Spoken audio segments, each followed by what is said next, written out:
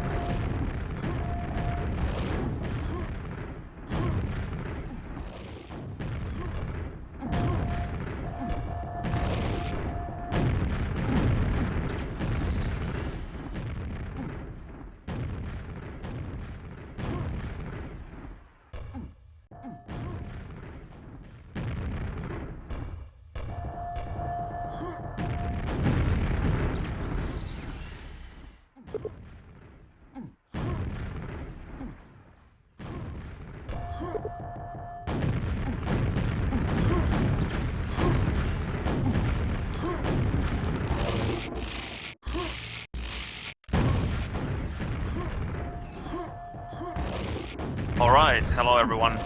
Just setting things up here. I don't know, I hope you can hear my voice. I was configuring some virtual audio cables here. Routing the audio through Mumble now. Hopefully it should sound a lot better than OBS. Be more aggressive noise filtering.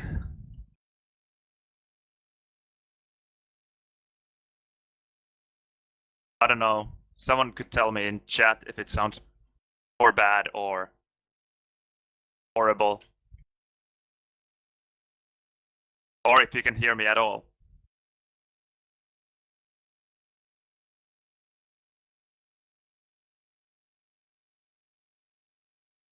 Bone rape indeed. We'll do our best.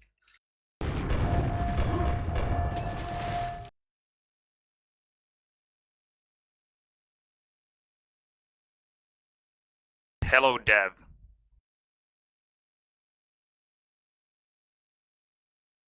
Hello? Hello? Hear me? I can hear you. I can hear you. Can you hear me? Yeah, sure. What's up?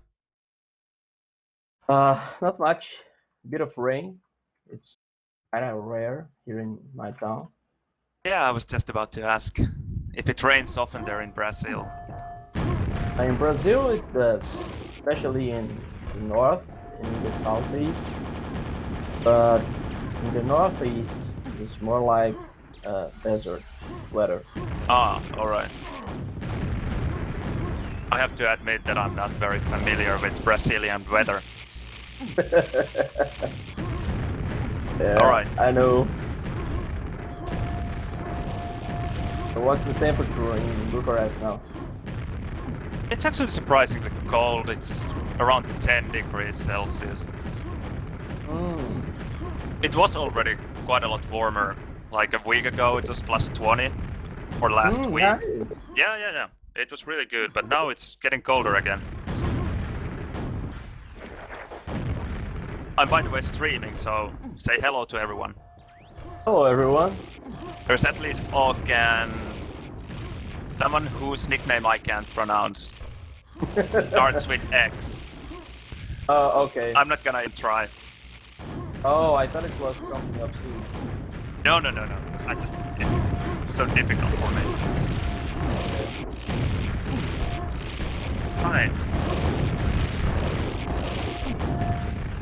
Maybe you should try to go to UK next game. Ah, sure. I don't Can know, I get- think it should... Well, Henu gets 51 there. It's better for me than this is. So, I don't This one mind. is better for you? UK is better for me. Okay. Slightly, not much, but like a couple of For me, milliseconds. It doesn't really matter in Quake. Okay. I got some psychological effect when I play there. Good one. Okay, let's do it. Yep.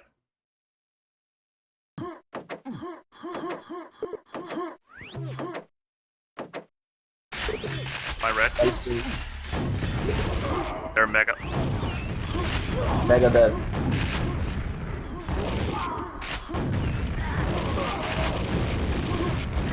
Yellow dead. Yep. Team for red. One at LG, both at LG. Team red.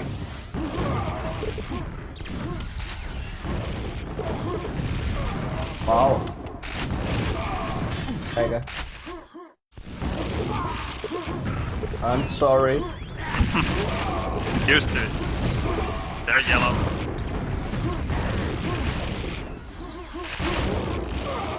Team red.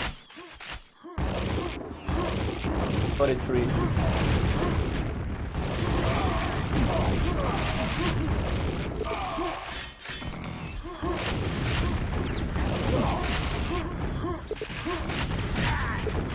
My yellow, red would be up now. Yeah, I'm sorry.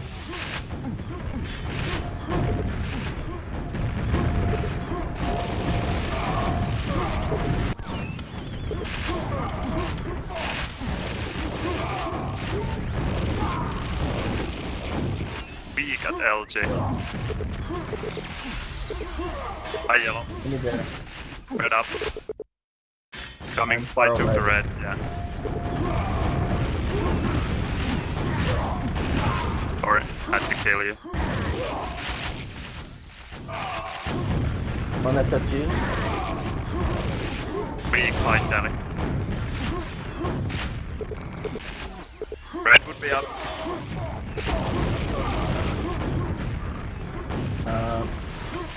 One at SSG.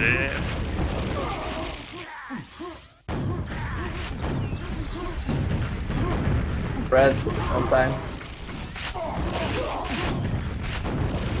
Big SSG, both there.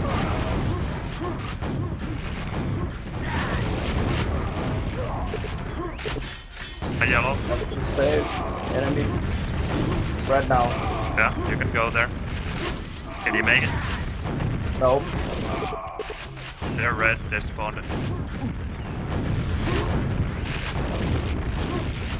Red, dead. One is yellow. Got the yellow now. Look for red. Oh shit.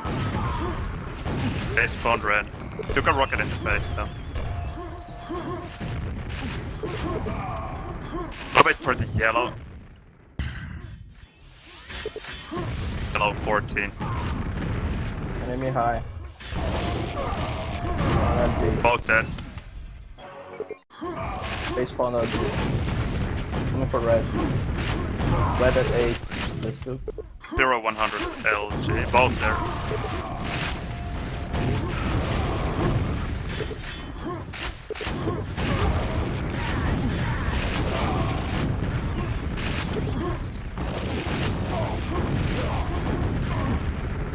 Grab the turret.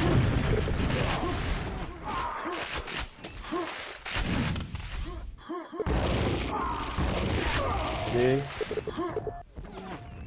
Mega.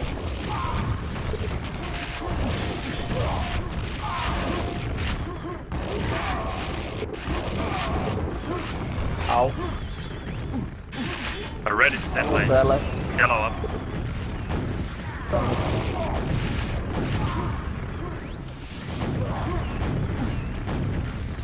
Waiting for this for the health pack.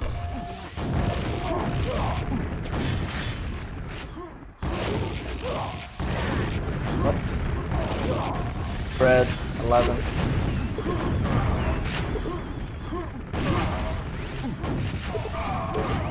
Left the back. Rocket high tele.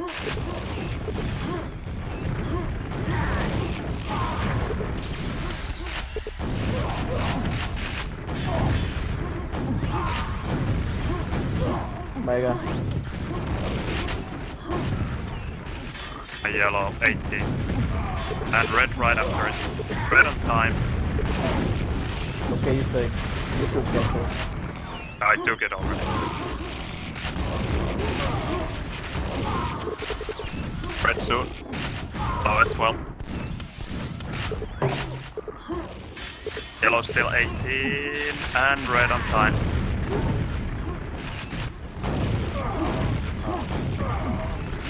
Literally LG back.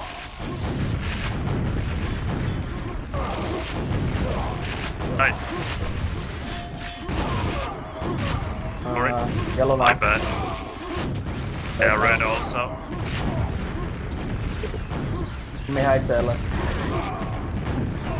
Both armors up.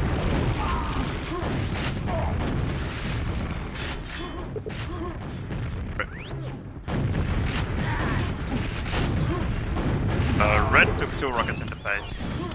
And 2 STs, nice.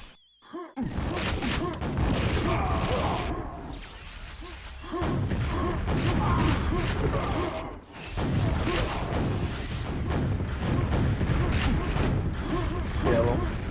Yeah, I'm going for red. It's up. Yep. Still on time.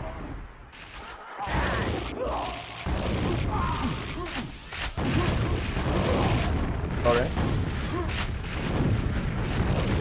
Blame it on the lag.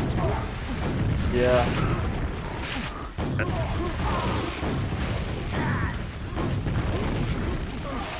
Red, yep. Yellow is 3 late, red maybe 1 late. Red is pretty much dead.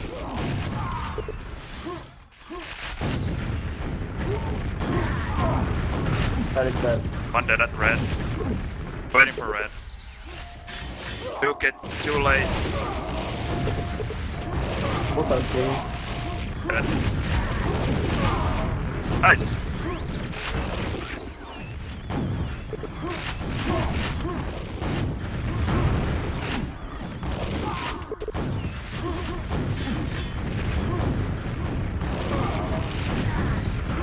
Red. A rocket though. Made it. Dead.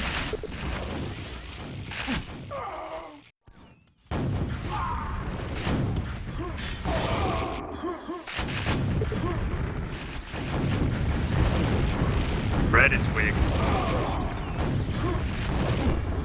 On SSG. No, weak at LG. Nice. On at red. Did I hit you? No. Thanks, Missed it. Your aim is horrible.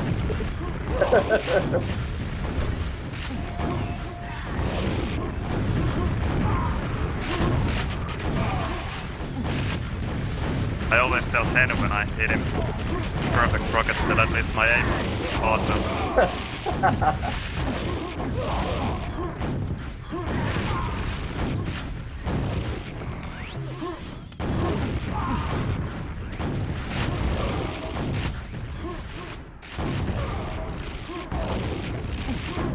Armor guy is pretty weak. One at red, one at yellow. Could be both at red. Gonna go behind Telly. Oh, I'm fucked. One dead. I'm coming from Mega. Yellow, all time. Killed it. LG. One at red. Yeah, I took a rocket. Big red guy. Coming from Mega.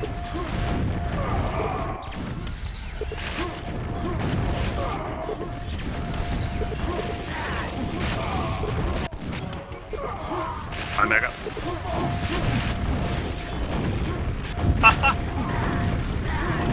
No way! Then it was walking on my head the whole way from, I don't know, low bridge to the low telly. Like, I don't know, 10 meters. I just couldn't get rid of him. Tried to jump, but of course I can't because he's on top of me.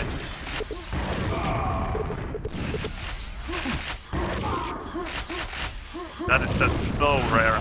I don't remember it ever happening that long.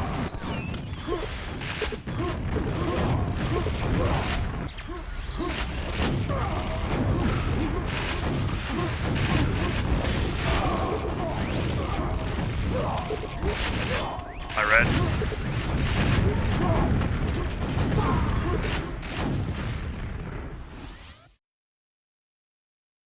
Alright, that was chaotic. Yeah. I played so bad. Yeah, I haven't played any 3 days either. That was the first game. Good warm-up. Oh, he's got to go. Yeah, it seems like he has some packet loss.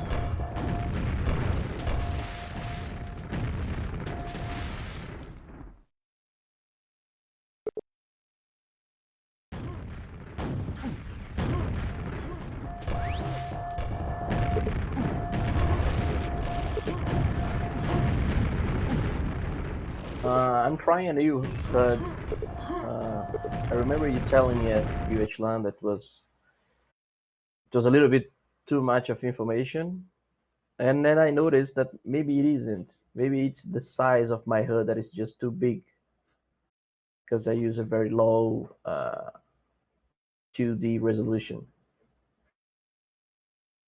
Alright, what is your gun width and height? Previously it was like 400 for 200 something. 400 by 200? Yeah, 200 something, alright. 260, I guess. And now it is like 500 something. Ah, yeah, I remember your HUD was like plugging half of the view. Yeah, previously. Yeah, okay. Yeah, I think I didn't say that you have too much information, but just that. Oh yeah, you much probably because- said it's just, yeah, it's just probably meant to say just that. That's like too blocky. At least for me. I don't know. Locust, for example, has. I think it's Locust who has a very big clock in almost Yeah, like. Rico does as well. Okay, yeah, like in the middle of the screen. Mine is relatively big as well, but it's at least at the bottom of the screen. Not there, like where my crosshair is.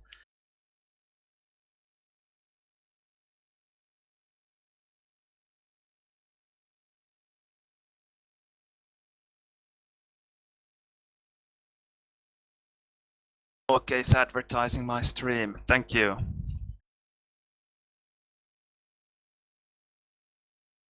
It will be famous. Who is advertising you? Okay. Ah.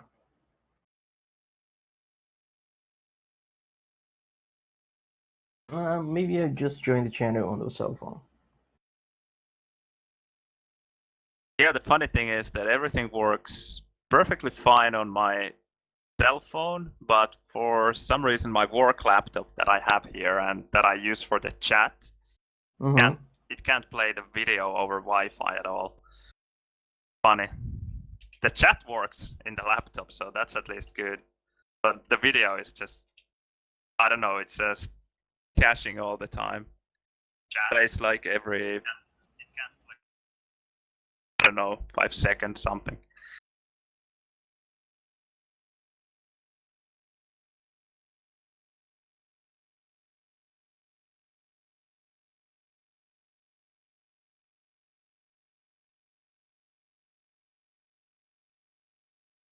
Wait, do you play DM4 in Brazil at all? Seemed like her and GT didn't fancy DM4 2-on-2 that much, and they didn't play it much in 1-on-1 either. No. But actually, most of my experience comes from the last 2 years where I played in Europe most of the times. Even though I think in the very early days, I don't remember replaying DM4 too much. It was always about DM6, I guess, the 2-on-2s and the 1-on-1s. Well, we used to play DM6 in Europe as well, in 2-on-2, and even in 1-on-1, but mostly in 2-on-2 and de facto map. Yeah. Whereas nowadays it's DM4 or DM2, depending on the players. Seems like we got a game. Yeah. Do you mind this? Mind what? This team say? If you do, I can change. No. In 2-on-2 it works perfectly. In 4-on-4 it doesn't work so well because in 4 I fixed that already. Yeah. It checks the deathmatch mode. If it is 1, it uses like this. All right, that's fancy. 3, yeah, it does like this. Stop. What if you play 1-2 with DM1? I think it never happens.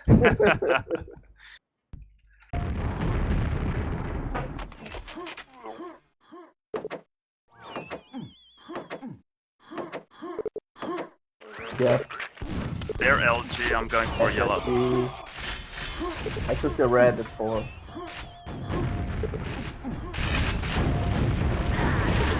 One took a rocket in the face. Must have been the mega guy, I guess. The guy with the grenade is weak. I'm dead.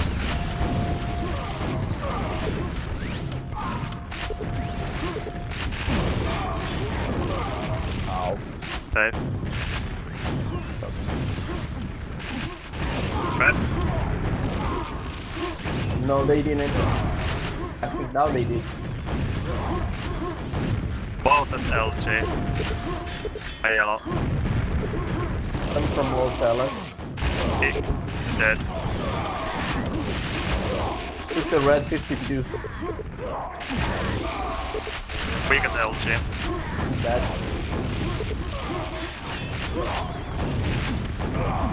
Both dead.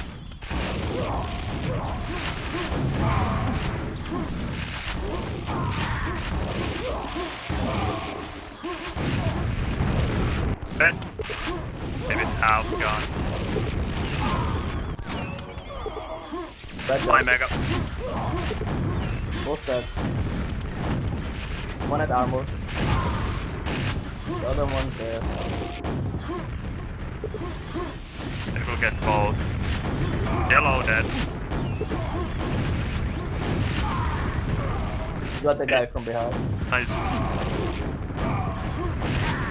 Sorry.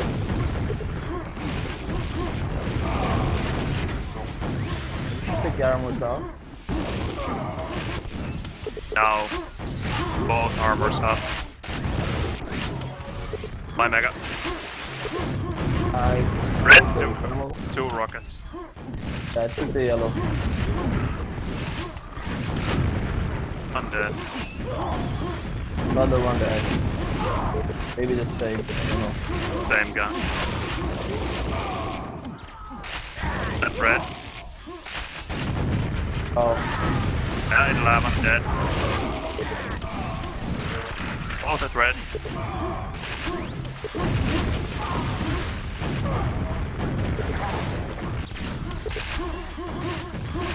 took the yellow.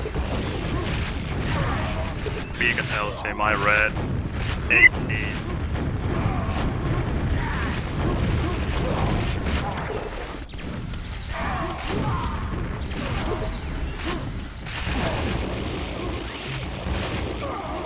Both weak. Oh, I have ran out of ammo.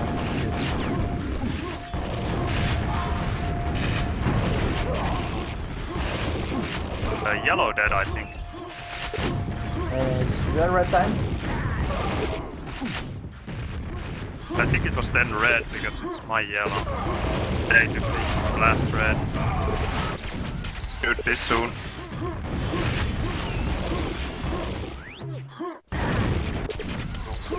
Bye, Mega. Yeah, I'm at red.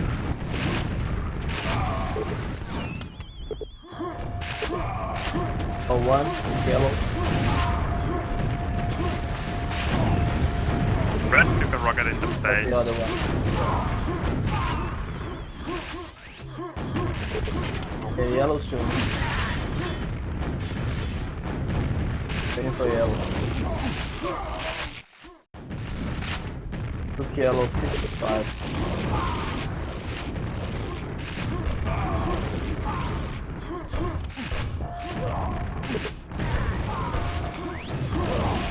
Oh, I read 9 lane. We can LG. Yellow now, took yellow 15.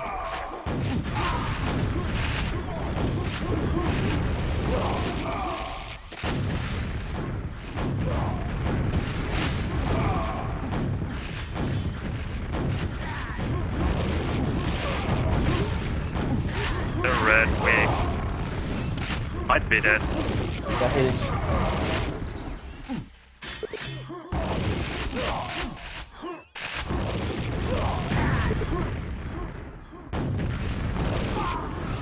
Yellow weak. Red. Nice.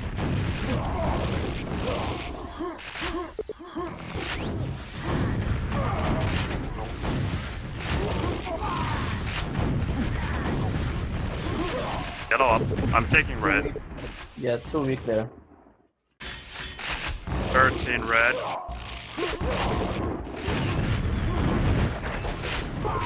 Ah, come on.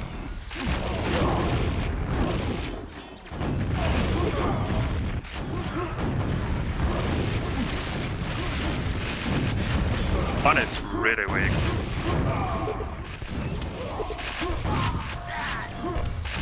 That's the one.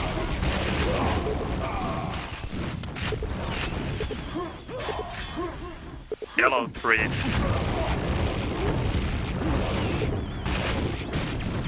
Both weak.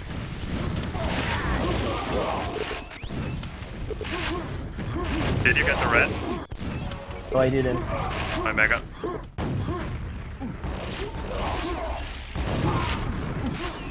Yellow would be up.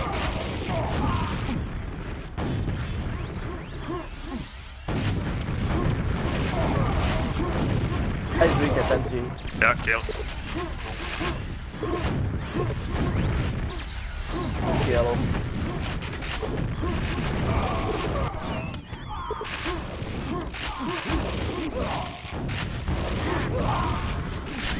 My red. 12.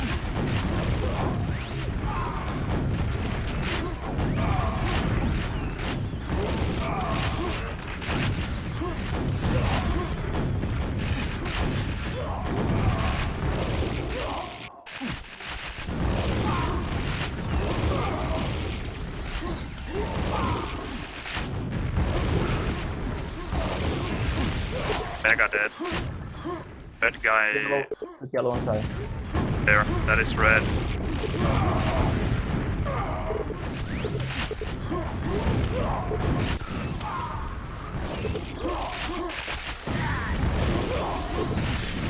Hi, red. Sorry. Bro. No! Trying to hit the yellow spawn.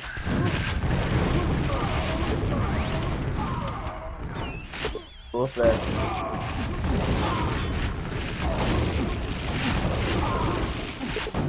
Nice.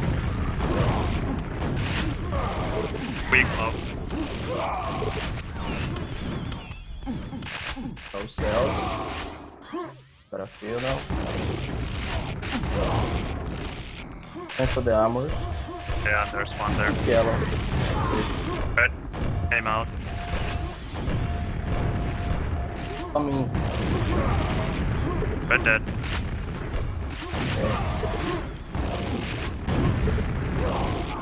Waiting for the red. Yeah, take the red. Red 16. My yellow.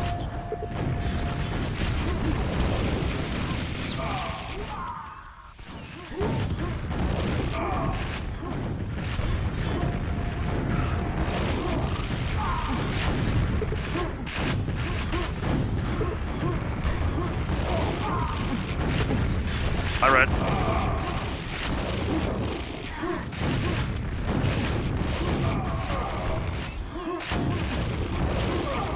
Yellow 50.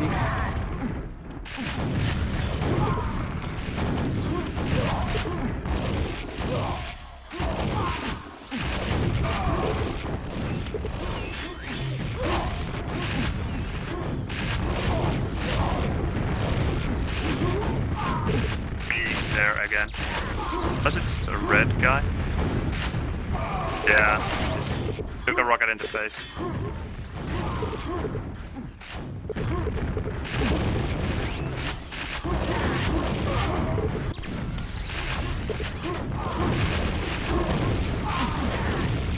Red guy took quite a bit of cells. Big now. And you killed him.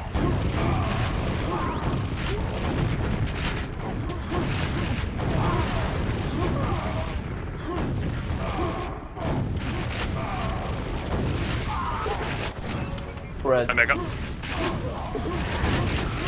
Oh.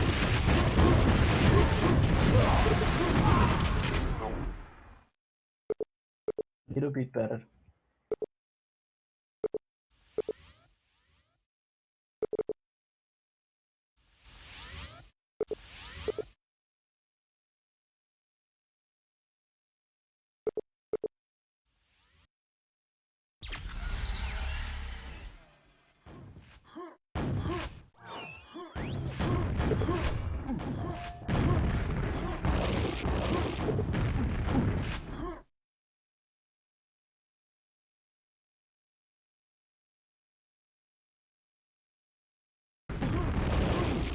Life is good. Nothing to complain about.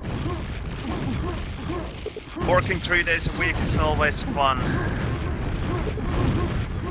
Instead of 5, that is. Of course, working no days a week would be even better.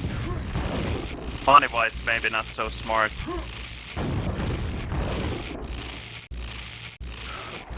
Just had a weekend trip in Bulgaria. Living in Romania at the moment, if you didn't know, so Bulgaria is not that far away.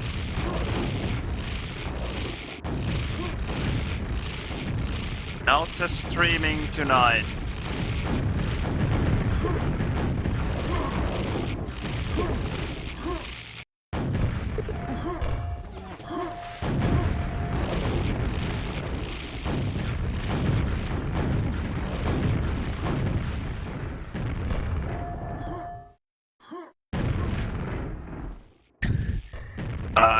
No, I'm an IT specialist, programmer.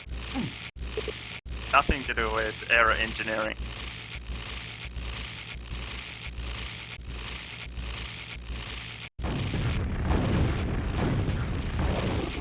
Closest I've done to air engineering is playing Airwalk, I guess. Does that count?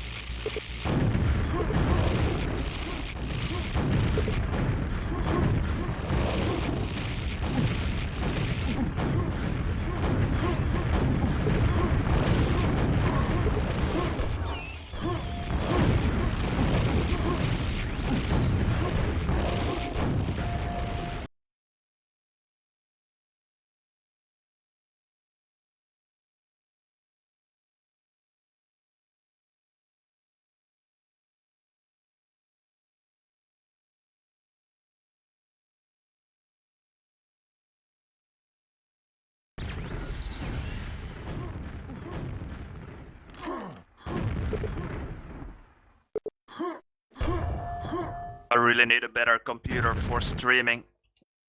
Now that I set up... drops? Yeah, it's not as stable as I would like.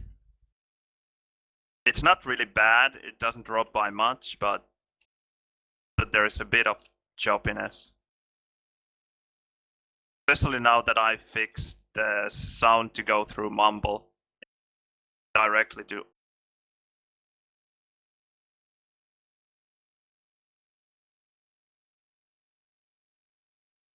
Of course I could try to overclock maybe. Last time I did it I broke my processor.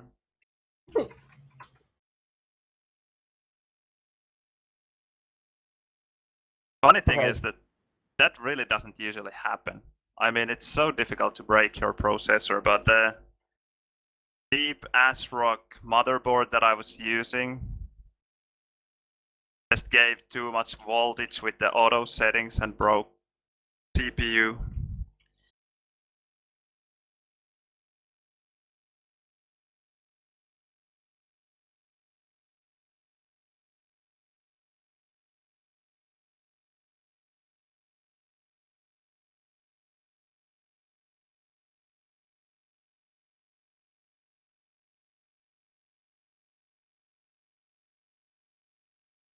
Yeah, here we gotta have a very efficient cooling system, otherwise possible because the temperature is always around 30s. Right, yeah, I can Unless you imagine. have the AC on all the time. Yeah, it actually could be a problem here in Romania as well in the summer. Ridiculously hot. How long are you here? In there?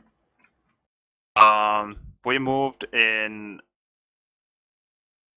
October, or I did. My wife came here a bit earlier, but anyway, we will somewhere else, maybe back to Finland. I don't know yet.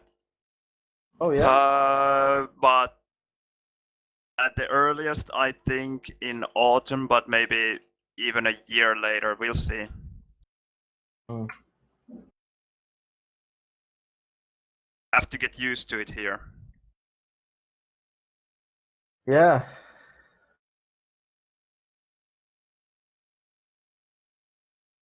I mean, Quake-wise, I think you're already used to it, aren't you? Yeah, kind of. I still could use a better table though, because I'm using a folding one. And one of the folds is right under my mouse pad. Oh, and one of the legs of the table is here in the middle of the table, so I have to sit like on the left side of the table instead of the... Kind of annoying, but well, it's doable.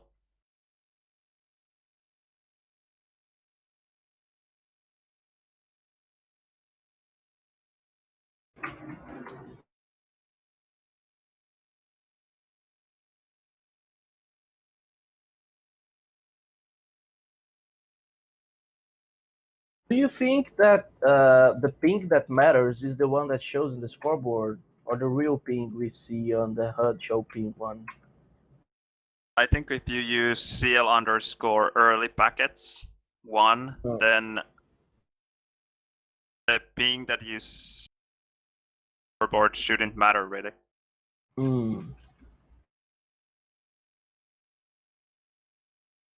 Oh. ping here than at Quakeworld CO UK. Yeah, this server is I set up at Amazon, and they have tier 1 carriers. I think it's better than the other one. Good. Be easier for you to find games here then. Yep. I think many Europeans don't really want to play with 51, but 38 is still fine. Just for Mhm. most people. Because feeling really changes between 51 and 38. Mm. Quite significantly, actually. Going through teleports is really bad with 51 compared to 38, and rockets, and I don't know, shooting around corners, especially if the enemy is spamming you, then Mm. really easy to bore if you are used to low ping and then you start playing with 51. Yeah, I kind of feel the same with the 142 versus 155 and 168. Because Yeah. 142 feels like heaven for me against 155 and 168. But 155 is still a little bit better than 168. But 142 is playable for me. Believe me. Yeah, I believe you. I used to play with a modem as well. And it was before any anti-lag, so Yeah. I know that it's doable, but you just really have to get used to it. It's not like you can just Yeah. jump It's from LAN ping to 150 and expect everything to work the same.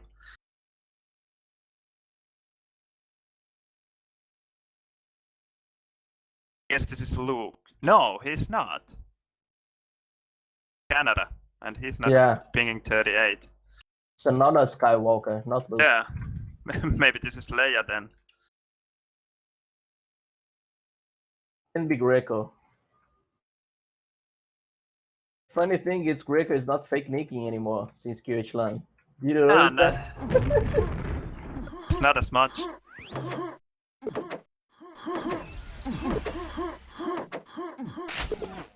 ILG. Okay. Ongoing for armors. They are both yellow and red. Yellow that.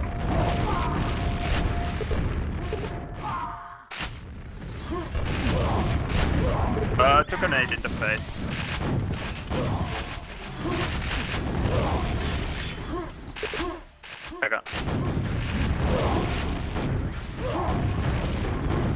There is Idling.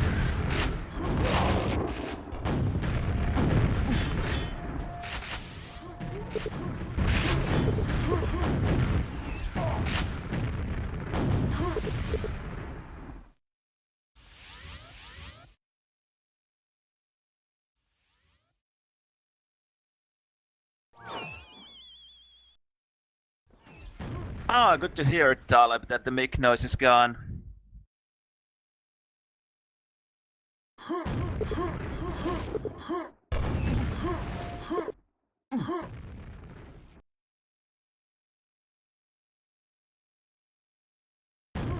Noise is gone and so is my FPS. I really need to buy a new computer. Or try the overclocking. Although just more cores and threads I'm gonna probably restart would the client. solve things better. Because I got rid of the noise What by happened to Fury? routing the sound through Mumble. Virtual audio cable. So it seems like it's affecting my FPS a bit. Still kind of playable, but not as smooth as I would like.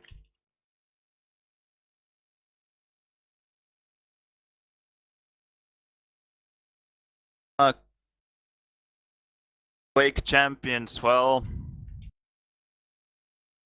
we'll see, we'll see.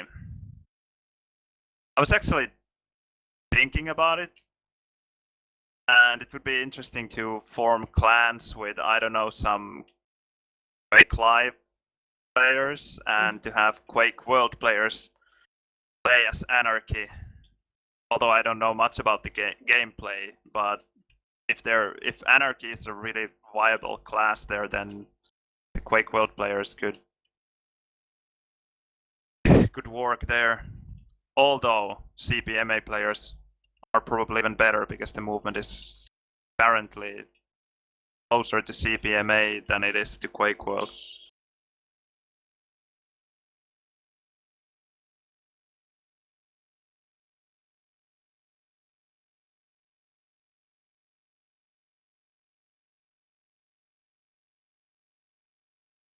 Yeah, if I have a computer capable of running Quake champions, then sure, I can give it a try. I don't expect to be very good at it.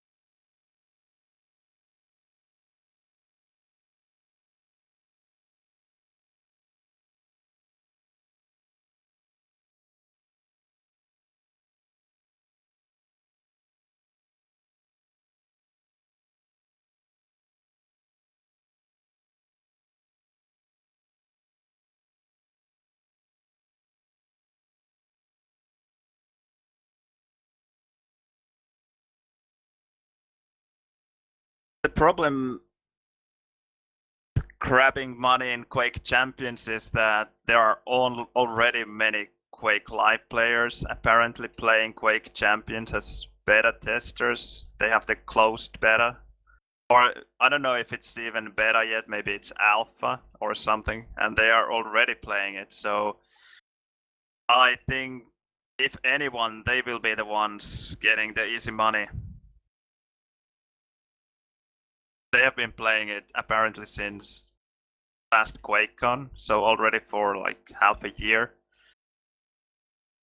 I don't know if they have free access to everything they are pushing out at the moment, but anyway, it's not like Quake players in general are that far ahead.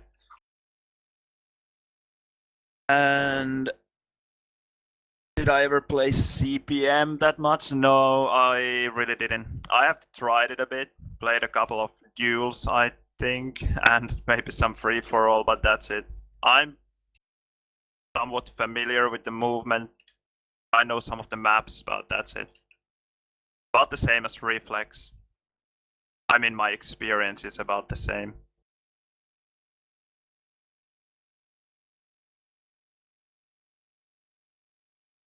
A lot more familiar with Quake Live and Quake 3. I guess even Quake 2, maybe. I didn't play Quake 2 that much though, but Action Quake 2 a lot more.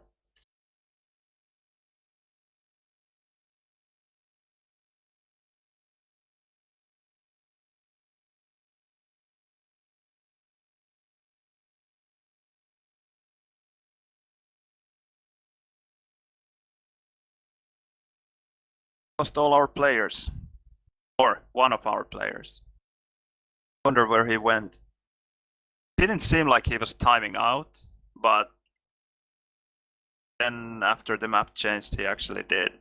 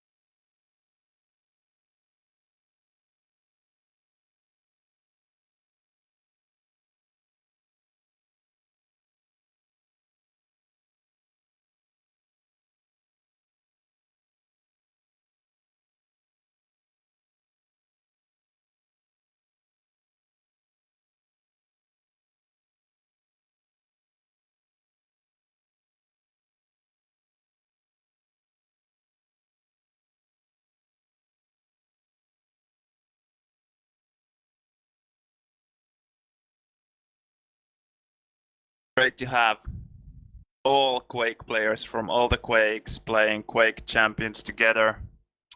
What I'm worried is that they are once again playing not only the team-based modes, but one-on-one as well. And I'm afraid that we will again have mainly just one-on-one tournaments. For whatever reason, Quake players are one-on-one, at least many of them. And just one-on-one games, they haven't been very popular in the past, and I can't see why they would be very popular now either, because most of the players out of all games like to play together with their friends instead of grinding duels alone. We'll see. I hope I'm wrong.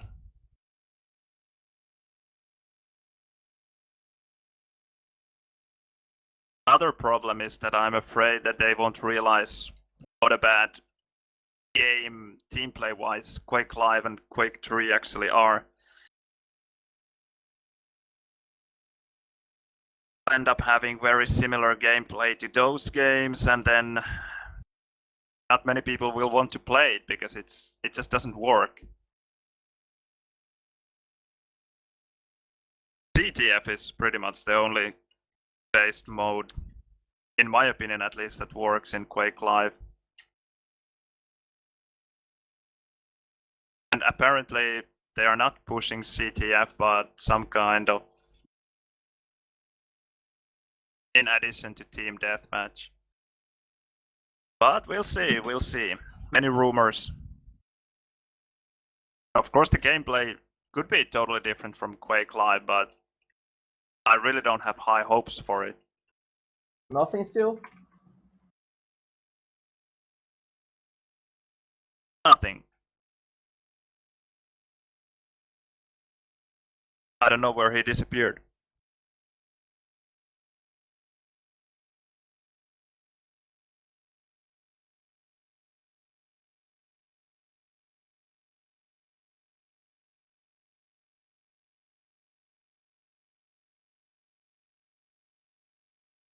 Someone is asking here if I was surprised to win the last Q8 LAN one-on-one, and yes, I really was, because just like you said, I haven't played one-on-one in... Well, I checked my statistics actually for fun for the last... Well, from the history that stats.quakeworld.nu actually shows, and I think started gathering the stats in 2010, so there were not too many one-on-ones played there at all, and I haven't participated in any tournaments since 2010. I was really surprised to win. I didn't expect to win at all, because many other players mainly play one-on-one and against each other a lot, so they have practiced against hard opponents, and if I have played some one-on-ones, they usually have been against easier opponents as well. I don't know, they are good warm-ups for me, but otherwise I don't like one-on-one at all.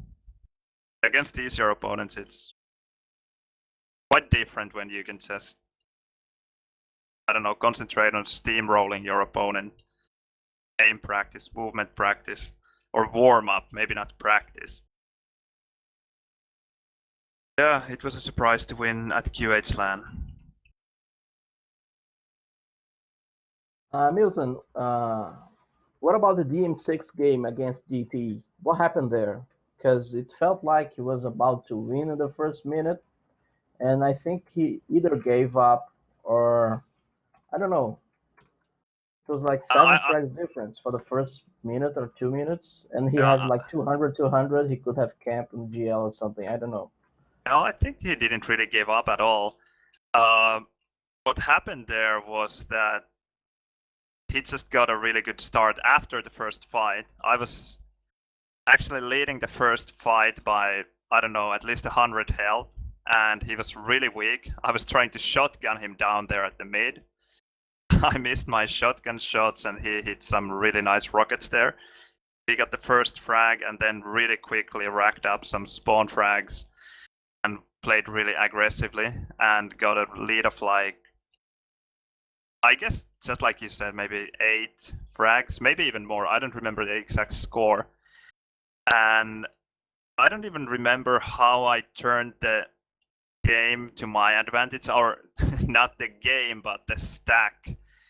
And after I got the first frag after his streak of, I don't know, 7, 8, 10 frags, I don't remember, he actually started playing really slowly. I think he didn't give up. He was actually sitting on top of the teleport at Mega, waiting for me. So I think he was just trying to take it as slowly as possible. And that was just, I don't know, kind of like playing it to my advantages because I had the timing of everything. And I knew that I had enough time, although the score was really horrible. I think at one point I was losing 11-2. But I still had almost 8 minutes to do it. I just knew that if I don't make many bad mistakes, or, well, if I don't make mistakes, then I can really do it. And then I just slowly grinded, and it worked out. It was actually interesting because I tied the game at 12, and I don't remember if he spawned red or just got to red otherwise, and I didn't have much stack after the previous fight, so I took kind of a risk to attack red by rocket jumping in, and I won that fight, and after that it was my game really. I was leading by 1 frag, I got the red, and just controlled things from thereafter. Yeah. I actually don't remember what exactly happened, but the first turnaround, he had like 200 red mega, and then somehow he lost that first kill. And I remember you getting like 2 or 3 telefrags on the teleporter trick. Yeah. He was trying to trick you, and in the 3 times he tried to get you on the teleport, and 3 times you killed him with the telefrag. So yeah. Yeah, I got a bit lucky there at least once, if not twice, but some of them were telefrags that I could really time because I was behind the teleport when he came in, and I saw when he was doing it, and going after him was not risky for me, but risky for him. I mean, the worst thing that could have happened to me was not telefragging him. But 1 or 2 times I actually got lucky. I didn't know that he was going for the teleport, and I just happened to telefrag him. Yeah. An interesting game for sure, because after the start, after he got the lead of whatever's... I should check how many frags it actually was, but let's say 8 frags. I was actually giving up already. I was just like, okay, well, DM4 was good. DM6 seems to be not so good, so I was just almost concentrating on the next map. But then I got the kill. Got my, like, I guess it was my second frag or something, and realized that okay, now I can start running things, and then just got to the game again. If you check, the only thing I know is that the score, I didn't see the whole demo, but the score when you got like the 3rd frag, he had like 11, and then he ended the game with 11. Yeah. That's quite funny. I noticed it as well. He didn't get many frags after that, and I think his problem was that he started to take it too slowly, and that is not his style, and he doesn't know how to play that game so well. He's really good when it comes to active and fast gameplay, but when he kind of forces himself to play slowly, it's not working for him so well. If you compare his game to, for example, Avenger, who is the total opposite, who is always taking it, or who was taking it really slowly always. and knew exactly how to play that style, but wasn't maybe as good, or not maybe, he wasn't as good when it comes to aggressive gameplay as GT. So I don't know, it's just interesting to compare those styles and see how GT looks really amazing when he gets to play his own game, but then when he's forced forced to do something else, then things can become quite difficult. Mhm. That is really interesting because there are very few players like that who don't know how to play slowly, but who do know how to play aggressively. That is because playing aggressively in Quakeworld it's so much harder than taking it slowly. So much easier to defend and run away and play in the lead, but be aggressive to, because usually I said to play in the lead. I just put it that way because usually people play aggressively only when they are trailing in frags, and then they start slowing down when they have the lead and when they just want to make sure that they win the game. At least that's how it is in official one-on-one games. Yeah. But I don't know. DT seems to play very aggressively almost all the time. Even when he's leading, he's very aggressive. And he was against me as well in DM6. Up until the point he lost his stack.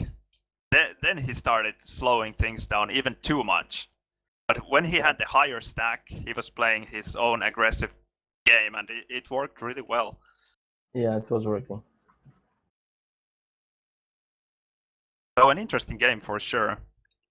Very different, or not totally different play styles, but still quite different in a way.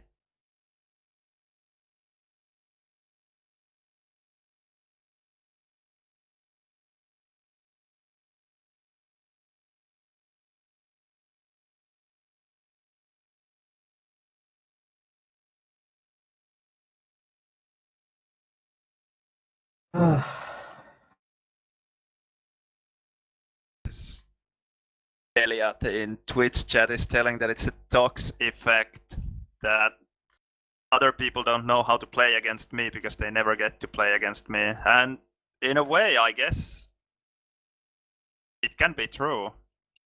Because I never played duels, so they really don't know how I play or what I will do in each situation. If you compare it to DM4 between Loctor and Locust, or Airwalk between Locust and BBS, they have played dozens, if not hundreds of those. And I think they are really familiar with play styles of each other. So it just boils down to execution, I think, rather than any kind of tactics or strategy. But against me, they really don't know what to expect, if I will be aggressive or turtling like Lord Lame or something in between. They can of course check some old demos, but the funny thing is that even I didn't know how I play one-on-one anymore, because it has been so long. It has been 6 years, 6.5 years since I played any official one-on-one. So I had really forgotten how to play official games in one-on-one, that is. So it was quite interesting for myself to actually see what is going to happen. Talking about DPS, was a really good, at least entertaining game. That one that it wasn't casted though. I was watching over your shoulder. In Airwalk. On Airwalk, yes, that it was so funny to watch. Yeah, I guess it was entertaining. I was just, I don't know why, but I was really shaky. I couldn't hit anything in that game, and he seemed to play well tactically, and I just seemed to be really lost in that game. I don't know. I somehow had really bad mindset. Just couldn't, maybe, I don't know, confidence wasn't there. I wasn't hitting my shots, and what usually doesn't happen to me, but in that game it did. Just somehow I was able to concentrate on tactical game. And that is really rare for me because even if I'm stressed, even if I'm shaky, I usually have really good tactical game. I can handle the timings and I can read the opponent quite well. But in that game, just everything seemed really bad for me. And I find it really funny that I actually won. Because for the whole game, I was trailing by, I don't know, a couple of frags. I got a frag every now and then, but he was leading most of the game by. No, it was much more. Okay. When you started to you know, the last streak that you had, it was like 7 frags for you to take the lead, 6 or 7 frags. All right. And it was like I was watching and with Lord Lame, and then when you got control of the map, if you had like the 7 frags, I just told you of that you had to escalate, and then he said it was like 2 minutes left or something, and then I said he's going to make it, and then Lord Lane said, "No way, it's VPS and Airwalk." No, he's going to make it. It's Milton, and then it was like the play that you managed to do it. It was that backstab on the tele exit. Yeah, that was quite funny. And I Yeah. didn't have any stack there either. I Yeah, was yeah. so dead. And He I was had just. Red, he had LG, he had the rocket launcher, and if he had found you, he would have won because he would run the map so fast and Yeah, get a spawn frag or something. You had no armors to take. It was very little time to recover if you yeah. died. But then the backstab, it was something that he usually doesn't fall to. Yeah, Maybe I he was guess a little bit nervous as well. yeah, I think so. And just running out of time as well. And he knew that he had the higher stack. He knew that I was weak. So I think he just wanted to get the frag when he had the best chance to do it. And then just a bit recklessly went through the telly and forgot to check the exit.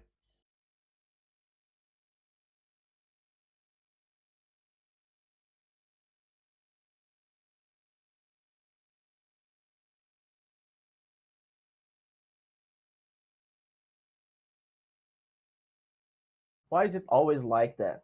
When you're trying to get a mix, you get 7. When Yeah, you're trying to get a 2-on-2, you got 3. that's unbelievable. I will try to find someone.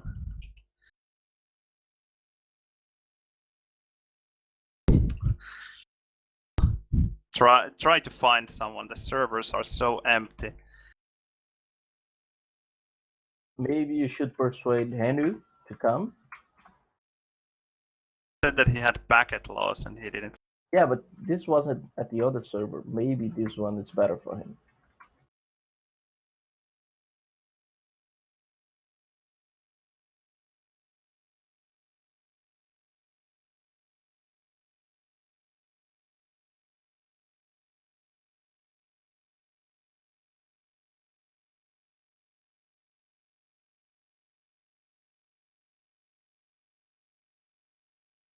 I'll be right back.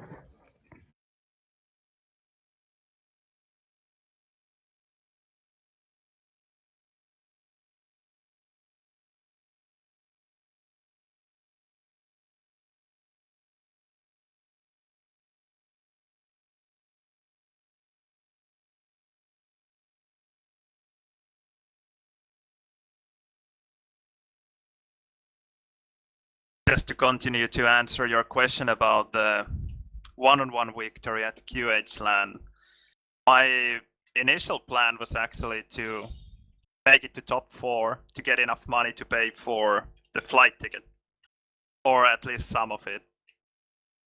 And I told everyone, and I guess I actually would have been happy with the top 4 finish because of the lack of practice.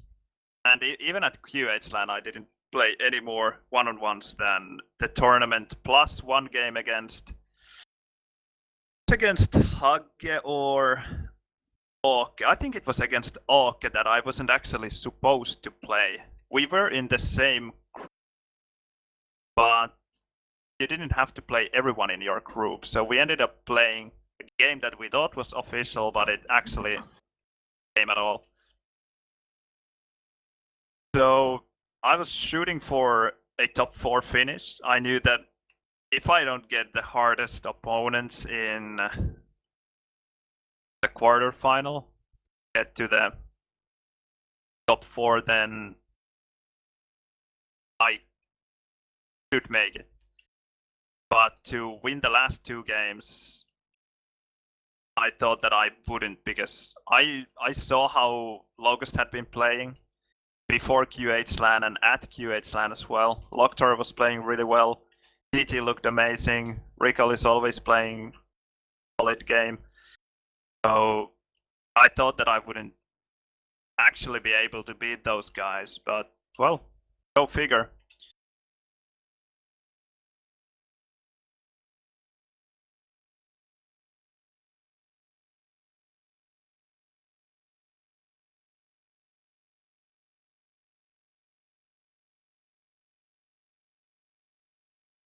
Yeah, some results I was really impressed about. The 101. One of them is GT versus Locus 3-0.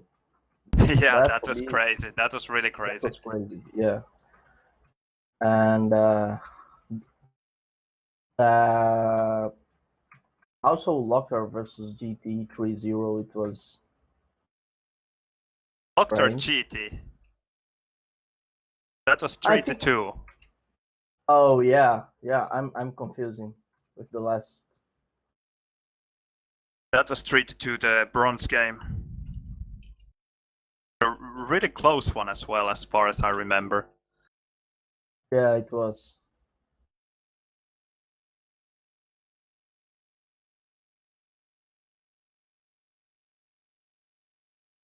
I think Locust's biggest problem is that he just can't play his A game in the tournaments.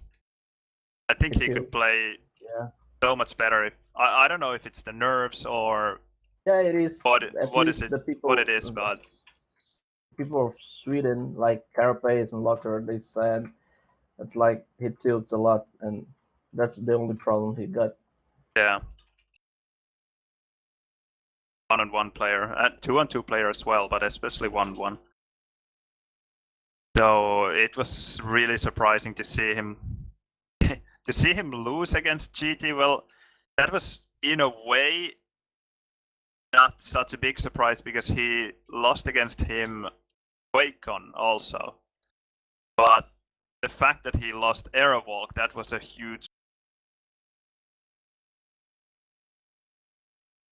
Yep. Because I'm surprised every time Locust loses Aerowalk because he's such a good player there. Yeah. Anyone.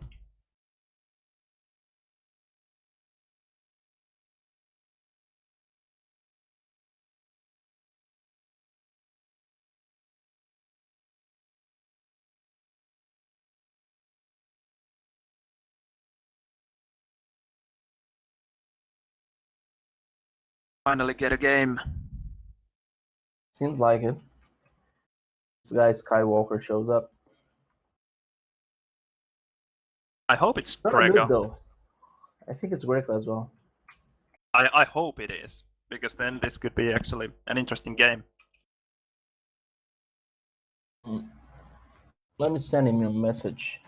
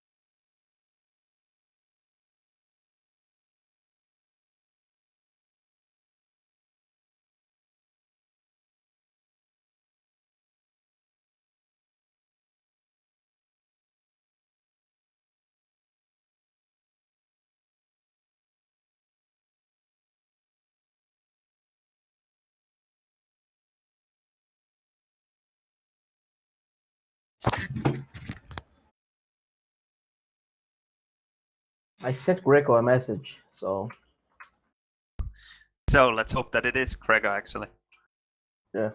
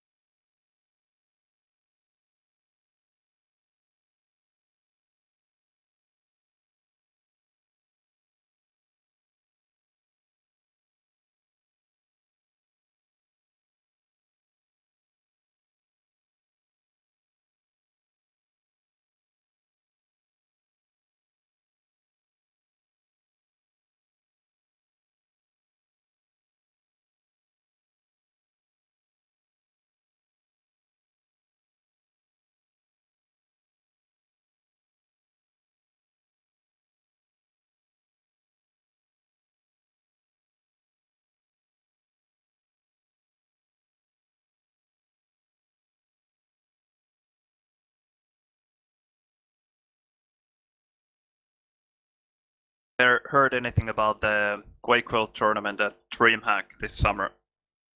Nothing new, just the rumors, and I think D Sharp confirmed it will be Quake World, not Quake 3 or Quake Live. That's good, that's good. Yeah, if they set some prizes. I'm afraid that it will be one-on-one though. No, I but think the correct word you should say is that you fear that's going to be 101. Because just this way you're not going, right? yeah, no way. It was Okay. just too stressful to play the one-on-one tournament at QH Land. It was just not fun. It was fun when I won, but not a single moment before that was fun. Yeah, the process, yeah, you seemed a little bit tense.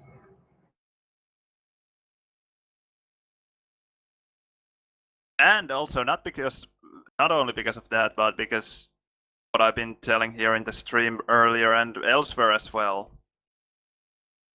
that Quakeworld is just not such a good one-on-one game. Well, 4-4 is just impossible to have in any tournament with this sized scene anymore, but that's what would be a lot better. And not because the easiest for me to win with recall. I played with anyone, and it would be more fun and better for Quakeworld. Show people where Quakeworld actually shines compared to other games. Yeah. Thing is that even in 2-on-2 you can't really see the greatness of Quakeworld 4-on-4. Yeah, So I think this is something we gotta work out. I mean, this 4-on-4 seems so that it isn't because of lack of players, I think, because the last EQL and the few things we did after that, like 2015, the end of 2015 and 2016, there was some drafts that it didn't finish, though it's true, but it's still some activity was going on. Now there's just nothing. yeah, that's true. Should do something. I was actually thinking about creating a ladder. I don't know if you're familiar with how first NQR was run. No, I wasn't Okay. alive at that time. Well, just a ladder. It had some kind of playoff bracket in the end, but the normal season was just a ladder where anyone could play anyone. And the teams had elo points like in chess or in Quake Live.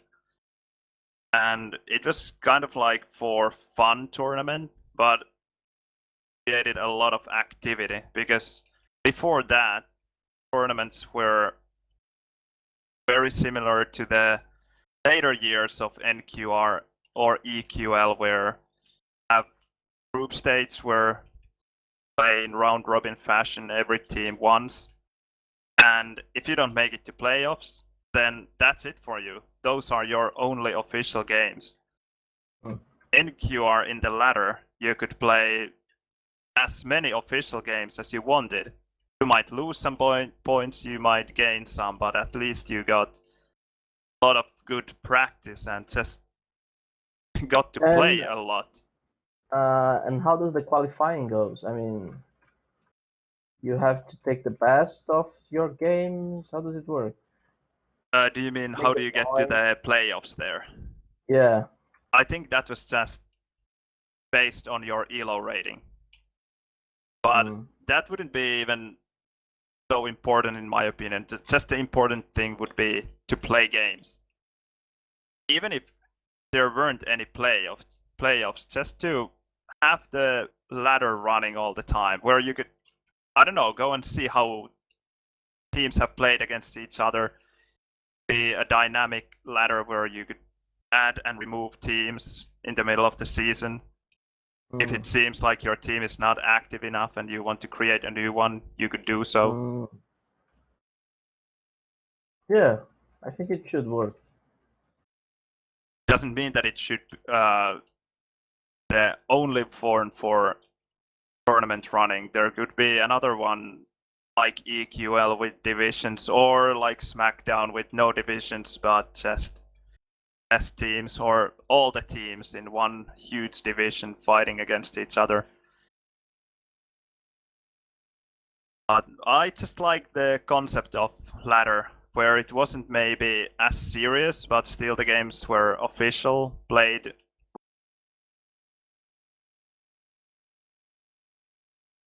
fun times. And there were actually more ladders than that. There was another ladder, ad mortem.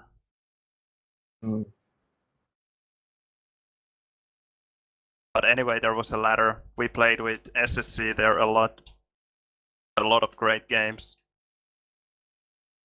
Grew as a team playing those. So something like that I would like to create, and I wonder if it's first of all possible to post a website somewhere where you just something simple, sign up, have the teams, board games, and if anyone actually has a ladder system like that already.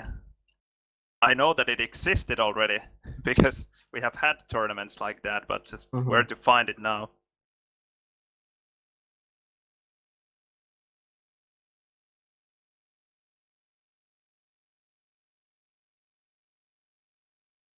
Also, the great thing about a ladder tournament without playoffs is that you don't really have any schedule. You can not play for 2 weeks, and then you can play 5 games in a day if you want. Because many people nowadays are busy going for holidays. They can't commit to playing Quakeworld for 3 months straight every weekend, for example. Every week even. And it would be maybe interesting to, I don't know, create teams for the ladder, but at least I would be interested in not creating the best possible lineup, but to create some kind of interesting lineup with players who are willing and motivated to learn. But who are not necessarily the best players yet.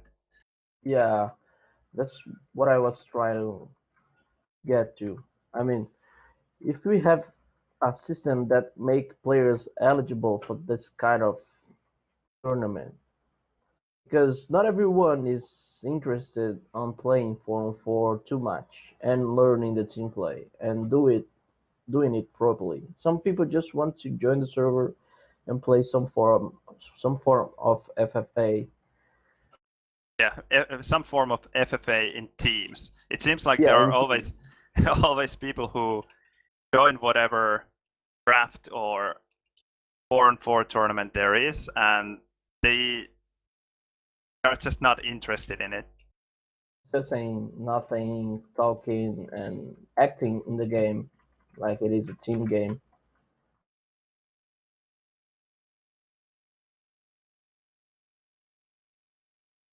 Okay. This is difficult now today. Yeah, and I'm going to go to have lunch soon. Is there anything else you can play? Let me see. You got Racket in a server, but then again, we still have only three. Because Grateful didn't even see my message. And this Davin guy has 208 ping. Yeah, and he is like stoned. Brazilian guy. Yeah, we all know him. Well, I don't know him, but someone has over 200 ping, and it's not Bogo, Blood Dog, you, or someone else that is very famous, or at least somewhat famous, No. Yeah. then it's not a good idea usually to play with them. Never works. Yeah, so my daughter just arrived. I think I'm going to have lunch with her. Alright, well, bon appetit. I'll be here later, like in an Yeah, hour or two. I'll try to find something, anything. I will force Henu to play And yeah, good one. or Instagib, Yeah, Arrow Walk. more challenging maybe. No, End is a real challenge against Henu. You should try him. Although, Yeah? yeah, he's really good there. He's beaten Mazer and Maga already many times. Oh my god. Yeah, Interesting. yeah. I'm gonna try him soon. If you had the ping to actually play End, I think I'm quite confident that he would beat you there. He actually beats most of the players in End. Mm. Yeah, I remember talking to you about a guy that I play against in Brazil who's called G Flip. He's not I mean Yeah, he's not I a very remember. good player at all, but he beats me like 9 out of 10 ends with that tactic of jumping on the edge of Yeah, the well, you don't platform. have to worry about that with Henu. He's very aggressive. He plays End just like I do, just plus forward all the time, hitting Yeah, those so, mid airs. yeah, that's a The good fun kind of opponent. End. Yeah. Okay, let me go. Yeah, sure. Catch Go. up later, maybe. Bye Yep. bye. Yep. Bye.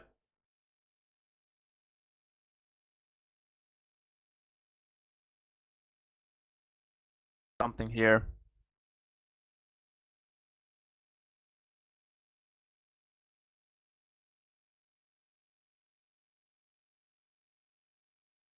I don't know if anyone answered you how to get your rockets and grenades highly visible. There are these Luma textures that you just put in your textures folder and color them to whatever color you want. And then you have them. Check the texture name really fast if I find them.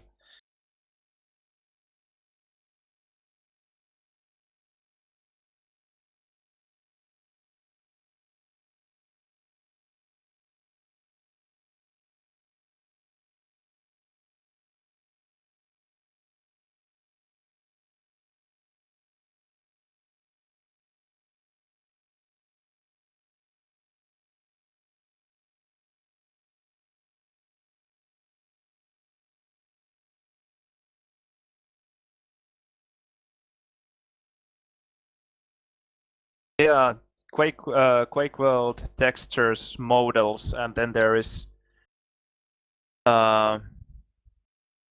missile underscore 0 and missile underscore 0 underscore Luma.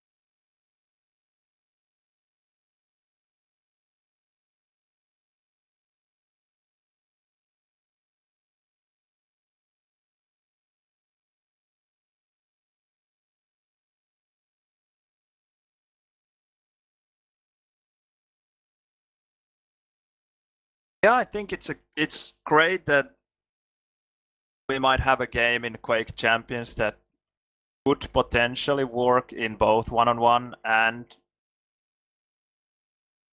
based mods. But what I'm afraid of is that it will just split the scene, and the players who have played one-on-one and almost only one-on-one in Quake Live play one-on-one, or almost only one-on-one in Quake Champions as well. Of course, it might change if most of the money is in the team-based mods, and money is always a good motivator, or I don't know, but still tends to that direction.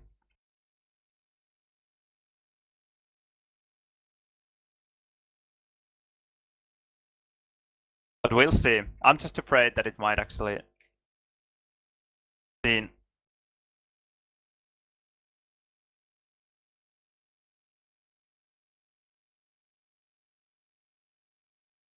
great to have Oko in the back. I have no idea where that guy disappeared.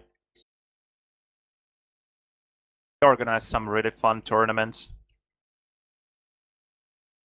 and gathered a lot of new players. Maybe the problem was that kind of difficult to teach the new players how to play Quake. Of course, not all the new players are always very motivated to learn as well as possible or as fast as possible. They might be just here for fun to play some FFA. And anyway, not many of the new players actually stick to Quake or learn 4-on-4, for example. Even though they might play 4-on-4, but if there's no one to teach them 4-on-4, to tell them what 4-on-4 is about and how to play it well and what makes it great, then they might not see it, even if they are playing it. Might be just free for all in teams.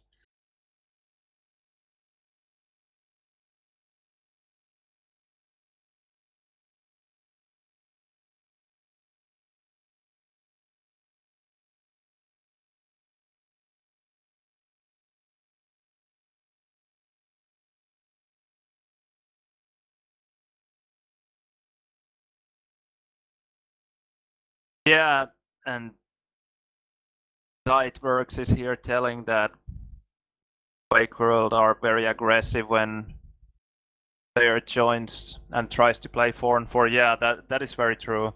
I try not to be. I try to play with the new players. It can be frustrating, but I don't know. It should work both ways. I mean, the new player should really be open to suggestions and be really willing to learn things, because many of the things in 4-on-4 are not difficult. But also the players who already do know how to play it should be more understanding that it's not so simple that you will know everything in your first game.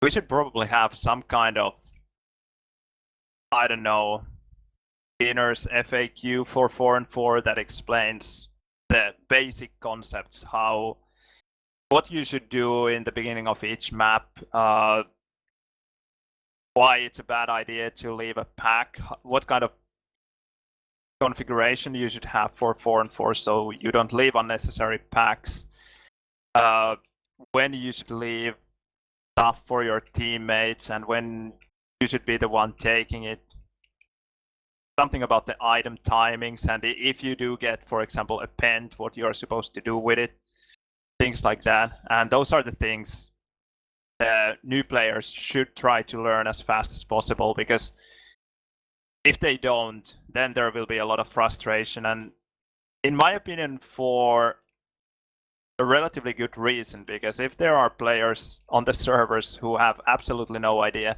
and who are not even willing to really learn how to play 4-on-4, then it's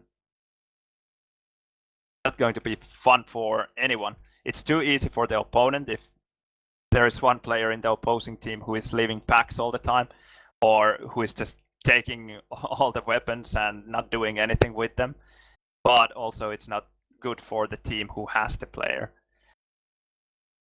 But there should be some kind of resource that we can point to that, okay, go here, watch this videos, read this wiki page or whatever, and when you can grasp these simple concepts and you have set up team skins and your configuration for not leaving packs, using weapon scripts and so on, then you're ready to learn to play 4-4.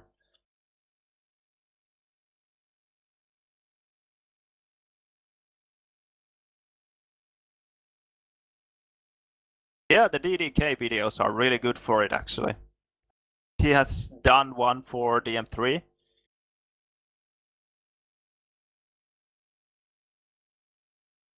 I will think about at least starting an FAQ like that. It should be pretty simple to at least have some kind of framework for it.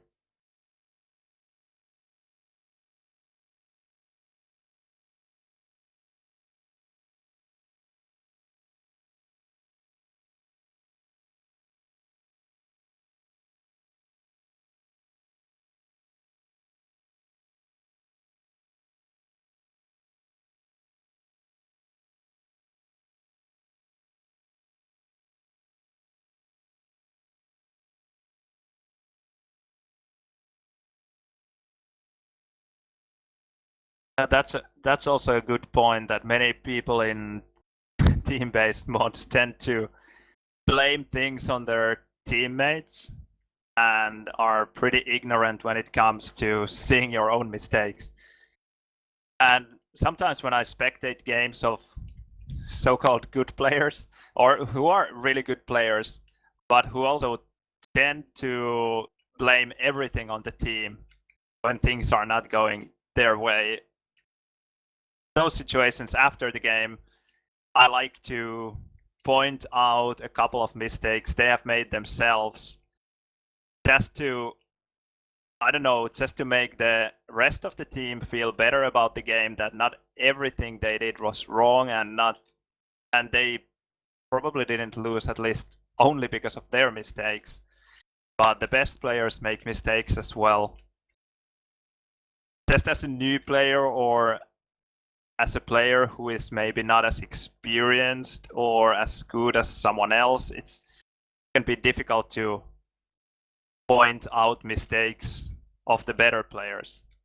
For me, it is not difficult. I like to do it, especially when someone is being very vocal about it, blaming the loss on the new players.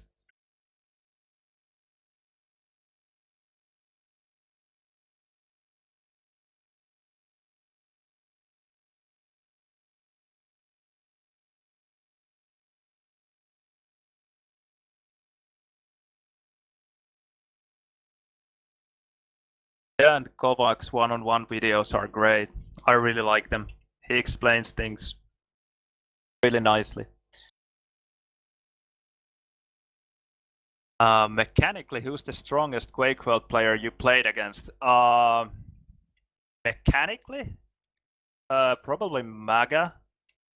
His aim is just out of this world. His LG is so beastly that when he's on point, there's nothing you can do about it. You just, or at least you don't face his LG normally. You need to come up with something special. You need to you need to have better tactics. You don't want to start an LG fight against him. Yeah, I think it has to be Maga. But that is really mechanically. His tactics are not bad at all, but I played better tactical players than Maga.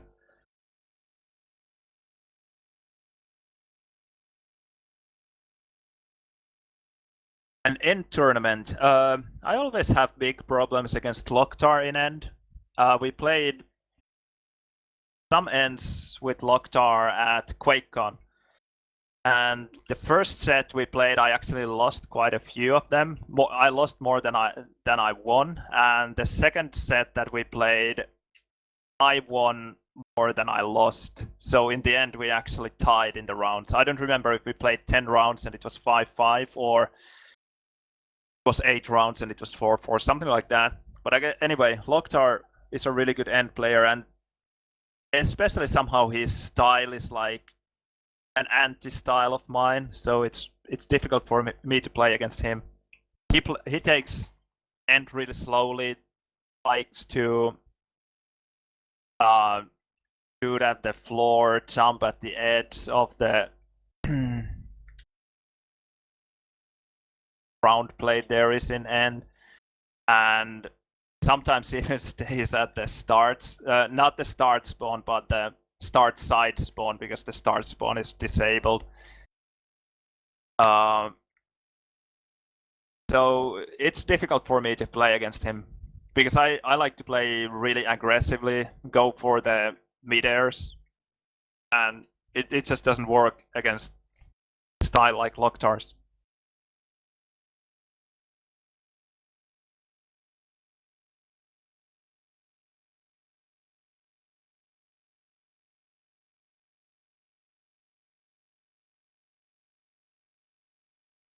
Right, what else do we have? Do we have more questions? Did I miss anything?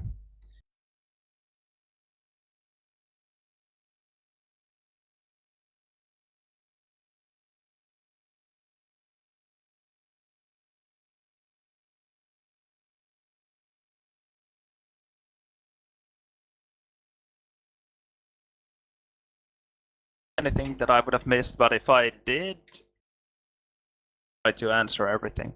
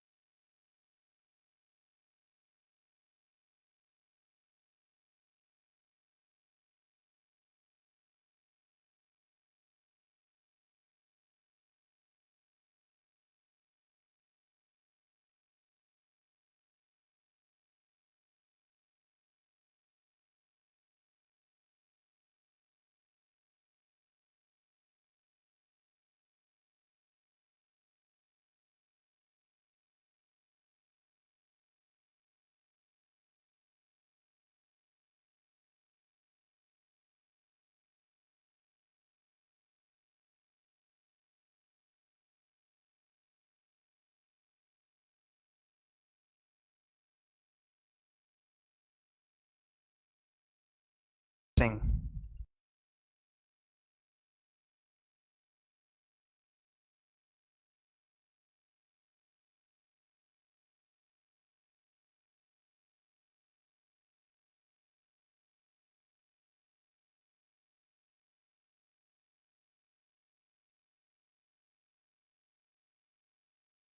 Difficult though. Ansa is not a bad DM4 player, but I think Rocket is a bit better.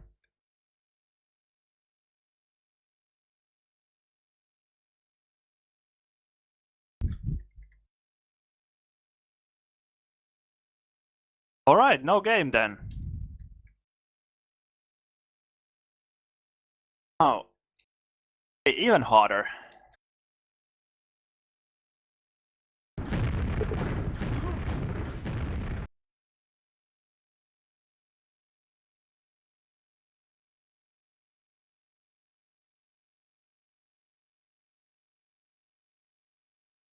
Almost a miracle if we can win this one, but a good game anyway.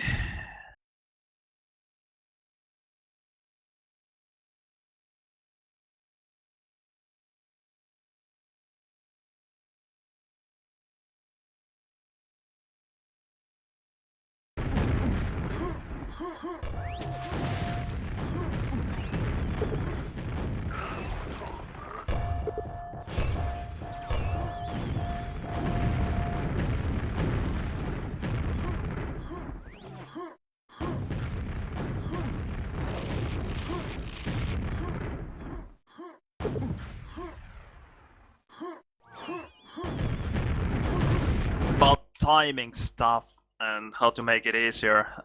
Quite often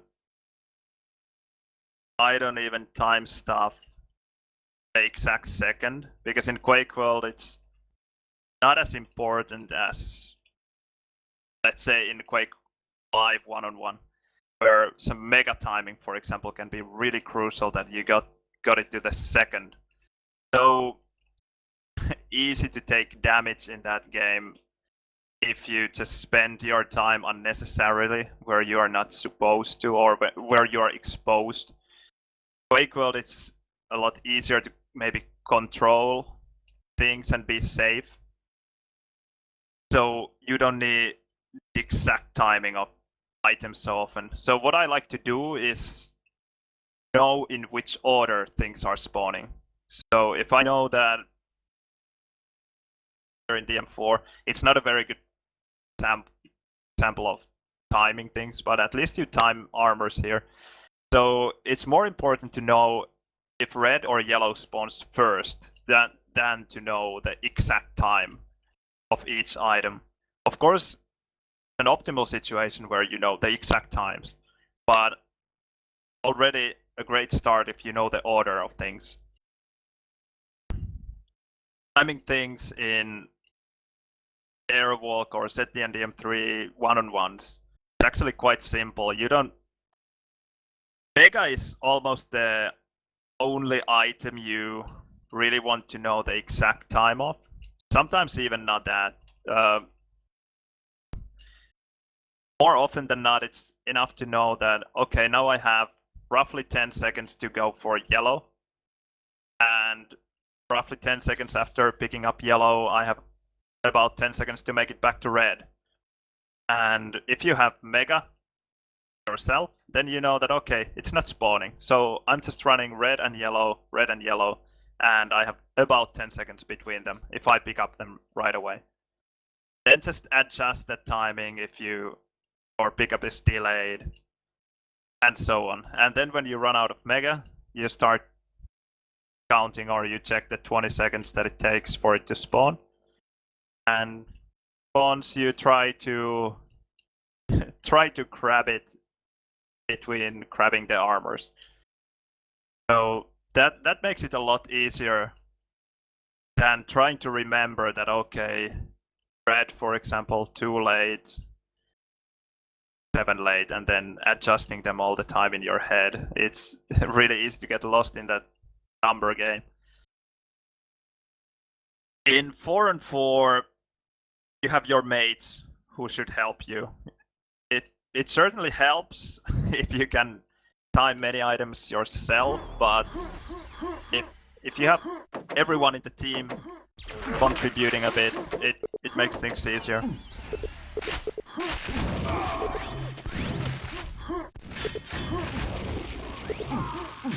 Oh,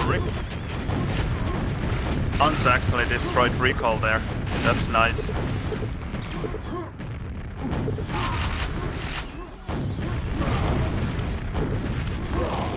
Again, good stuff by Ansa. I got armors. Ansa could go to the armors now, but doesn't. Well, it's alright, he did well anyway.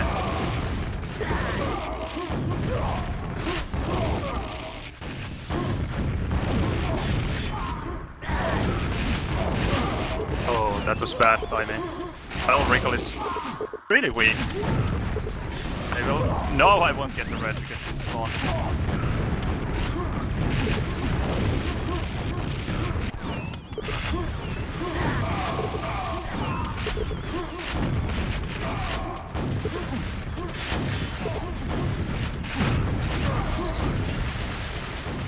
Hansa is on fire, really.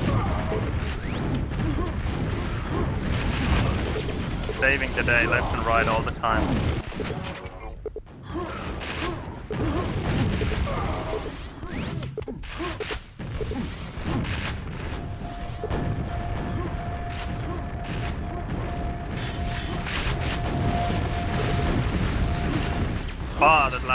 bad. Otherwise, it would have been a nice red escape.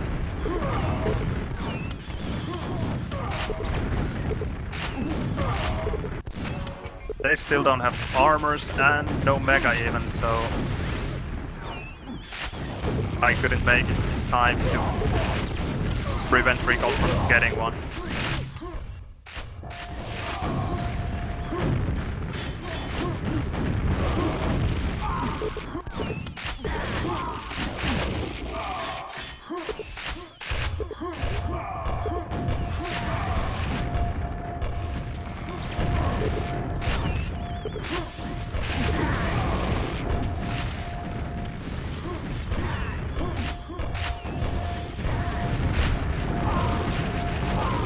Nice, both armors dead.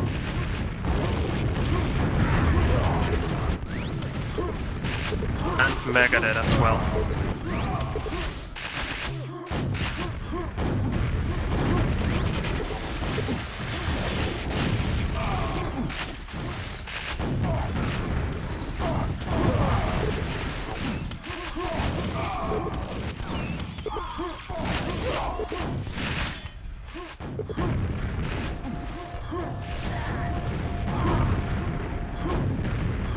Nice if Hans had gotten a frag there. That made things a lot easier. Now it's difficult to get out from here.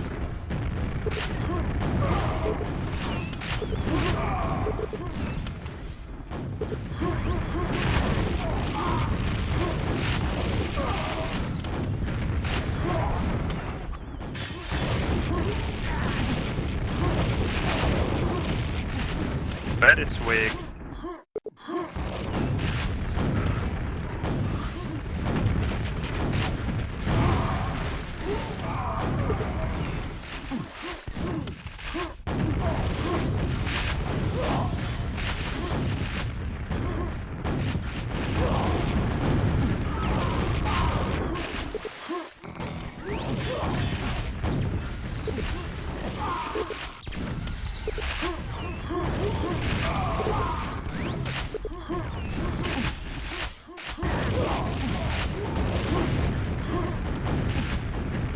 How did I miss that? So crucial.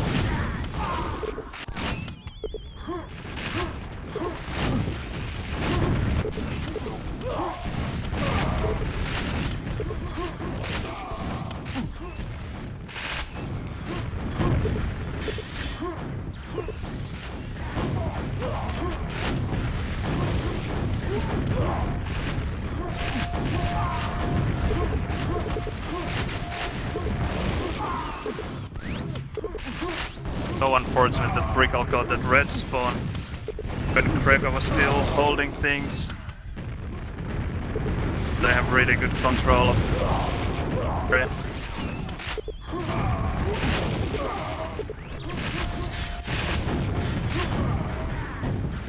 Now Rickle got a bit of damage.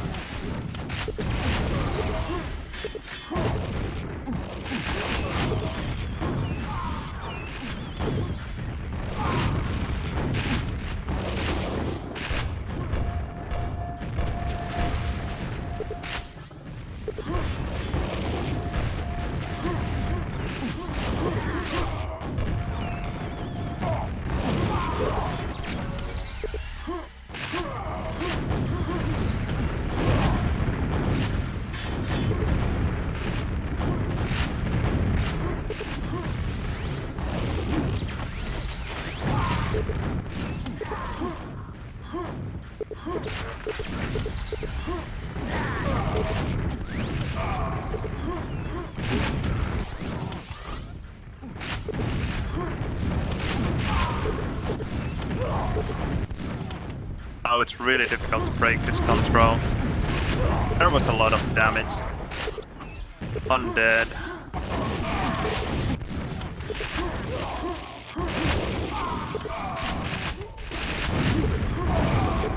Our recall is weak.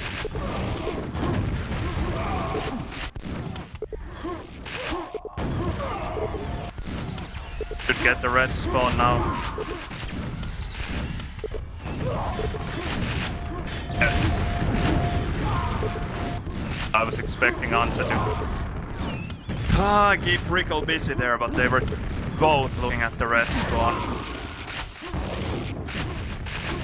Might have a chance to push it to red.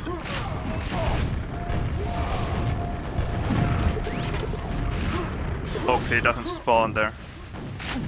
Yeah.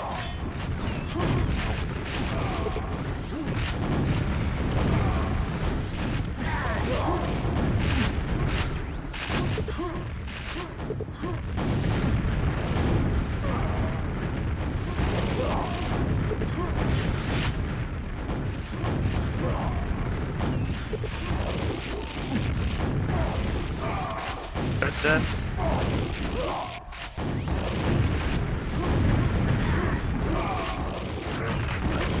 Hello, Dad.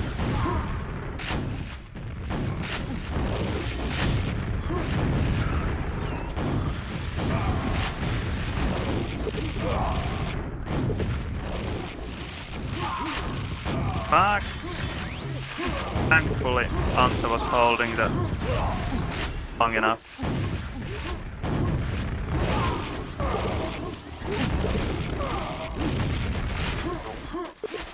They will get the red now.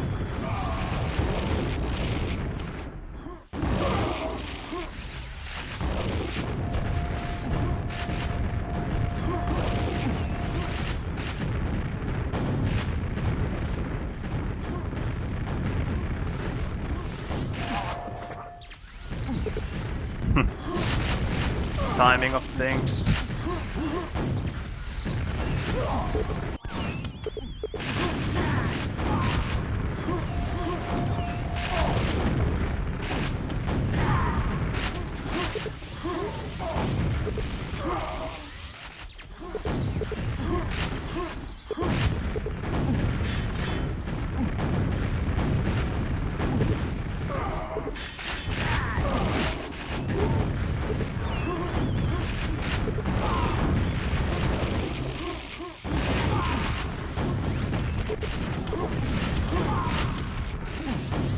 That is typical Ansa, a lot of team damage.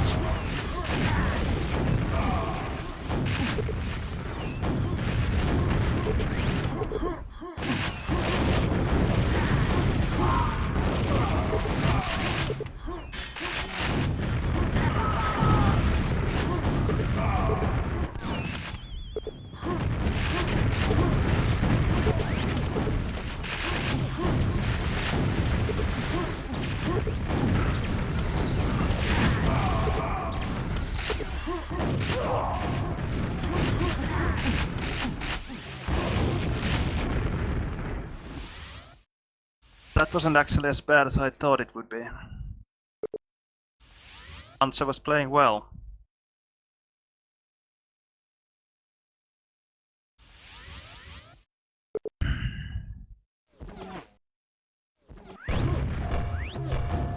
Do it.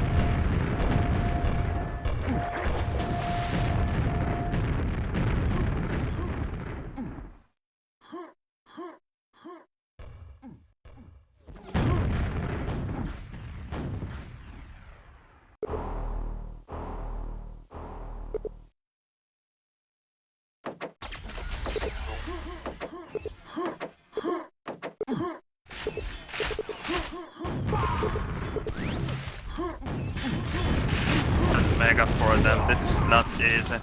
Ansa luckily killed one of them. The red guy got LG under control.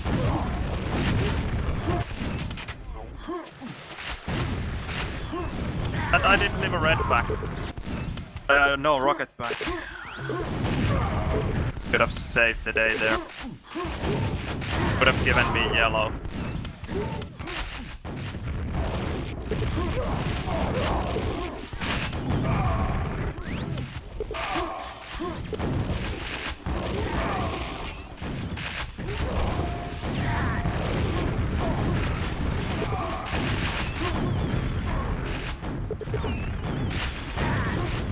good. And the red guy is quite weak as well. Yellow is dead. They have red.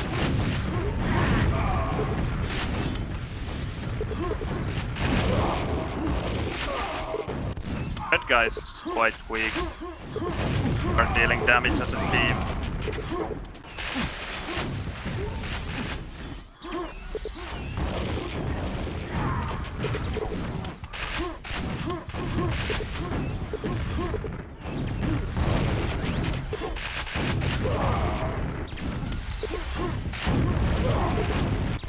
Guy took a rocket in the face again.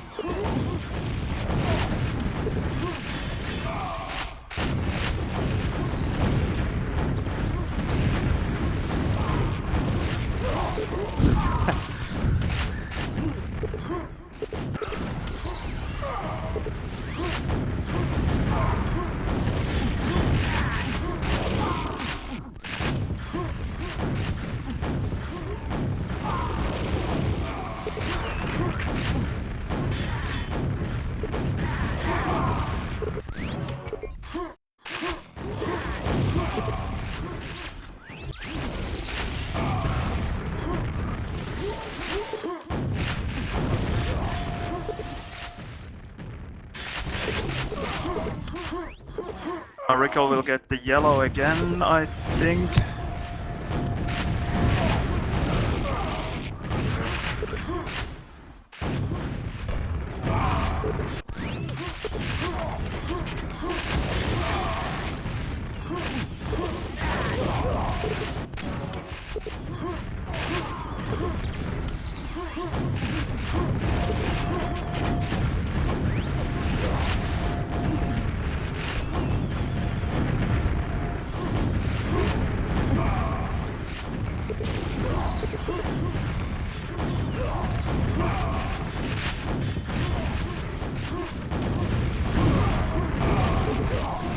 Nice. Not so nice.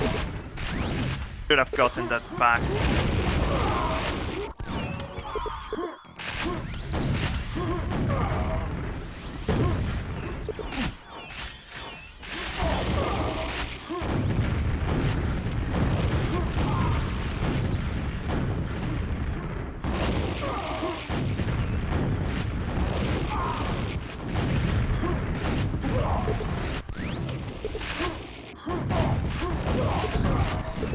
Oh, that is so annoying. Situation like that where they just standing there, not doing anything. Okay, I at least stole the red.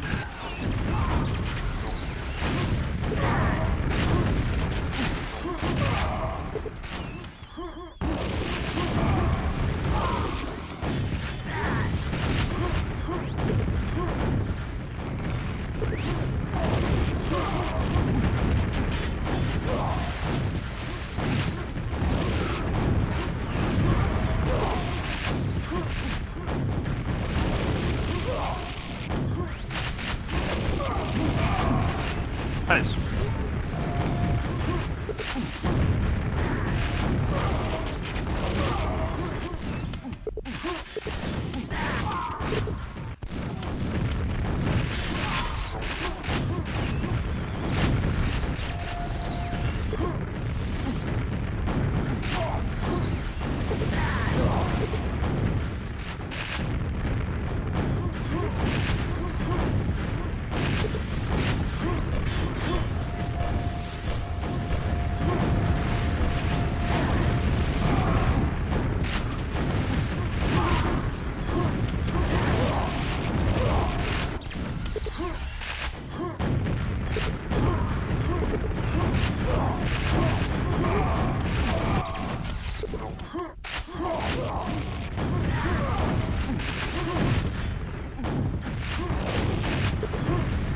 Again, got both killed, but absolutely no control of things. Well, we have LG under control, but difficult to do anything. Very limited armor.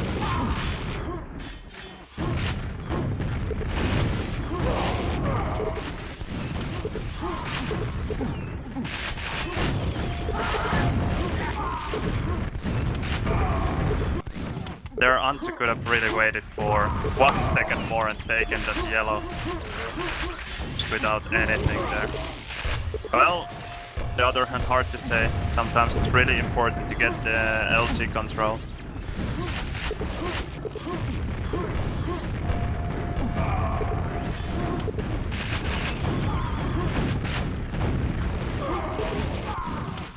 I took a rocket in the face.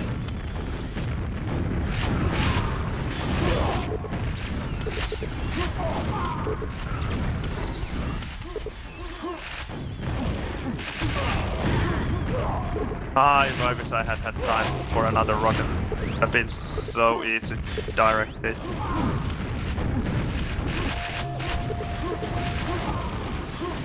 Poland. Oh! Could have a chance. It does, but I fail.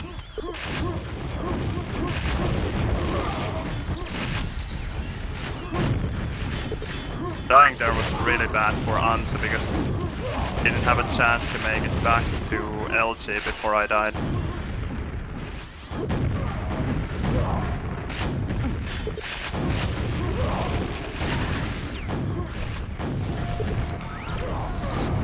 Mega guy dead.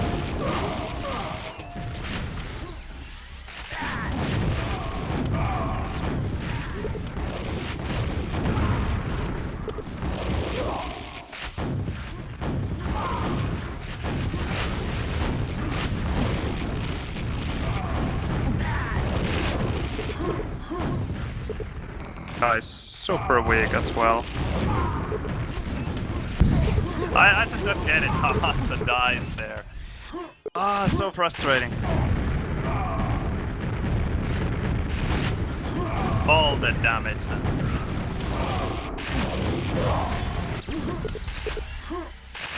Difficult just comes from SSG out of all places and just wrecks him.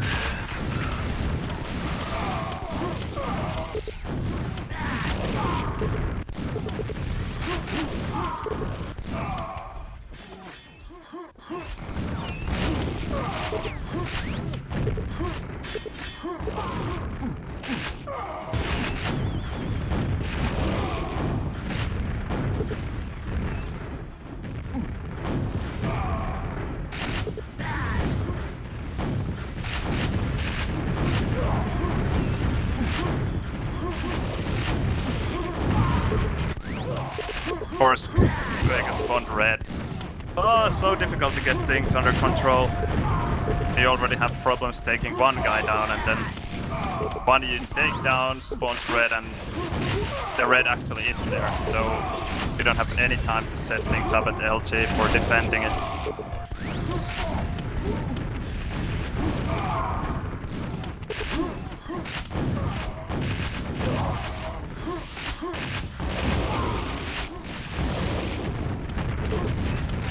And red spawn again, but yellow this time.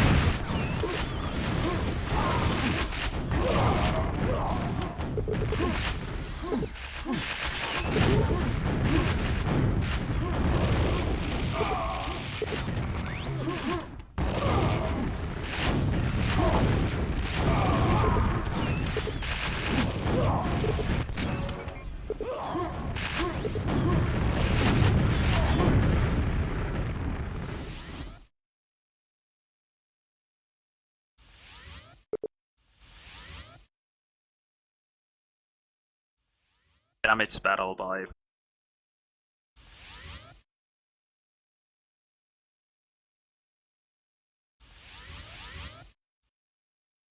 and 700 less given damage. Hard to win games with that, especially when Ansa even doesn't like to go for armors much. Let's see.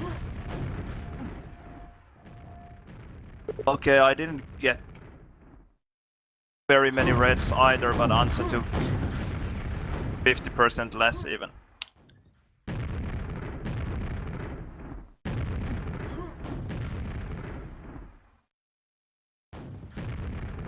DM4 is a great 2-on-2 map.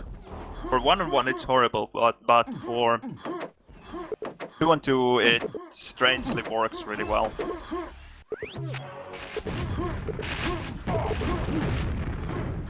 Oh, Guard is really not going to help us.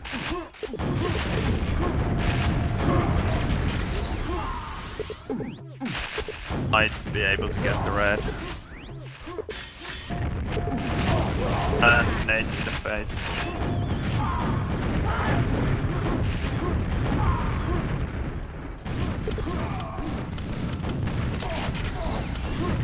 Pulling him down a bit.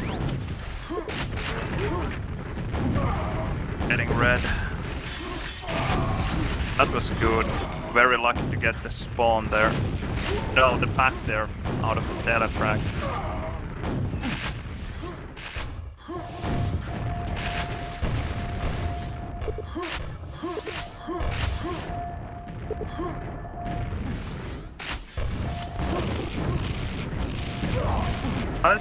Yellow and red then.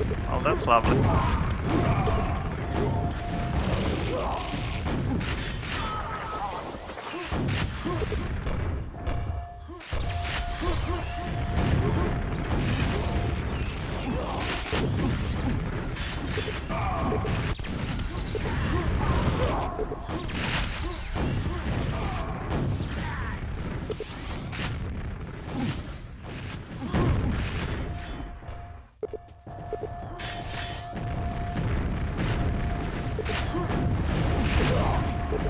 Okay, that was good. I at least hit that one rocket.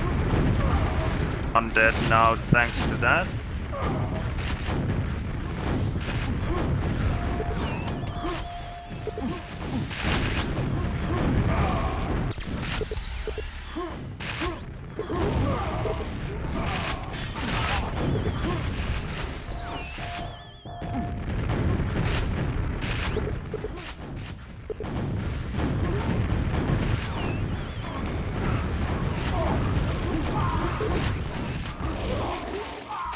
Nice.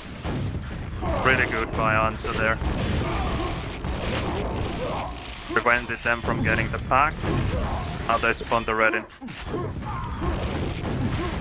I got back to LG. Oh dear. Not making it too easy for myself here. Rockets like that.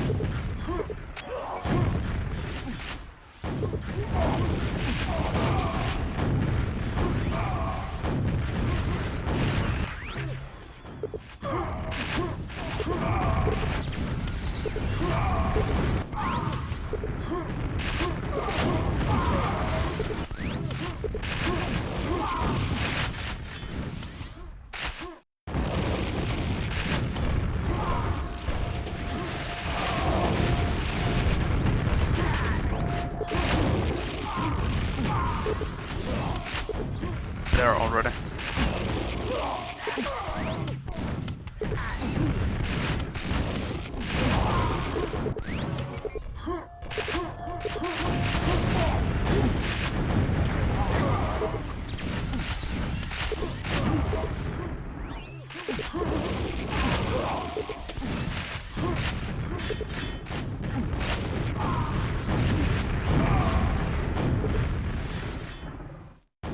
He didn't realize that there was the pack there.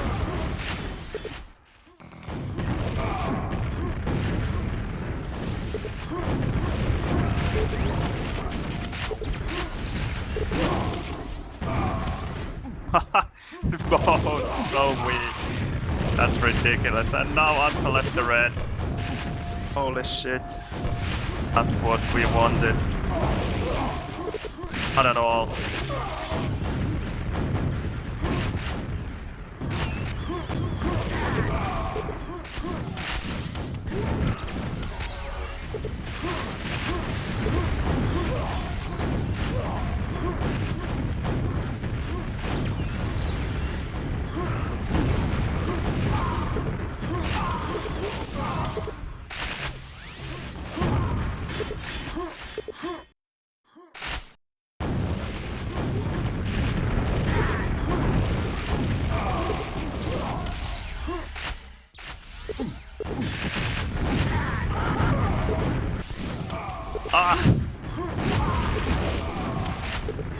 Impossible situation where I had to go through the red to save the red because one of them was hunting me.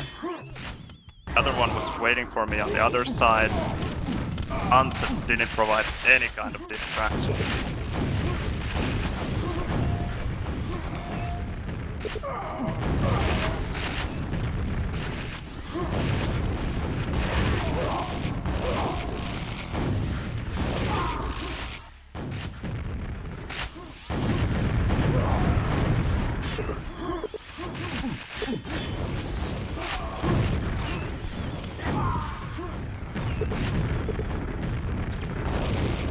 Where is Hansa going? I need him to provide the distraction really. He spawns with SSG and just slows things down so much that they're both staring at me when I come out. No way to make it out alive.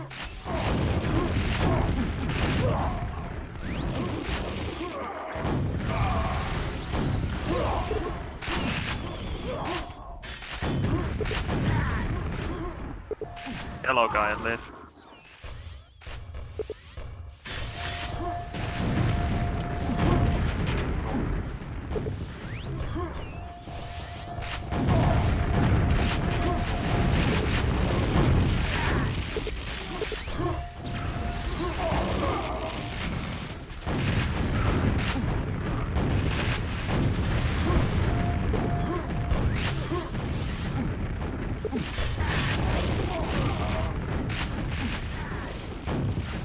They have LG control again.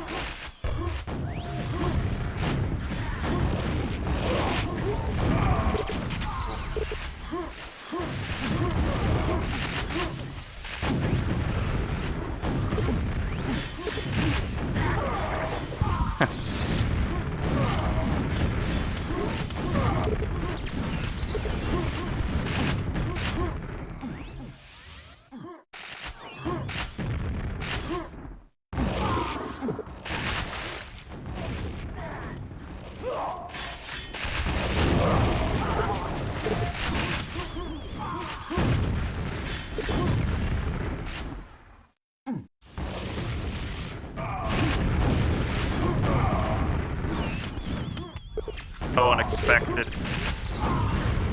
Hansa got the frag actually.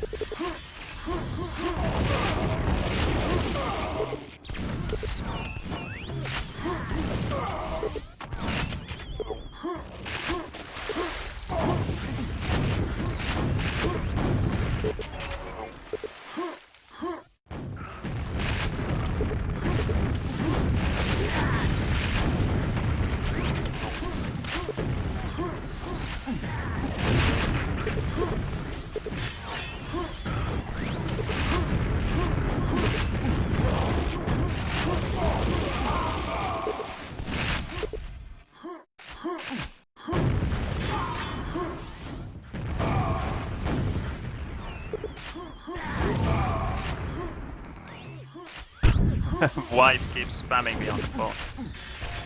Have to wait for a minute now.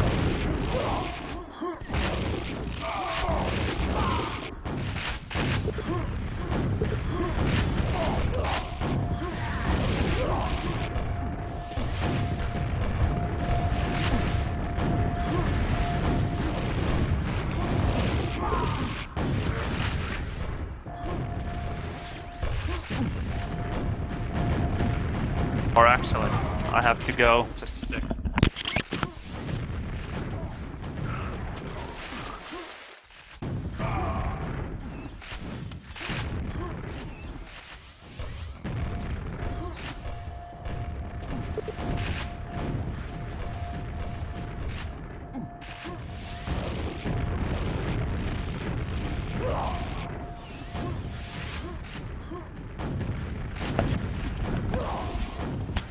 All right.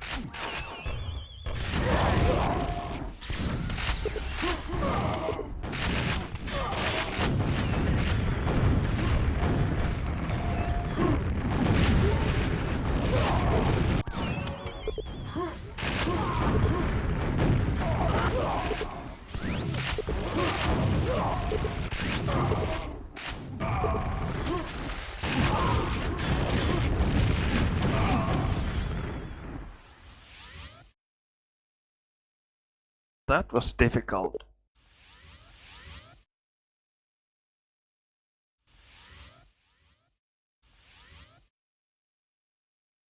I'll be right back.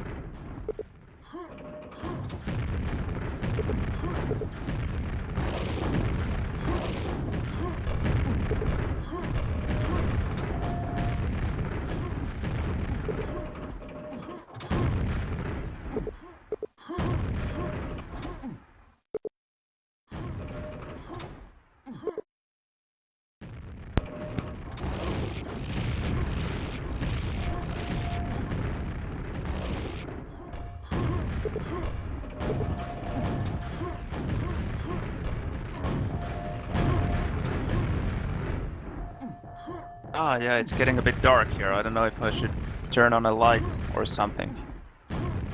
Not so dark sorcerers anymore. Or sorcerer.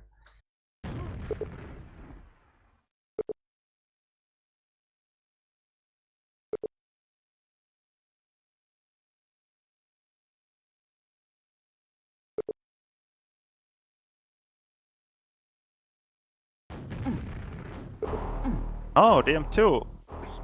Well, this should be more doable.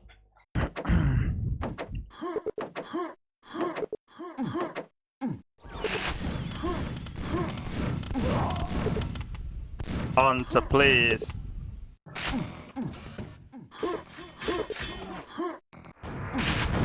They got the quad anyway. And the best tele spawn ever.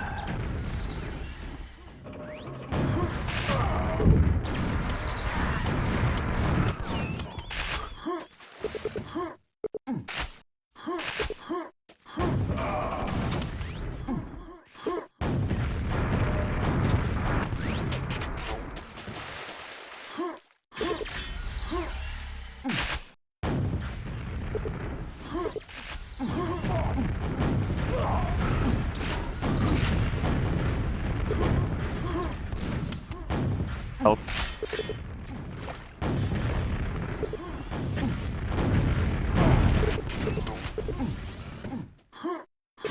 So annoying timing with the rockets. Nice answer push, please. Nice.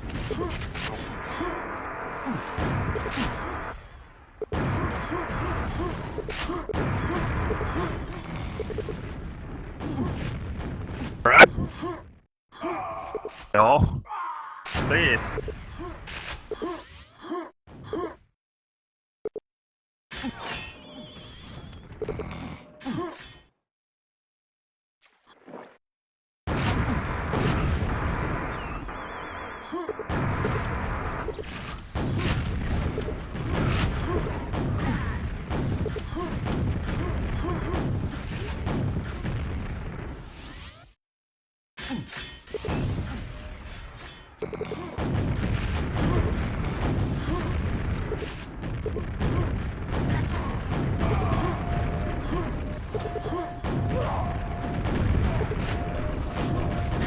Hans, please help me!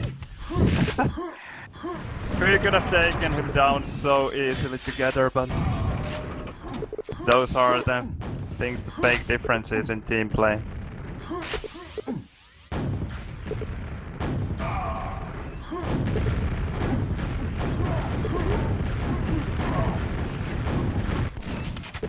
At least he's so... Antti, you have to get the frag there. Apparently not.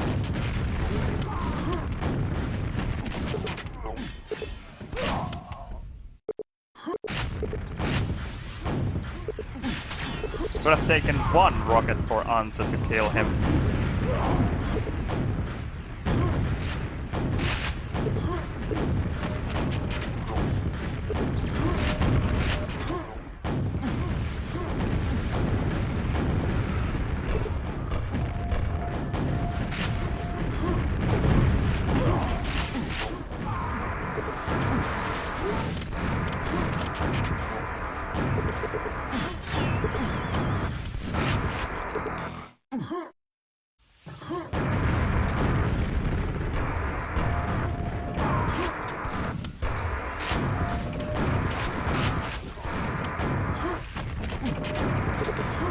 Alright.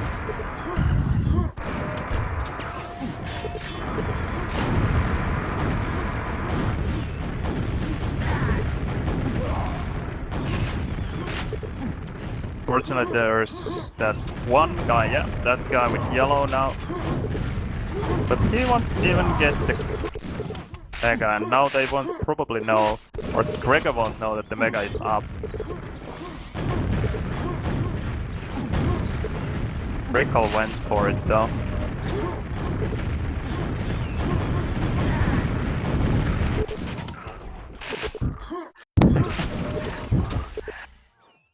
Just hilarious stuff.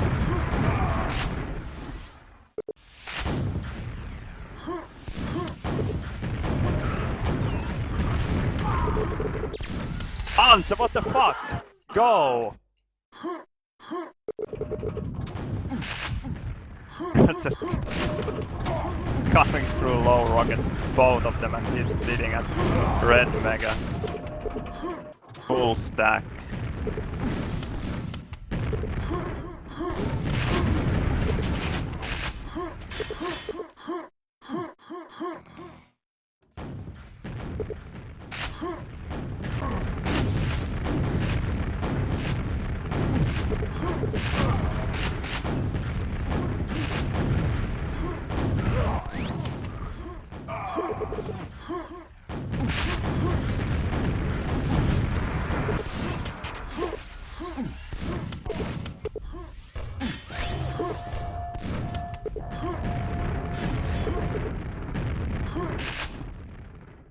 Okay, let's see if the quad comes here. Come after me, maybe? No, goes to red Mega. Oh, and he's dead. Nice.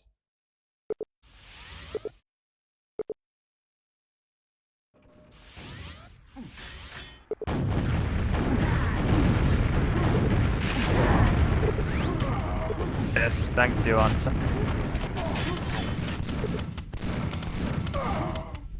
There it was quite important not to shoot the guy with SG when he spawned. He opened the telly for me, I got the telly. And got the frag as well.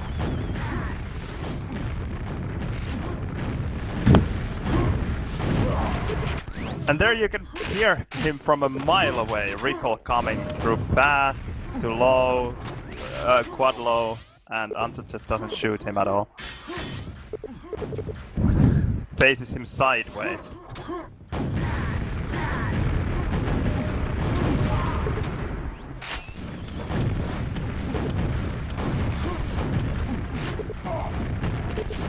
That was so bad. Hitting the Quake stairs just wrong.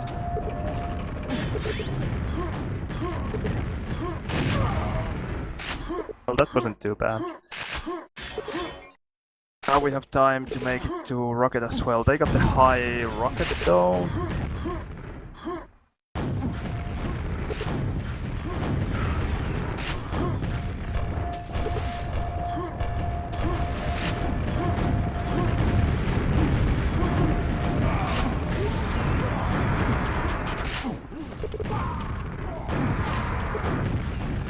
Could have gotten 2 frags there.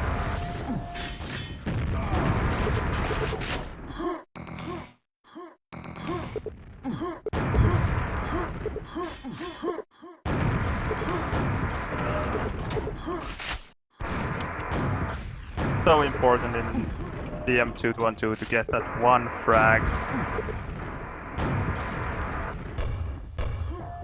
Be able to get the spawn frags afterwards.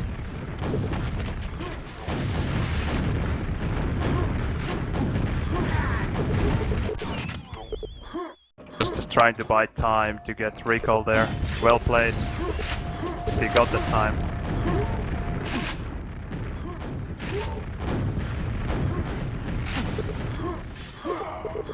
And now Ansa lost at the quad. Enemy quad. Took a rocket in the face though. So not a bad trade.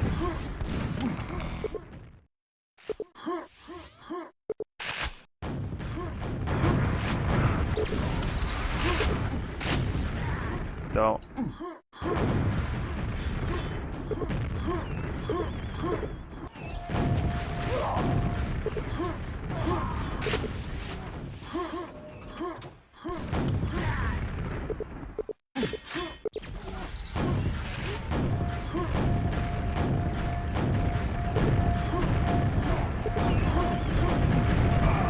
That is his mega gun. So with quad it should be quite good to go to mega. Recall is probably coming from there. And I can't hit anything at the moment.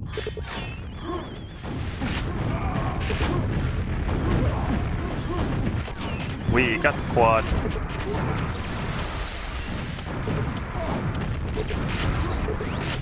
Nice. Yeah. How about those spawn frags then? I will laugh if we lose this.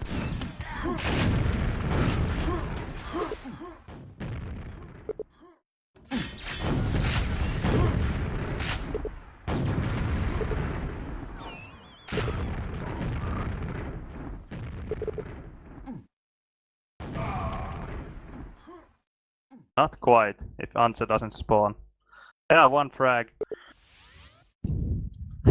Quite the spawn frag streak there in the end. Oh dear.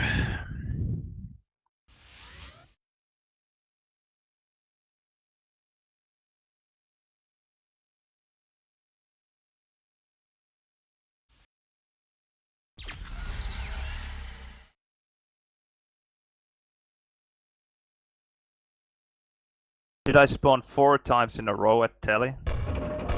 And then NG. NG at least once. So that was 5 spawn frags out of 1 kill.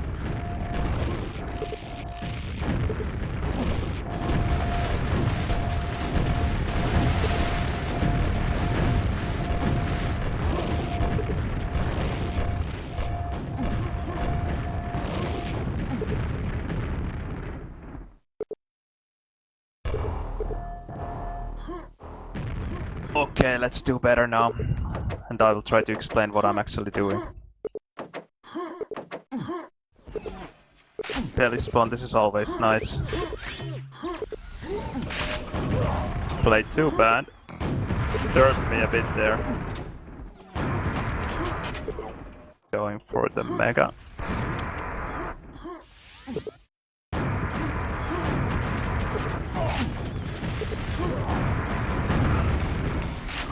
And spawned there so bad. I don't have to... Well, luckily he was playing it slow. He lost his 200 and I have just enough time to get the mega and red before the next quad. This is not too good though, because Ansa died to I don't know what, because they were not supposed to have the high mega and I killed everything at low. So there's no way he should have died, but he did anyway.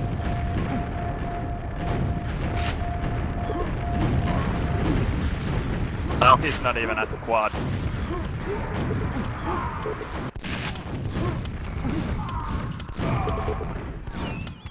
Frustrating. Really frustrating.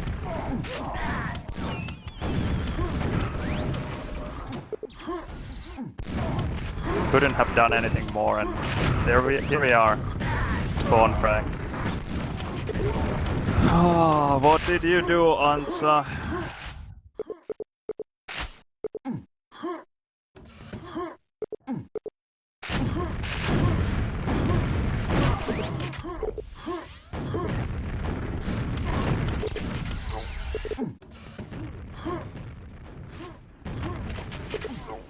Guys again.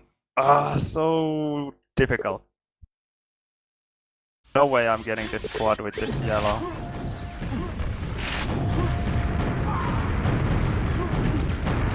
Oh. Bored.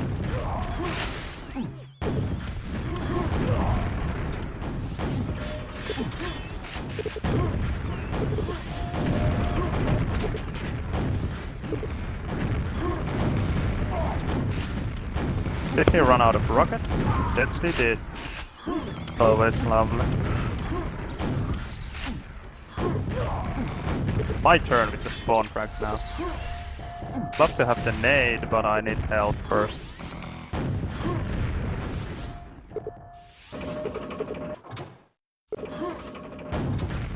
Oh, now I will have maybe both.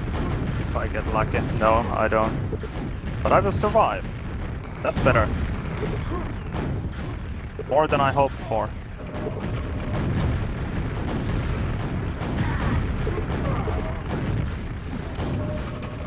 Actually really good.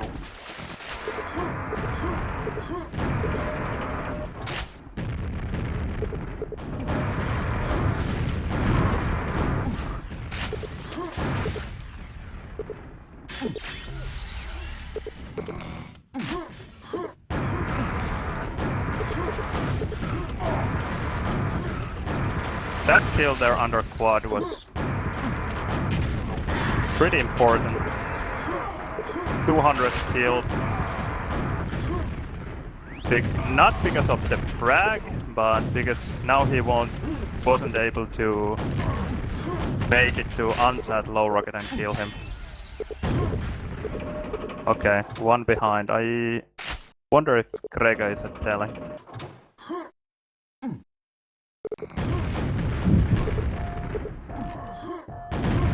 No messages from Ansa, so it's always a bit... Oh, what was that? Oh, it was a bit difficult to know where the enemies actually are.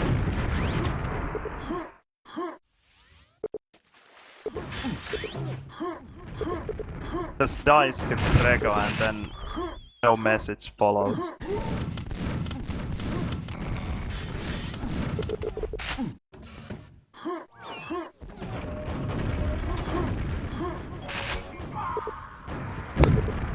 Ansa with 200 just dies to Rico's 150. Ah, how does that happen? Those are the things that just prevent you from winning anything in this game. Quite often I tell that it's not so important to fight well in team-based mods, but you have to be able to win some fights.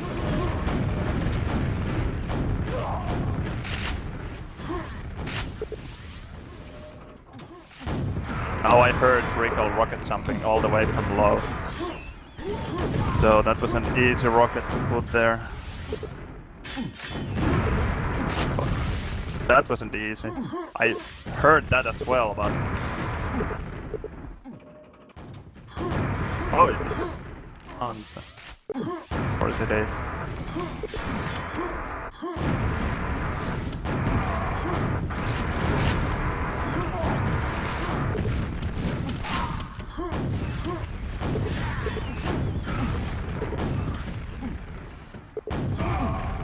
My turn with the spawn frags, yes.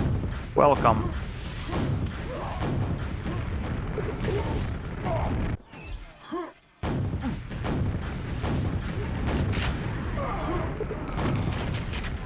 Well,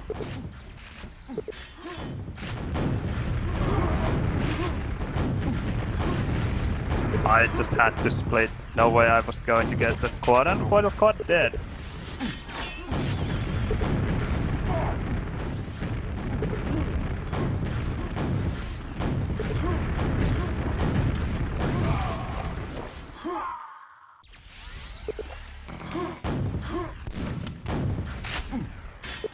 That was a pleasant surprise that they Rico didn't spawn low and get that box.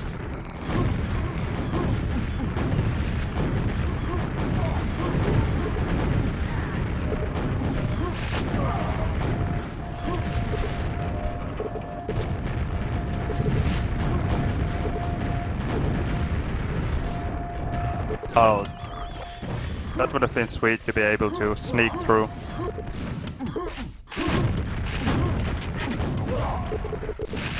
Not this time. Well, at least we're gonna get low and not spawn frags too much. Unless Anse goes on a feeding frenzy, and yes he does. Oh, that's good.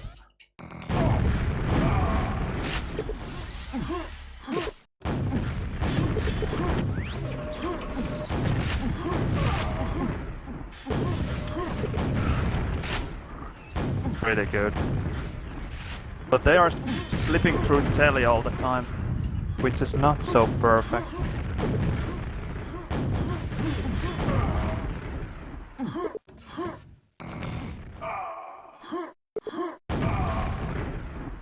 I guess they are coming through telly again.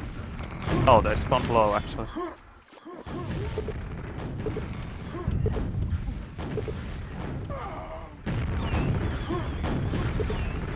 Pleasant surprise.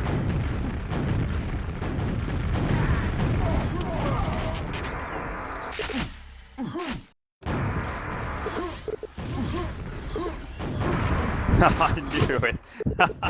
Trying to hunt me with the rocket sample.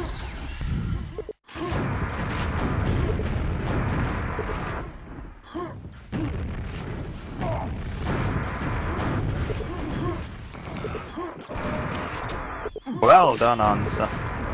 Furious attack.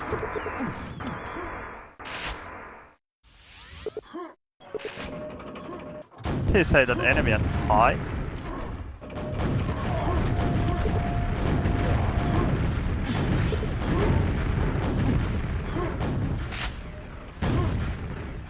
That was confusing.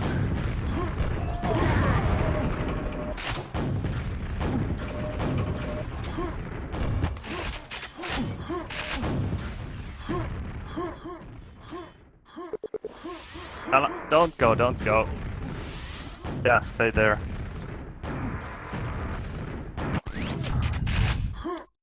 Flood him, please. Although well played by recall there, but...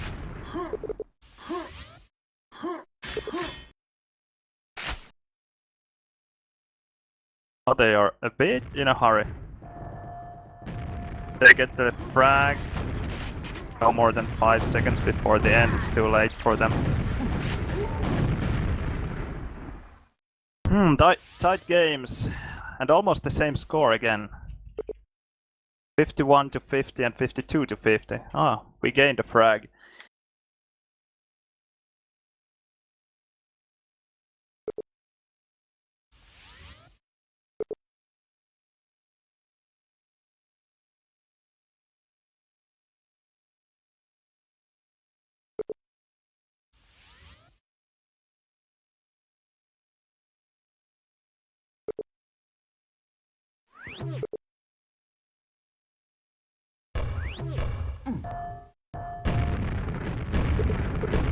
Yeah, the start of this round was so frustrating. So heartbreaking, really. Just destroying everything left and right, just doing things correctly, and then you die once, and they have full control of both low and NG area. Ah, but I should really check the demo. I can't judge Ansa's play there because I remember him dying at low at the very start of the game, so he probably spawned at red mega button And Gregor spawned here at low, killed him. Then, depending on the spawn Anse got, he might have been stuck at Tele without armor. I don't know really what happened, and just losing one fight there, even though I destroyed their red mega, was maybe all that it took. And you can't blame someone for losing a fight if it's a fight where both have armors. Then it's just, I don't know. It can go either way in Quake.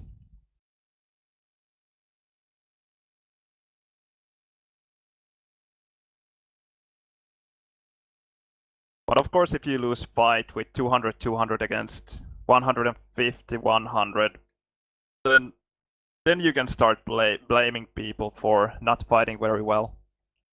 Especially because that one fight that Ans actually lost with that stack was somewhere here, or maybe even at high tele, and all he could have done was to just walk against the guys, shot the rockets like this, and he should have won. But like won easily, because that's 250 against 400 stack. You can take a rocket in the face and you are still ahead.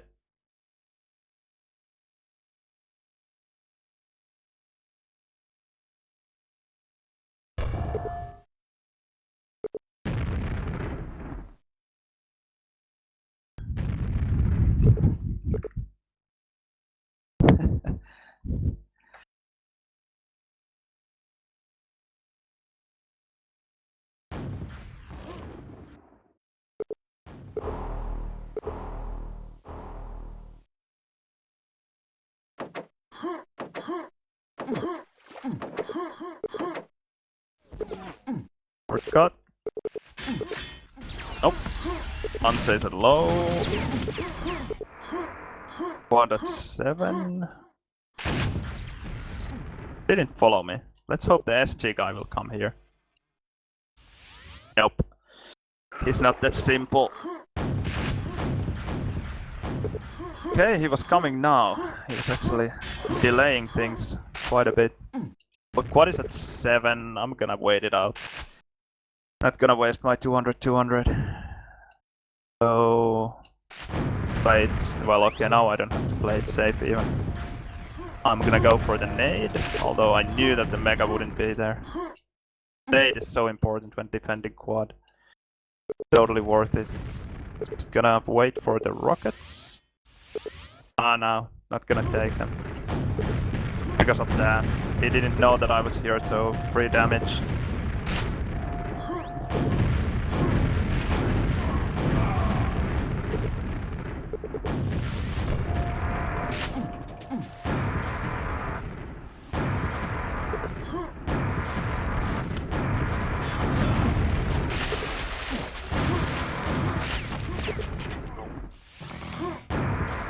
So low that I'm not gonna go.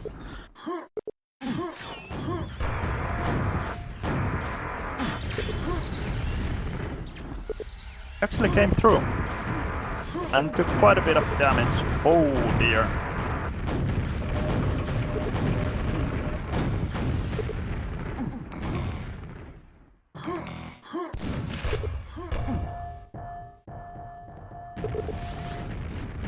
Anse took this last box. I should have enough time to go for Quad. The problem is that Anse just died, just as I thought he would. There's no going back. I needed an armor though. I had 0.70.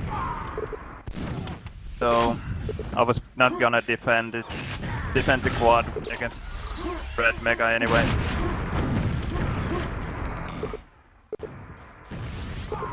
Wonder if Gregor realized that I'm here.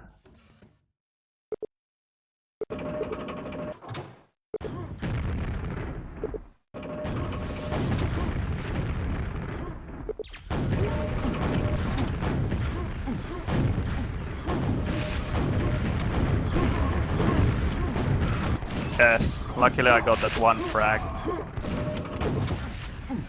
Made things easier for All of them.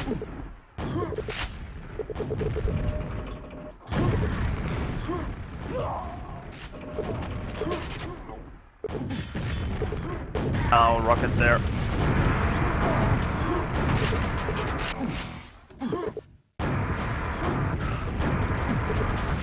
Almost got away.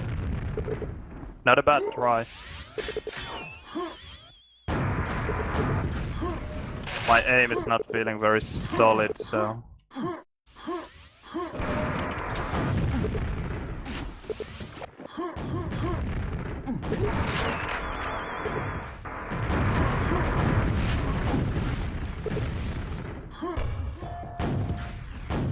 Good to get the easy kills.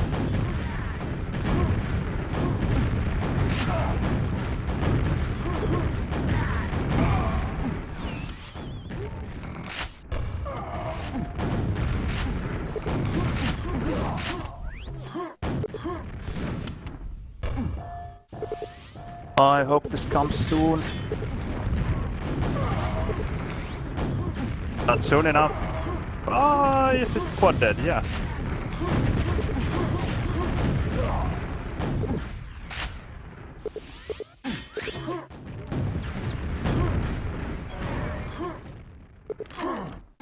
Okay, that's always good. When Ansa kills someone, even if he dies himself, that gives me the possibility to get spawn frags. Oh fuck.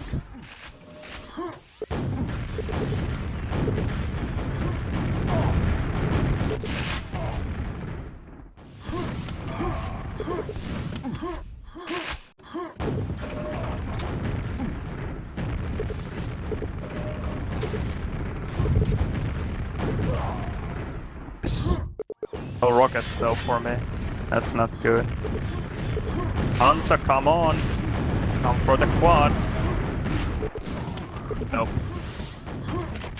Nope!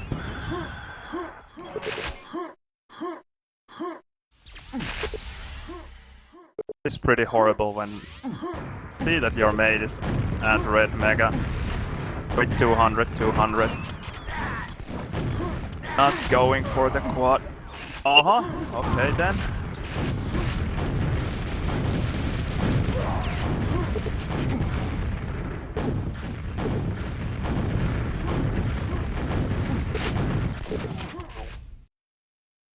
Took quite a bit of damage.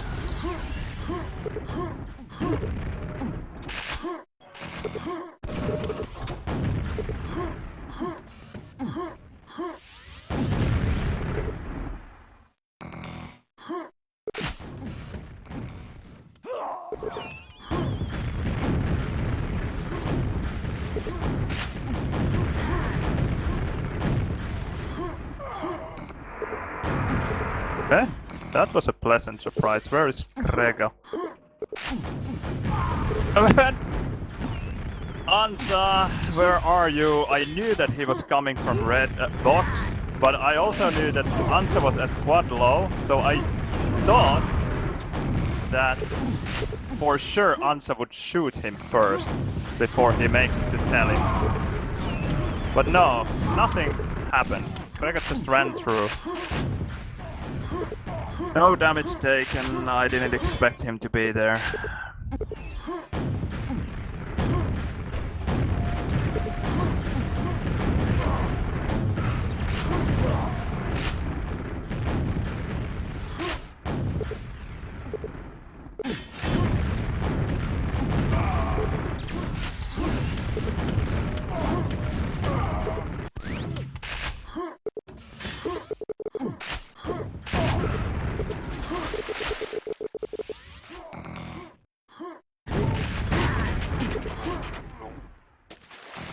Well, it's great that Ansa actually got the quad. More than I hoped for. A lot more. Now I need to start playing well. Stop slacking. Dead. One frag.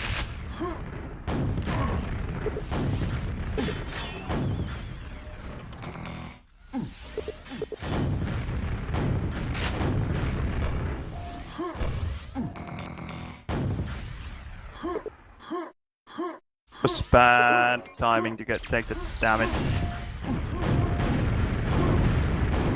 Okay, that was good. Really good to take that fight together with Ansa, but...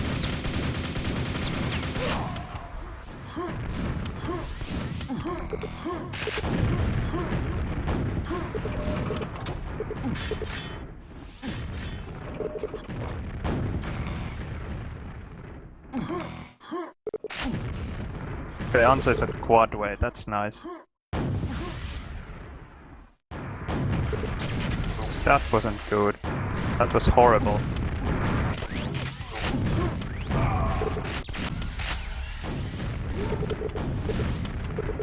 And Ansa died as well. Now we are losing this game. We need a miracle.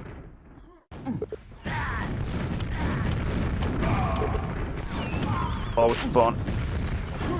Oh well. Will do maybe. But still we need to have a really good quad run, which is not happening.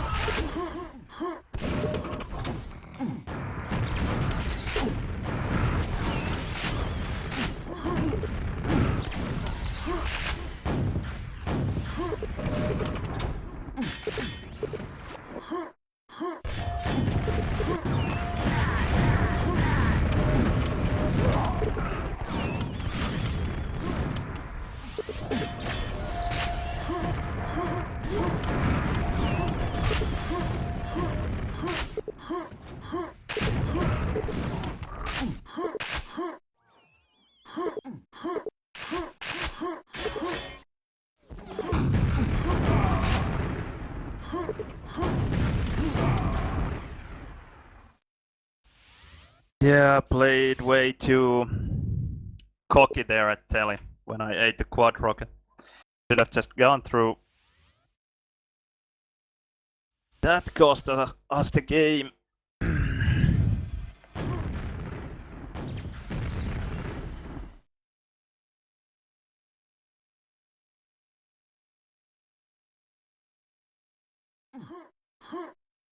$64 here today.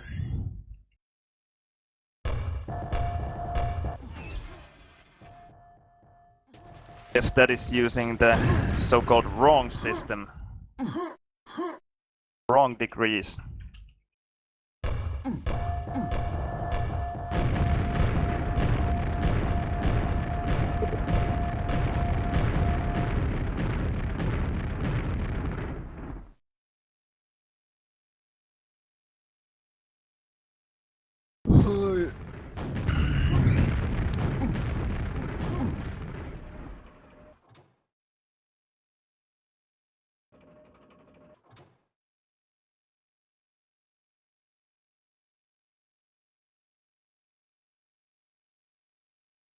For the red stats. Reds were about even, yellows were about even, mega healths were about even.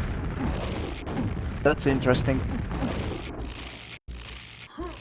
They just fought better, apparently. They got one more quad. And dealt over 2000 more damage.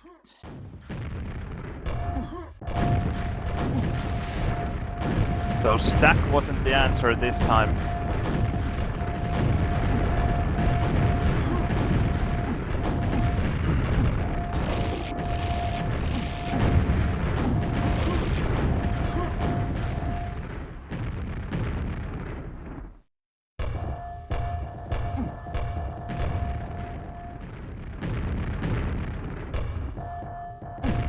Here it's not that hot at the moment outside, but inside I could actually check. I have a thermometer here. That would be 27.6. A bit too hot for my taste. Not a very good Quakeworld weather. I don't know what kind of ventilation I could create here. Opening the window is not a very good solution. There is some kind of gambling place downstairs and people go outside and smoke and I get all the fumes here inside. So that is definitely not an option. The air conditioner is in the next room, and my wife is doing her stuff there, so I can't really open the door either. I don't know. We'll see, and it's not even summer yet. I should get a fan this week though, a table fan. Should make things a bit more bearable.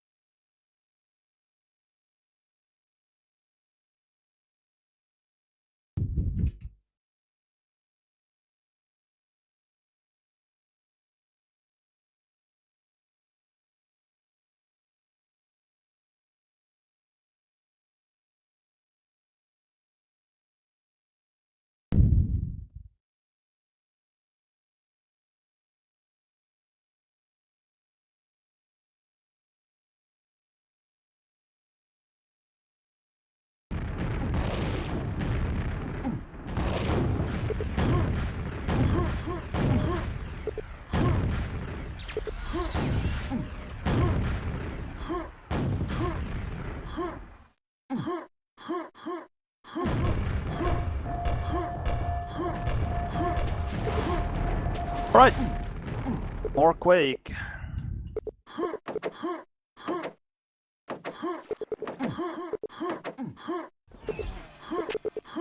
It's always an interesting spawn.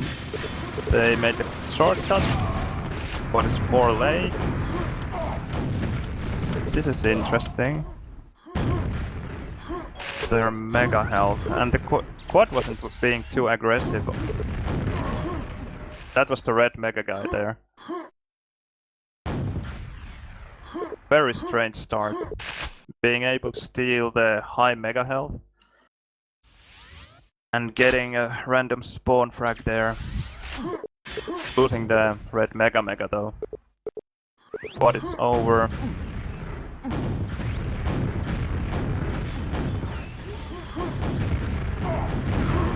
Ansa not helping there. Team Rocket.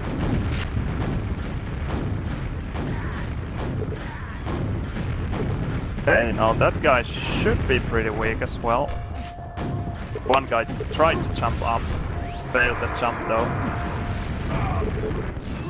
But Rocket guys, both sides.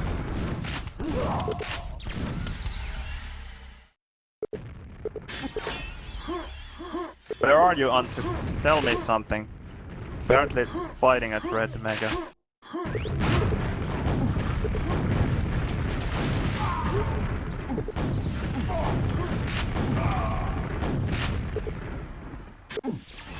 Both at Ellie.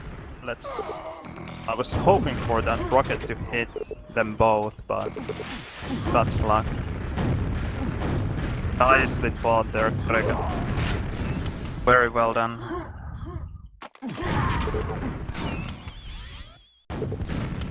Ansi just came through telly. What was he doing at low? What was he doing at low? He was supposed to stay there at quad. Weak. Go. Yes. No.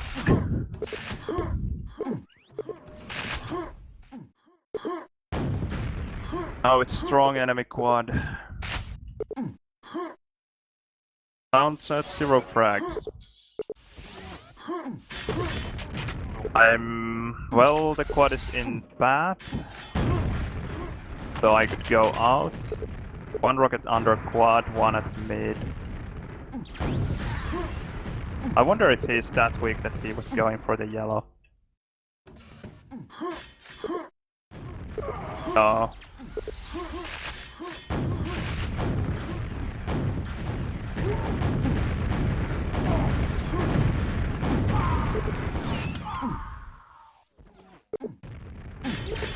Like this.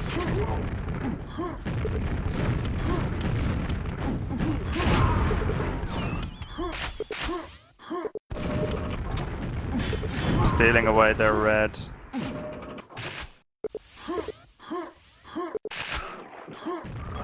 Answer could have come here. In a free red.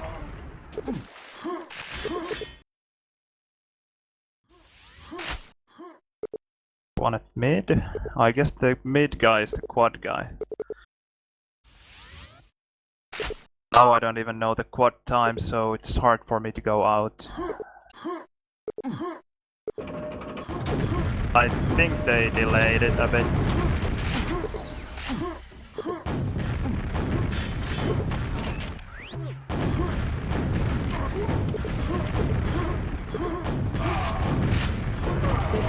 I knew that they both were going to be there, but just didn't land the rocket.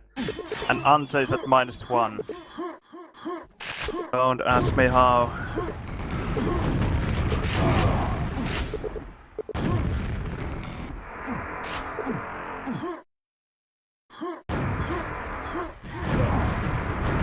Lovely.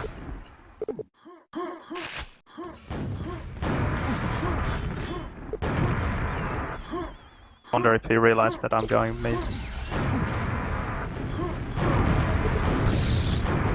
Okay, at least that one. It was a good trade.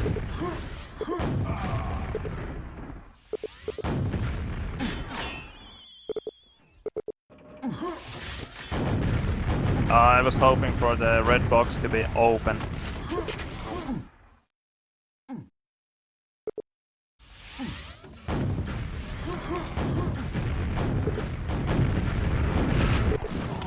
Now he did. Well played. Waiting for Gregor to make his attack.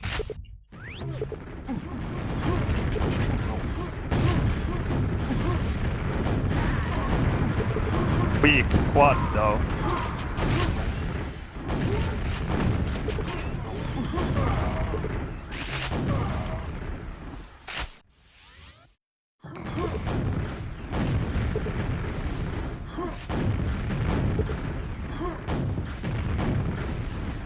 Too bad that guy is the red guy from behind. Has the rockets to flood me.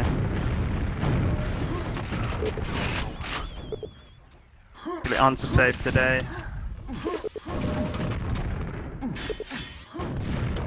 I still don't have rocket though. Nice. That ended up better than expected.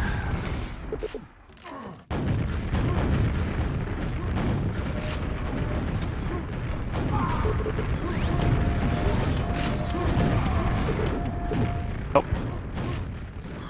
Attacking there would have been just giving away spawn frags. Useless. 0-100, although the pack was there at the quad, I wasn't going to make it. And when the score is like this, we still have a slight chance. Very slight though, with Anse's 4 frags. But anyway. Somewhat doable. Though, not worth it.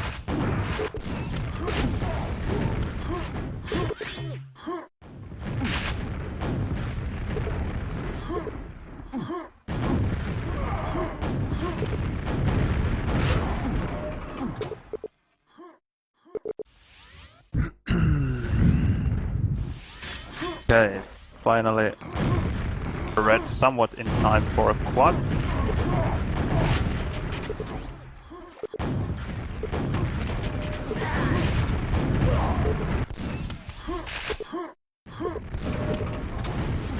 Answer please, yes.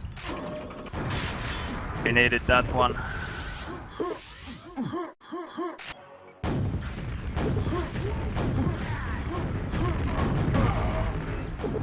I need that pack. I need the pack.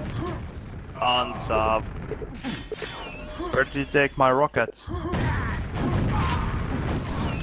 Fighting with one rocket is quite useless.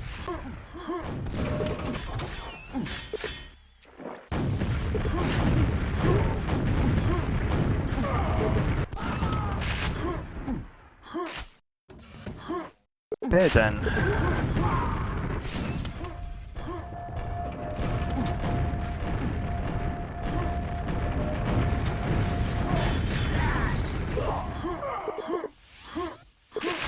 That was a nice attack, too bad that I was stuck there. Without anything.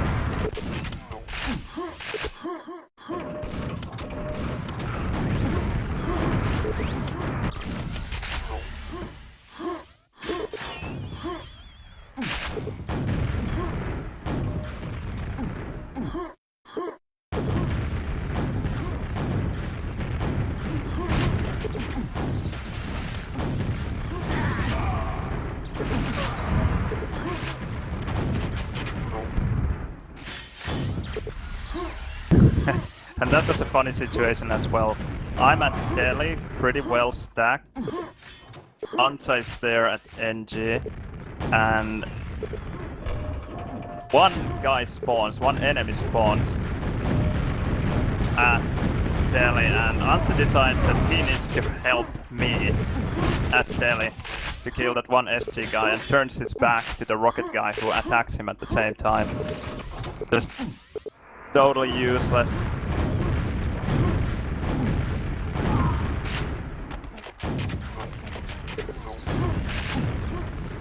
Okay. That was good to fail the rocket jump there. Avoided the quad rocket.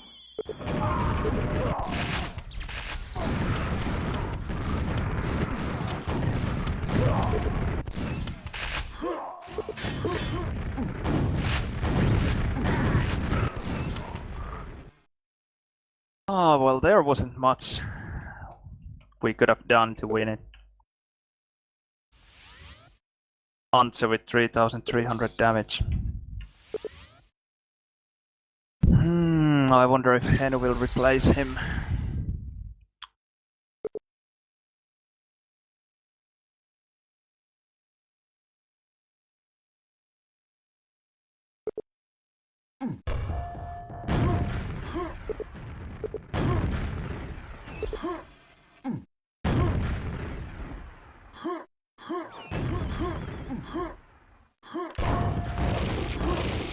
He might still have this packet loss though.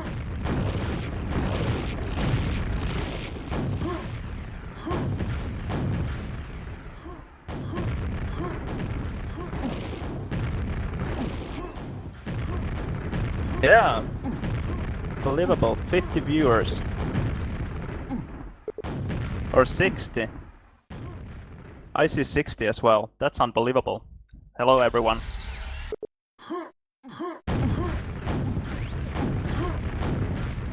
Actually checked it. Ah, Henu came. Ray, I hope it's an upgrade. Should be.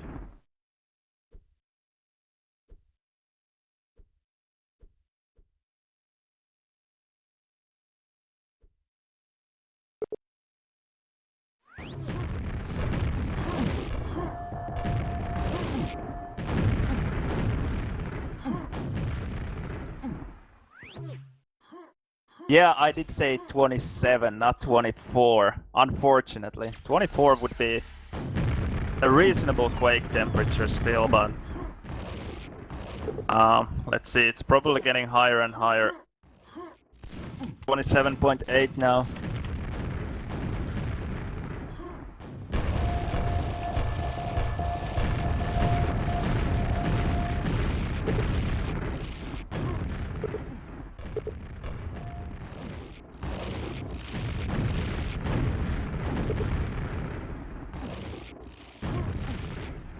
More than 1,000 viewers.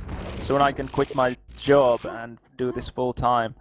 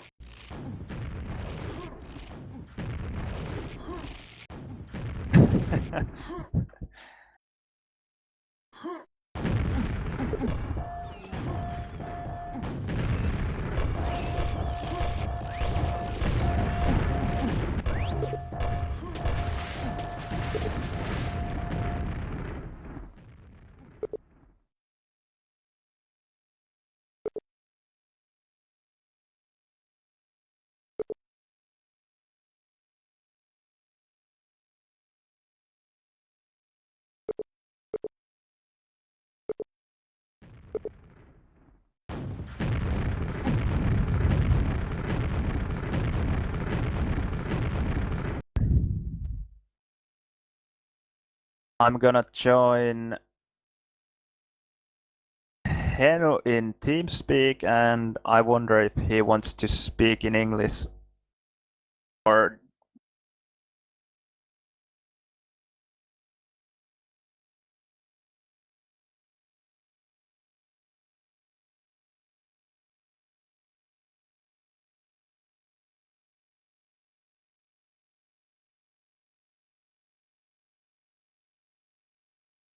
moro. Pitääkö meidän vetää enkku voisella, kun on yli 60 katsojaa? Ennen kuin osataan ei lähde. Alright, Heno is saying that we need at least 100 viewers for him to speak English. Make it happen! 100 viewers and you will hear Heno speak English.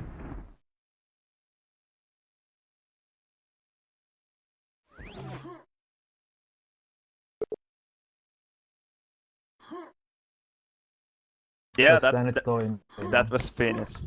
Niin joo, sulla oli sitä packet lossia, se on ihan perseestä kyllä. Se oli hyvä pelata. Voitettu täytyy kunnon pätki, se kuoli kuin 3 kertaa. Ei vaan tapahtunut mitään 3 sekuntiin sen. Ei kives. Ja 10% expa aina.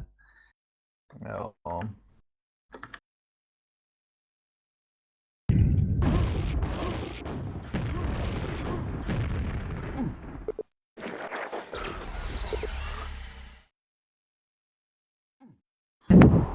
Alright, they really are trying to get 100 viewers. Selvä, katsotaan. Älkää. Ei oo kummankaan armori mun YÖ. Ei, mitä? On niitten arra. Mun YÖ. Otti Raku ja pari SSG:tä. Taatan R. Osaan. Mun R takaa. Hyvä. Oi, kaikki pois. Joo, ne sai YÖ. Otti YÖ 2 Rakupää. On pois se YÖ. Jos R ois. Heikko. R. Läpikellä. Joo, YÖ ois ihan kova. Hyvä. Taanneka. Bannin paskana, molemmat voit, mä vaan tungin sen. Haippa armori. No älä hae. R. Tuu mekal. Ollaan täällä. Otti Rakun pääsen se armorimies. YA 16. Tunnilla.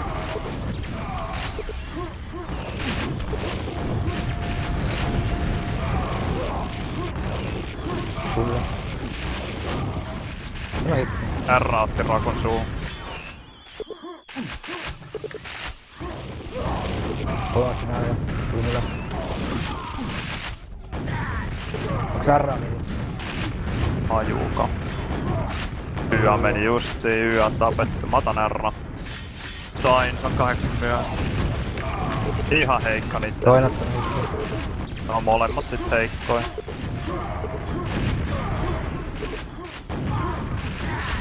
Oi pas.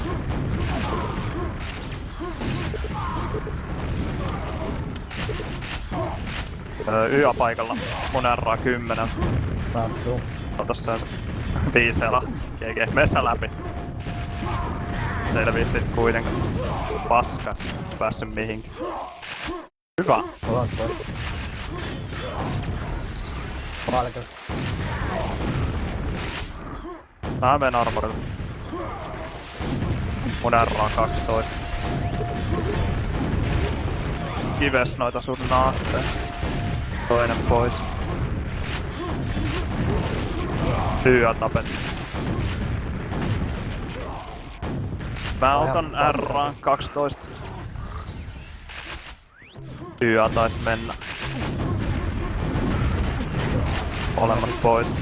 Ai, sori. Mä yritän ottaa backin tästä alhaalla. Sain. No.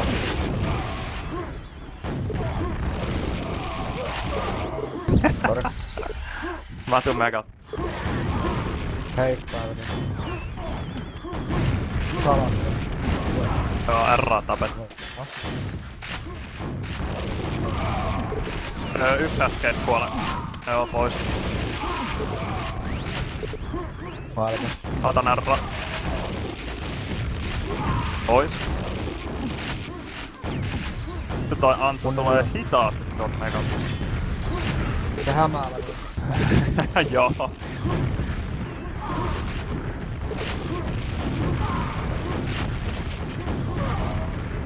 On ihan paskaa. R on tän pois. Katsotka vittu uuri mun R. Tunneessa se. Aamusella. Hyvä mennä. Ihan heikko rikolle. Pois. Armoreli. Pois armoreista. R on paikalla ja hullu älkeen väkkiä R on myös. Se sai. Ei tainnut ottaa sitä älkeen väkkiä.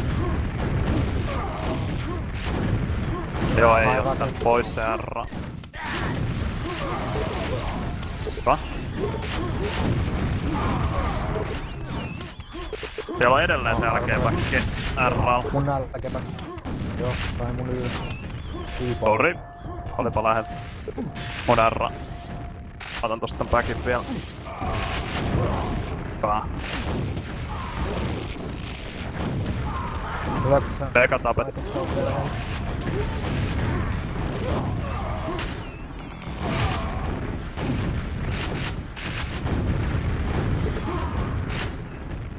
Molemmat armoreet. Hyvin. Nice.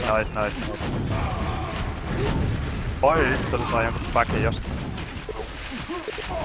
Älkeen niin molemmat äijät siinä. Kun ylä. Joo. Kala vähintään. Alalata. Hei. Rikon. Ihan mun R. 12 R. Mä otan Y. En mä tiedä, mä taidan jaksaa.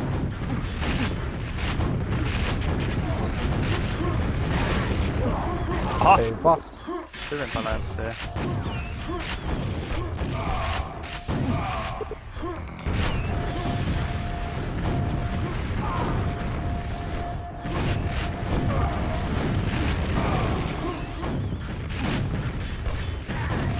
Ota mega. Joo. Pois se R.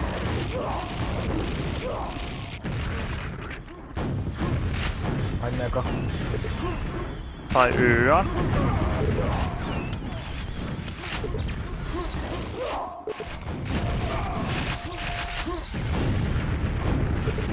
Tai R.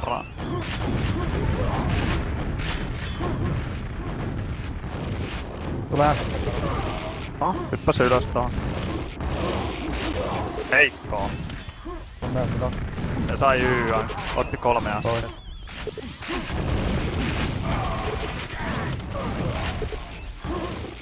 On ylä. Otti rakun päähän niin terraa ja mä menen tässä ei se tullutkas siinä. Mega jätkä heitä. Mä vein Y-an niiltä. R-laji. Pentelen tämä kaikki. Joo, hyvä.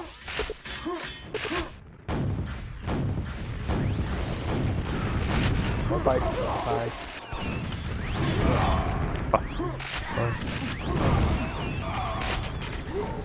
On ylä.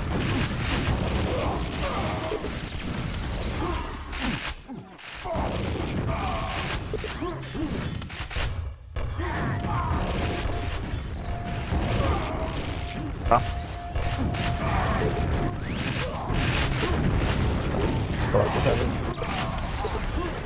Joo, mä tuun mekalta.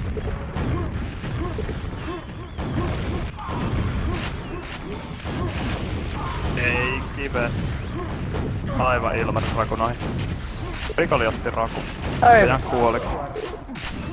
Heikko. Ohitti siitä. Joo, juosse ohi alun perin, mutta... Sekin Tai juosi. juosi. No, mutta siis silläkin meni jotenkin ihan hervottoman kauan, että sai sen. Ja sai sen kyllä, mutta...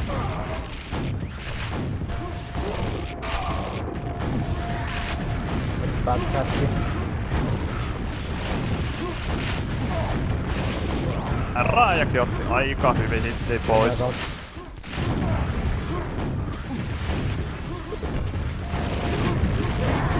YA tapettu, nätti. Kato, siinä on YAlla pää. Heikko. Sain.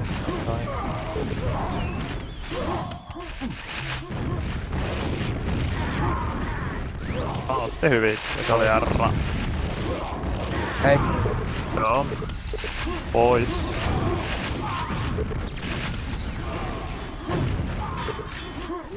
Lätelle, älä. Kympil. Kuoli vissiin yhdestä äskeistä. Tasalta toi YA sittenkin oli. Tykkään mä sekoilin. Jep. YA. Ei paljon auttanut.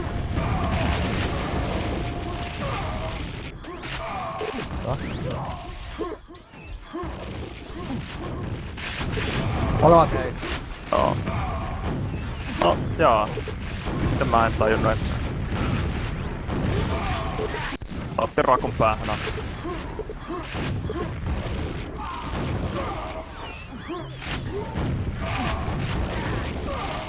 Antsa ihan heikko. Hyvä. Mun R. Onko se selleksi loppua kohti vähän lämpössä? Joo, mä kattelin, että sä olit alussa vähän haki. Joo, ei okei.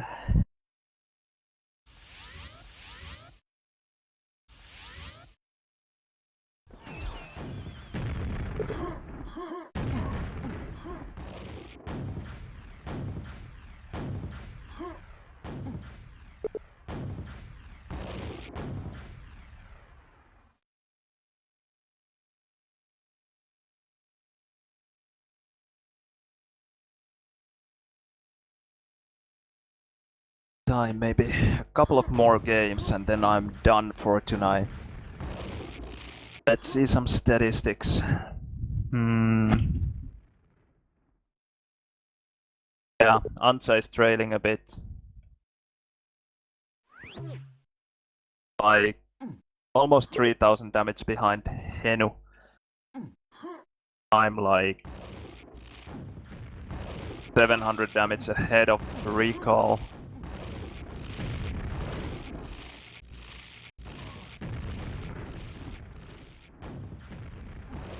So that about does it. 4,000 damage difference in given damage. What was the score like? Well, we only won by 26 frags, apparently.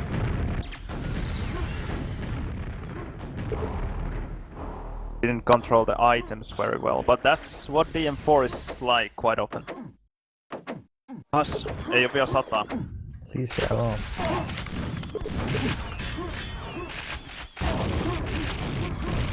Heikkona.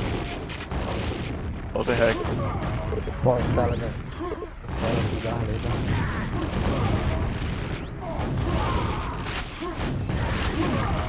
No, Varra. Joo, tässä Varra. tuoda siinä alateralla näin.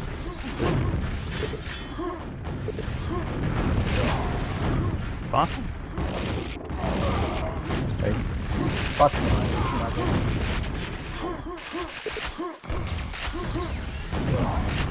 Rick oli pois. R, mä otan R. Tai. Luokat se yön täällä. Ei. No ei nekään sitä saanut kyllä pian. No nyt sai.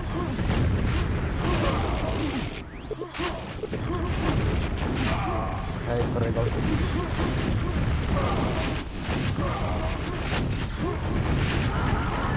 Jes, saa sen rikollin laaman. Pois.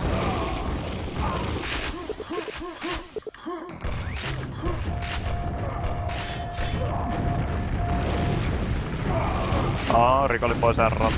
Eikö se olikin Antti? Oli vaan niin kova. Näytti ihan Rikolta. Näytti. Joo. Hän ohittelee laavaa. Älä viitsi. Heikko ylätelä. Ihan heikko alhaalla. Pois. Ja sai pääkin. Ei sää sai.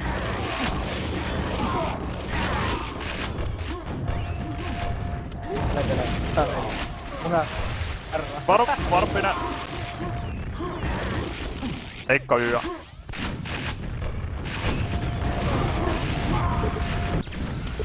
Tää tummeen kautta.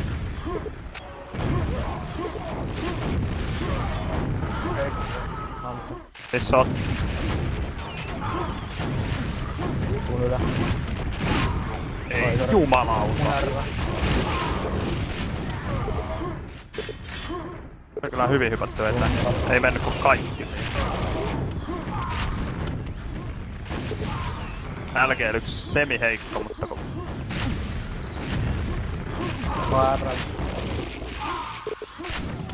Verran kakkasta. Saattaa.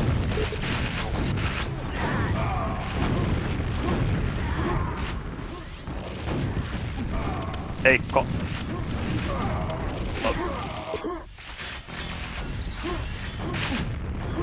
Otan yö. Tulee alhaalta. R on tapettu kai. Meille päin.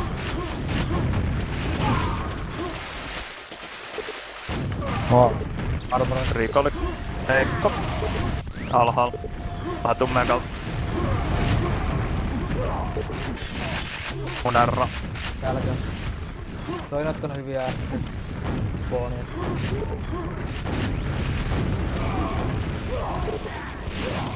Rikollekin tässä vähän Kumar. Joo. Juu. Mun herra, se varmaan arvostaa.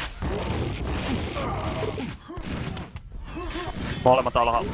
Mä vein Y-an, ei ku G-an. Se. Tosi heikko Rikolle. Tuun. Ota sä. 14. Mun assista. Joo, Antsa pois tosta. Oli aika kestävä. Mun mega. Molemmat pois.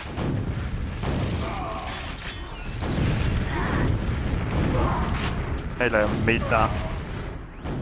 14. Pois R-alta yks mä menen. Heikkailtu. Varo. Paska. Ammun Y. Varo siellä yläterellä oli äi. Tuun ylä. Tuun Huhhuh. Saan R. 11. Täällä kerran.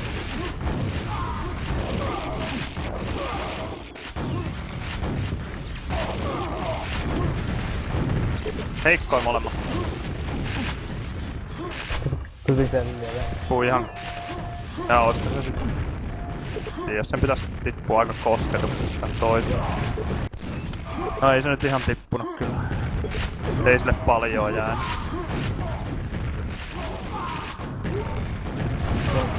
Molemmat pois.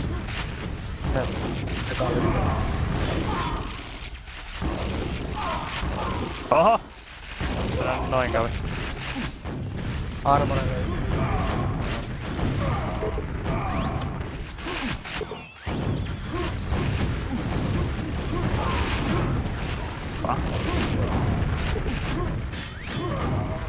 Palaan täältä.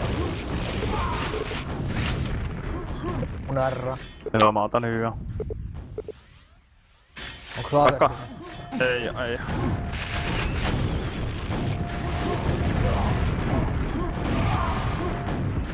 Ei kai. Joo, ne sai. Sano äsken. Älkä.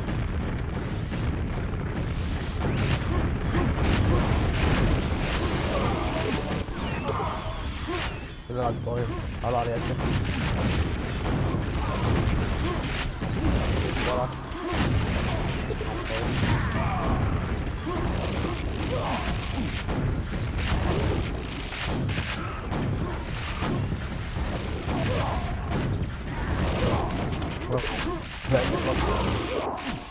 Suunnilla.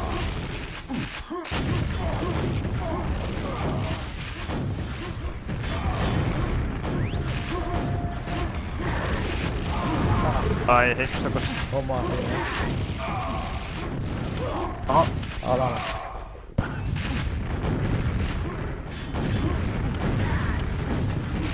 Työ on tapettu. Herralta ei oo pois. Sano hitti alalla. Pois. Heikko. Suunnilla. On mitään. Paskaa. Otan Y-alta tää. Rakujätkää se iske. Pois. Mun R-rata. Aika spooni kyllä. Älä ammu mua! Voi kives. Mä se siihen kulmaan ammuin säikkään. Tästä tulla aika hyvin. Mun SSG.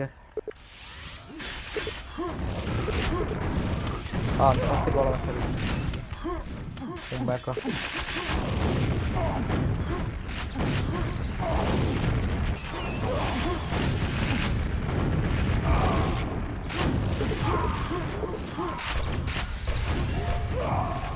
Heikkohan.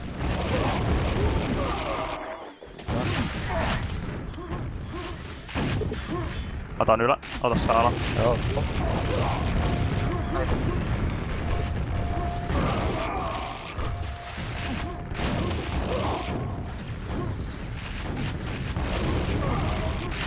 Oh.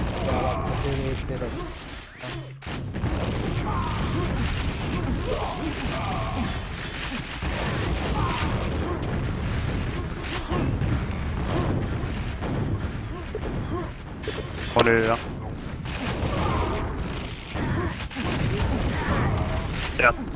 eteen. Se, mihin ne kaikki helvetin sellit katossi? Mä en tajua, mä just tapoin siihen nälkeelle äijä. Tuolla oli 0 selliä, 0 rakua.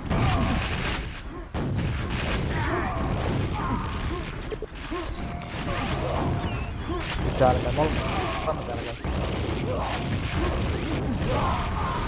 Hyvä. Tanala.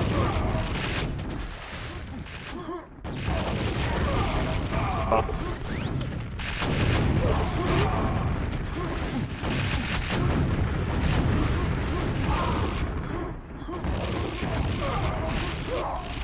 Mun yö. Tos älkeellä päkkää.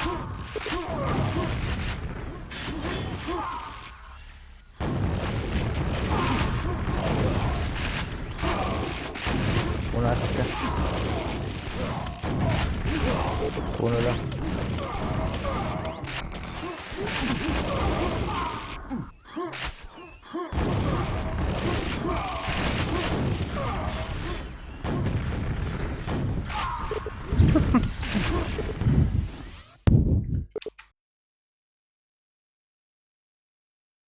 Yeah, answer with 26 frags.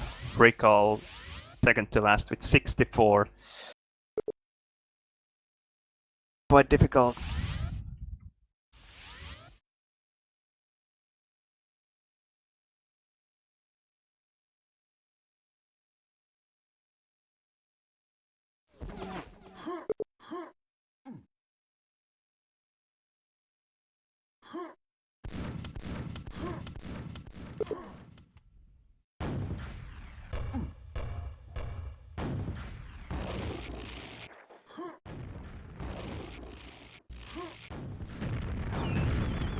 What is the weapon spawn time in Quake 2 then? I can't remember.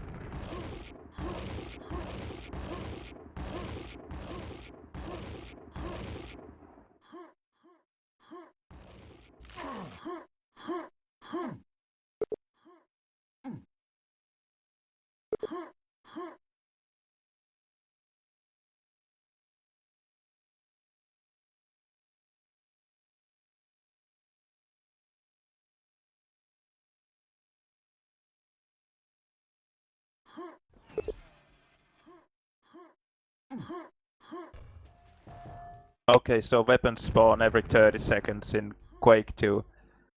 Is the weapon stay on in 1-on-1?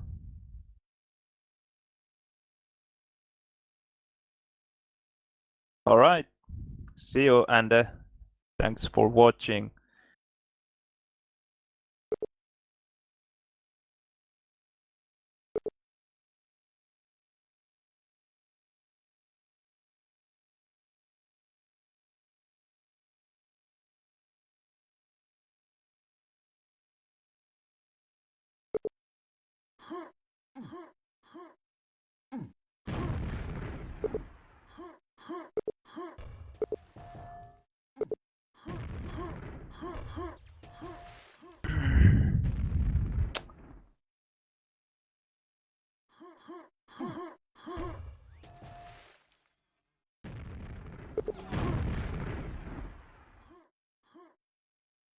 Okay, the temperature seems to be steadying up. Doesn't rise anymore at least.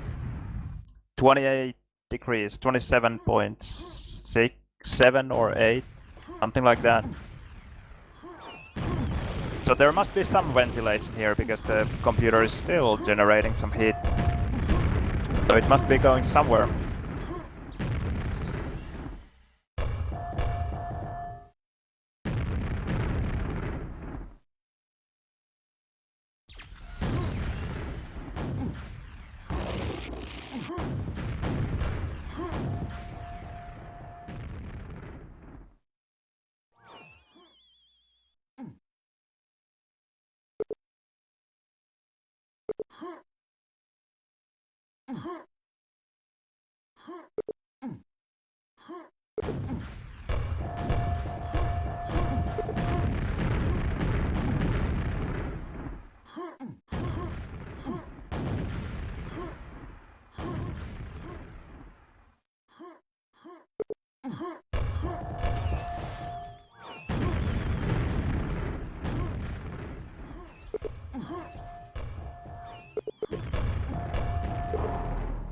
Okay, Rickle's teammate changed. Jahas.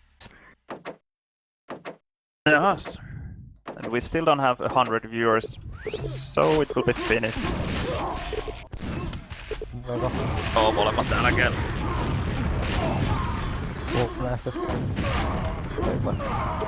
Sori. Mun R on 14, lol.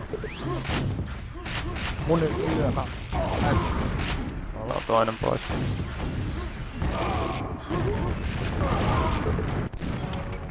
Se on tosiaan 3-4 se R. Toinen alhaalla. Ei. Aistaa, no. Tossa.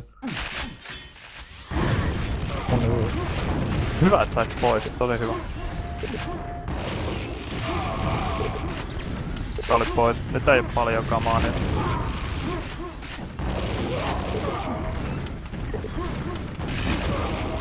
Vaihto. Älkääpäkin on helleen. Jep, sepä mukavaa. Tarra.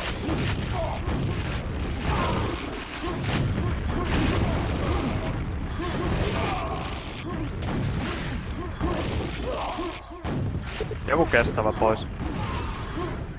Varmaan yli. Saa R.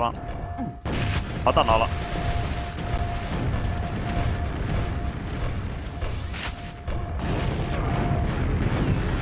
Helliä vielä. Joo, R pois. Mun mega.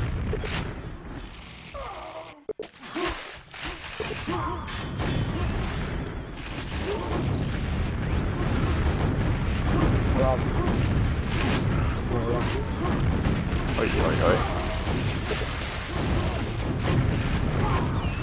Mä hitkeen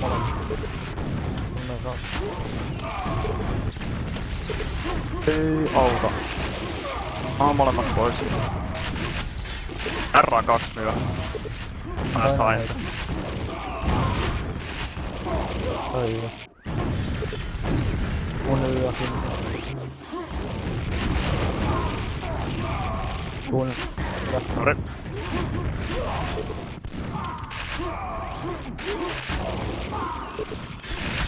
Mun R taas. Tää on ollut kyllä hyvät spawn. Tosi heikko toinen. Punassa sitten. Kyllä. Mega tapettu. SSG. SSG oli vielä.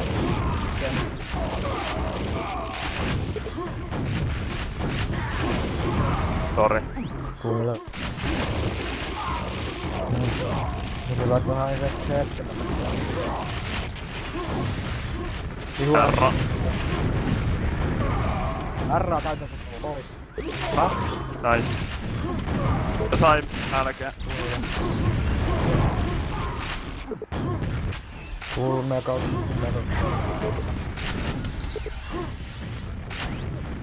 R, jos se kerran kohtaa jep tasalta. Mun yö. Punalalta. Varas siellä on älkeä jossain. Rakut siitä. Hienoa. Se oli hyvä.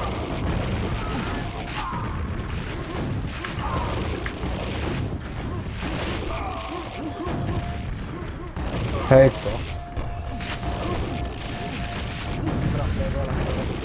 Joo. Tai rakun pää. Pois.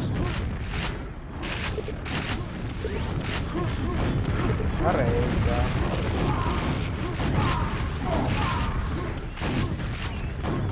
Tätä.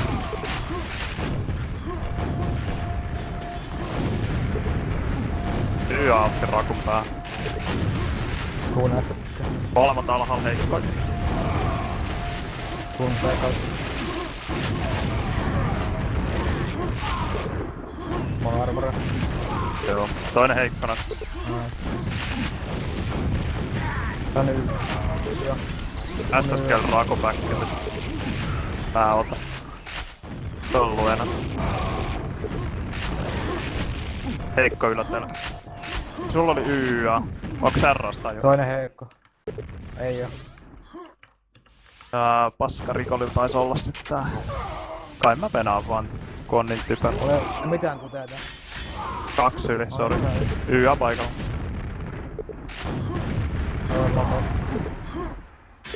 On YA. Alat pois. Armoreilla jos pystyt puskea. No siinä päin. Sain. Varo! Tulee ylhäältä. R25. Mä tää pois. Meniks yli? Meni yli, kolme. Ei.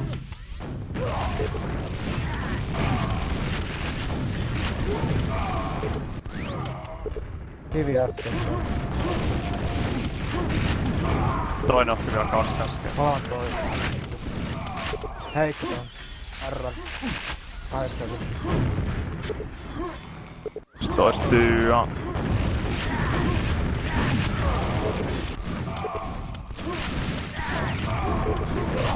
Olva. Mega.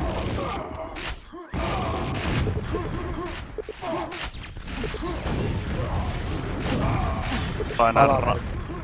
YA ois. Jaa, nyt se tuli. Hai. Joo. Mun ylältä alalle. R jättä. Joo. Tuli läpi ilman armori.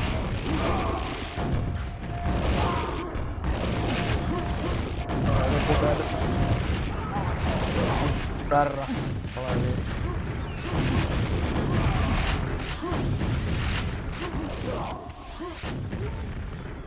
Tai YA.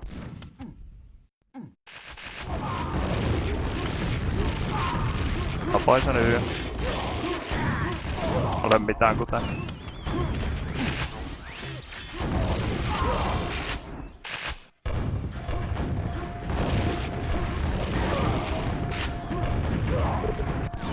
Mä tuun mega. Hyvä ainakin paikalla.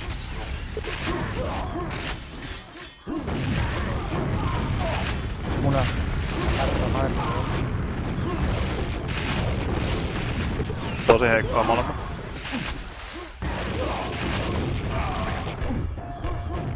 Mulla ei oo rapuja. Mulla ei mitään. Onneksi se tappoi mut.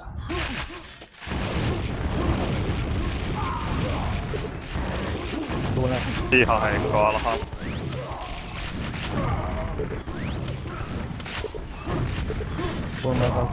Tajyaan. Poretti vähän. No närra.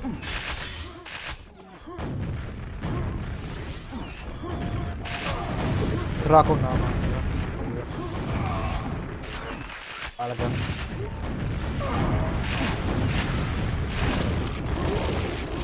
Tuun ylä.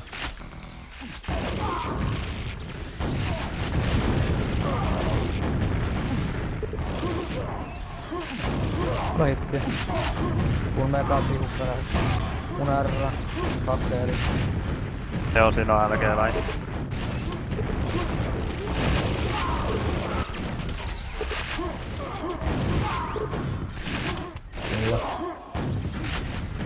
Hyvä otti rakuttaa. Toinen pois.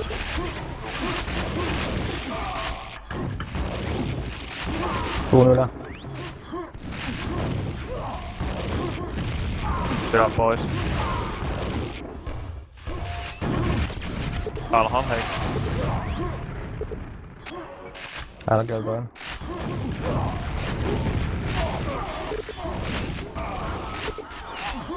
Mun R.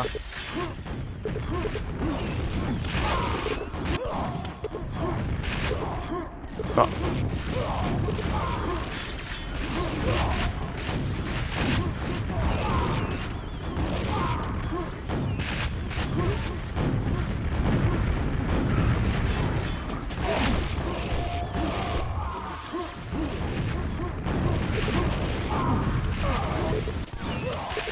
Hei. Alaa.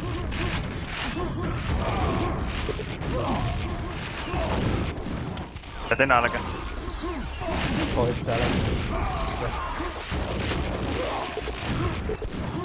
Ja närro. Pois. Okay, that was better.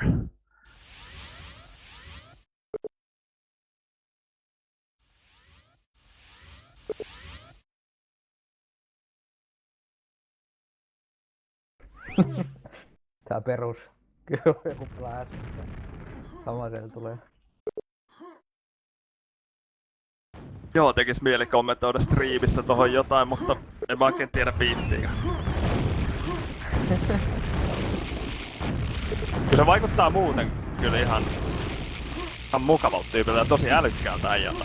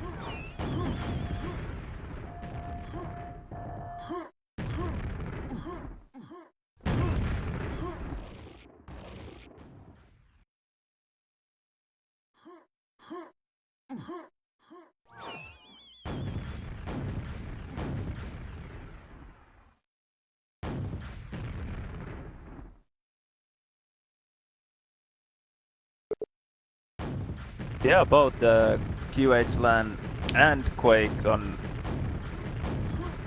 casts were wonderful in my opinion. It was great to have the casters covering like almost all the interesting games at QH LAN, and on the other hand at QuakeCon they also covered almost everything that was interesting, and having DDK is just perfect, especially for 4 and 4. You can't have a better caster than he is for Quakeworld 4 and 4. Because he is a great caster, but also knows about Quakeworld 4 and 4 more than most people do.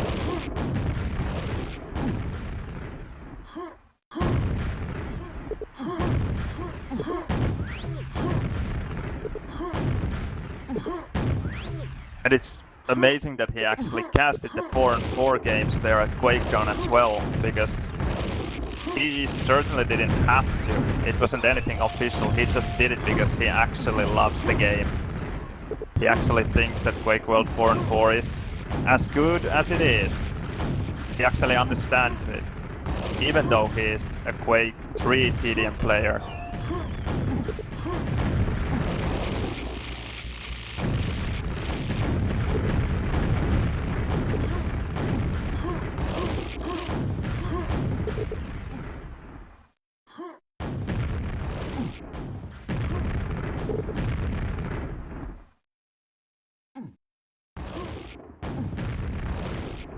Vedetäänkö yksi englanniksi? DM4 on niin helppoa. Ei oo kyllä 100 katsojaa vielä. Mä en tiedä kyllä. Joku tää myyntimään tolleen, niin se on mitään. Niin, se on kyllä ihan totta. Sitten ei saada 100 ikinä. Niin. Kukaan ei tuu katsomaan. Joo. Ne voi puhua kuitenkin enemmän. Kyllä. Voisi ensi kerran vetää kokonaan. Sitten jaksa. Joo. Alright, one more.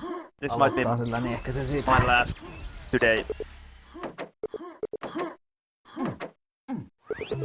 Tunne. Se mega ja yläteellä.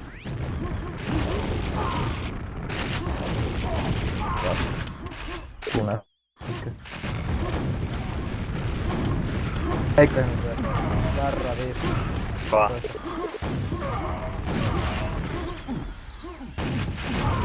Hyvä, tosi hyvä.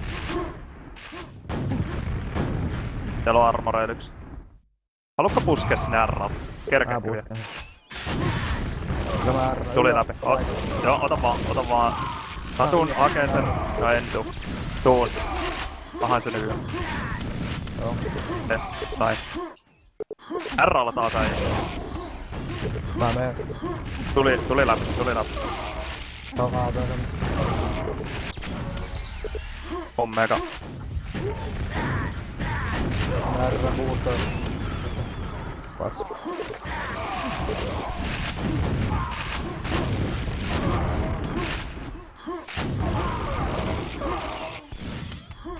Valke.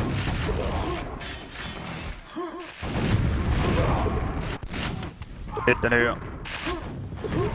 Punas.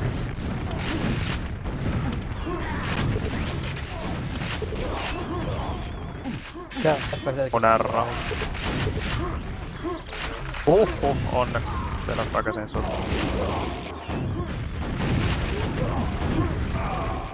Jano, todella hyvä. Mulla ei oo... Ai, backin edes. Varottinen. Toinen. Mun R. On mega.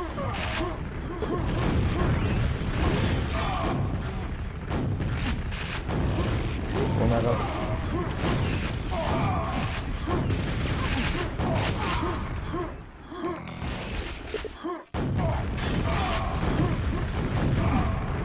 Herra. Ei. Omega.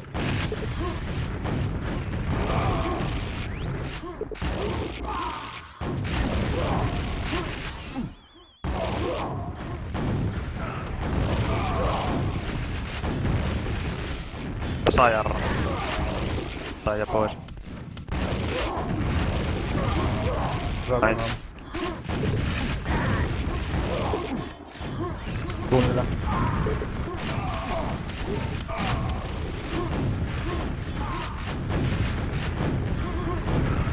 Hyvä tapet.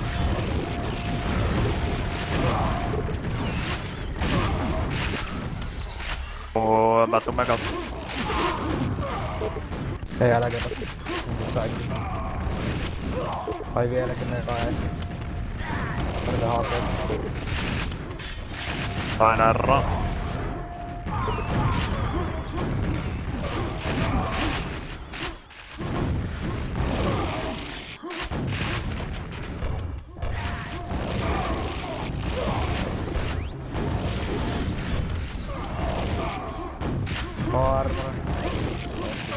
Mun R. Menee jo. Pois.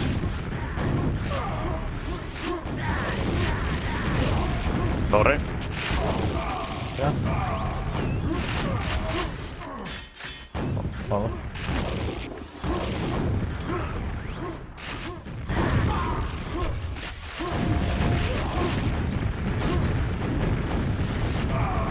Hei. Rakun naama.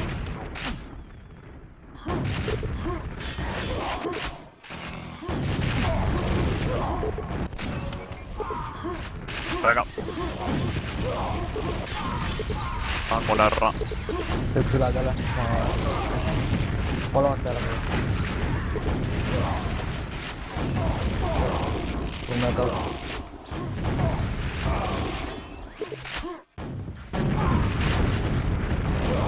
Herrat molemmat pois.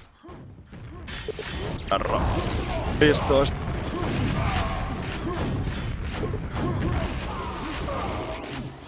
Alas. Tuli läpi vissiin molemmat. Rakuala on.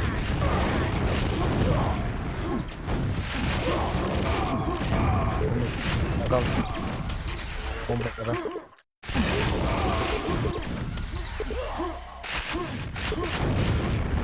Mun yö.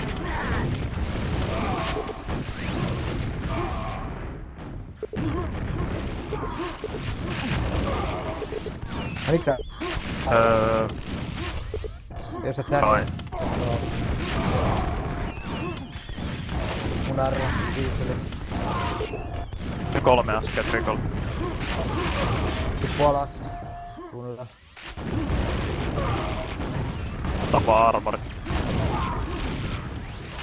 Mun yö. Kato. Häh? R. Ei hölmän. Saatte hyvin, ei tossa. Tuu mekalta. Painat. Hyvä itse.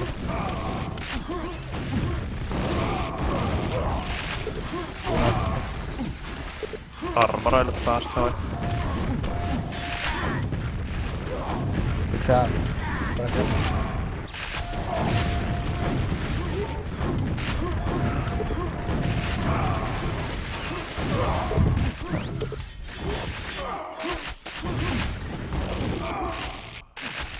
Tule alha. Mä siinä tän ylä.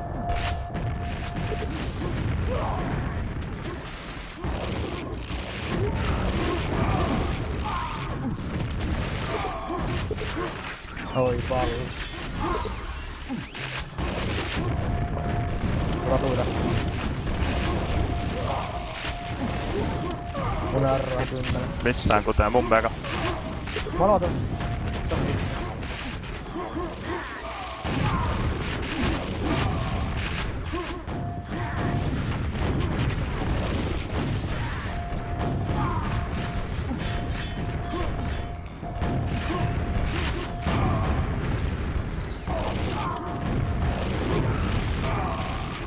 Punaista.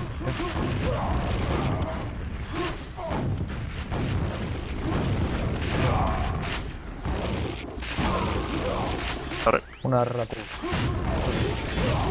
vetää aktiivinen taas.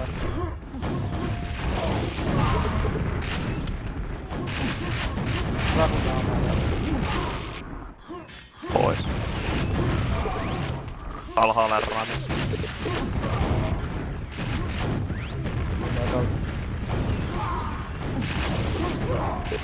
Toin ottanut aika hyvin hittejä. Mun yö. Alalle.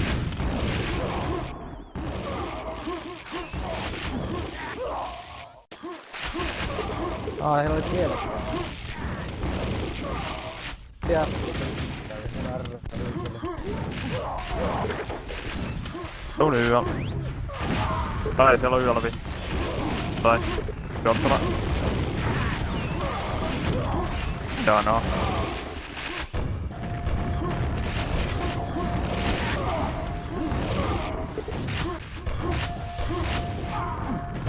Älkää hei.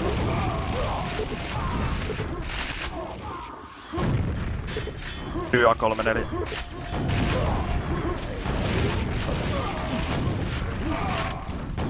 Siinä on numero. Numero. 4 selli. Herra. Kunnon kautta. Ai se on ottanut numero.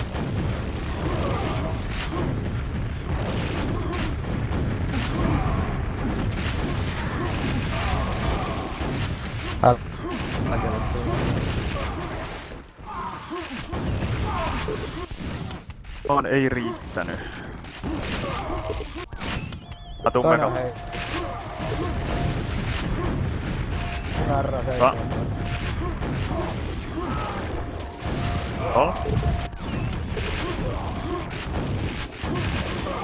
Sit puolastoin.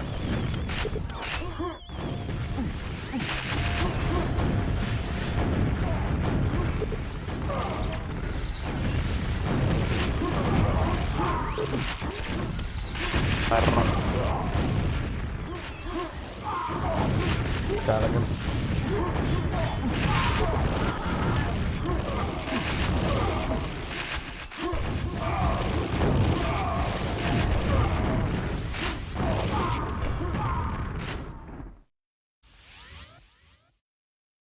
Yes, 100.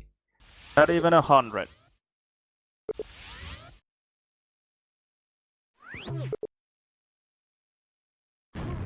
Okay, I think I really have to call it a day now. Unbelievable to have so many viewers right away. I will try to make the stream better. I hope the sound has been better today than it was on Friday. Now that I'm routing the sound through Mumble.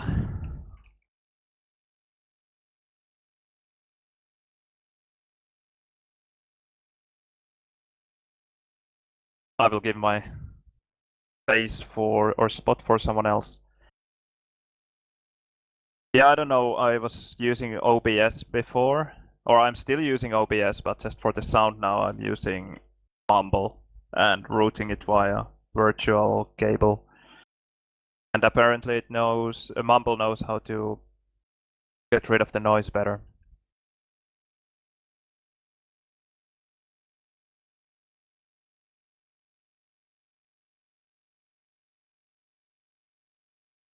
Joo, ollut ihan hullu ero tossa. Mikin äänessä. Nyt kun katselin samalla kun otin poita. Joo, hyvä.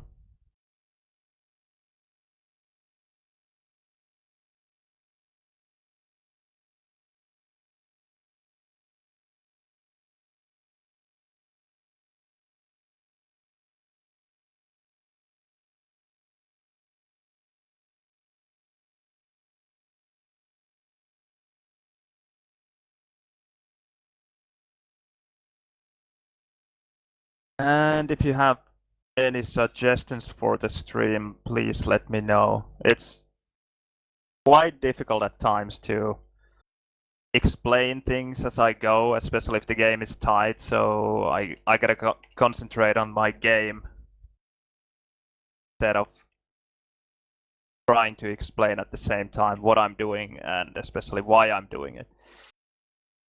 But I will try to be more active with the chat between rounds to answer your questions, and like I promised, I will try to analyze some demos.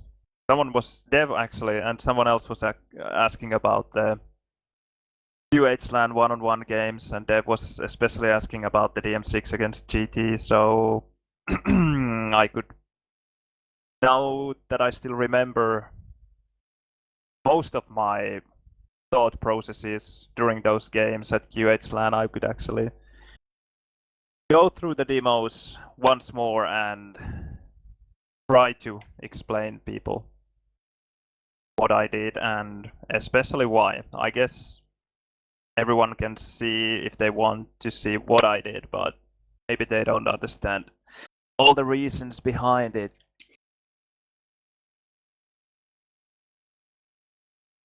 And then maybe if I get to play some nice 4-on-4 rounds, then I could go through those as well. And of course stream when I'm playing those. But while I stream 4-on-4, I would love to be in voice with the teammates, but if I'm not, then I will be trying to explain things as I go. And I don't know, maybe I could try some trick jumping, try to beat some of the speed jumping records on the maps that are not ground to death, because Dan and Miss Aimer and One Finger Man and some other guys are really destroying the times there, so I don't know if I have the time or the interest to try to beat those times. Because that's what it would take. A lot of grinding. Days, probably.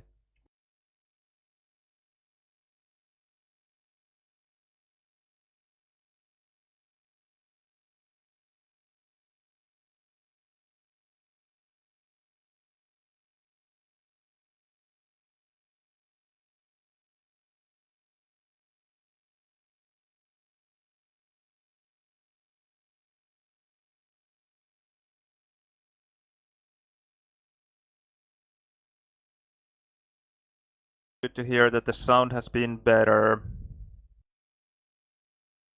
Yeah, picture quality. I don't know if I can make it any better. At least not with this hardware that I'm running. 72p 60 FPS is probably as high as I can go.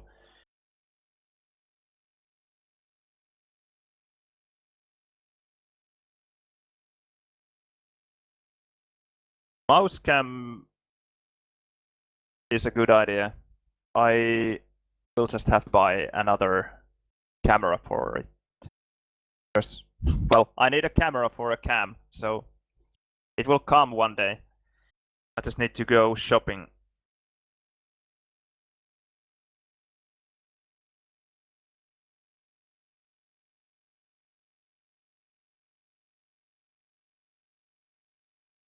Quake on 4-on-4 USA versus EU. Or 666 versus EU. Sure, I can do it.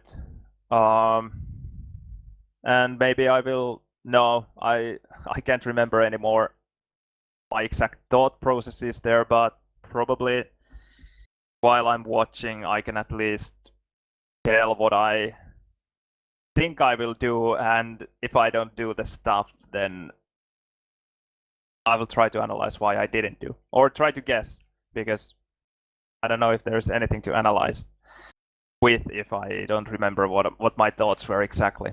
But yeah, okay, I'll keep that in mind.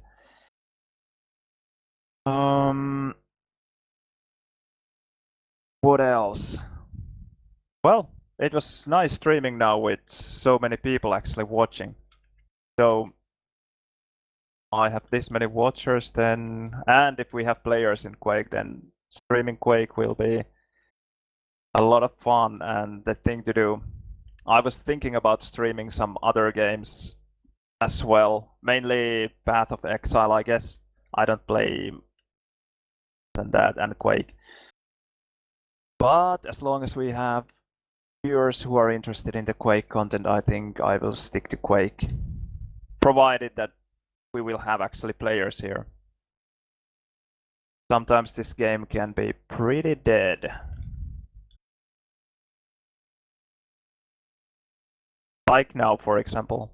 There are people on the free-for-all server, and Goblin Krennic has made a comeback. That is great. He's a good player, a really good player. No, plays 4-on-4 as well. So maybe if we can kickstart that 4-on-4 ladder I was talking about with Deb earlier, he could join.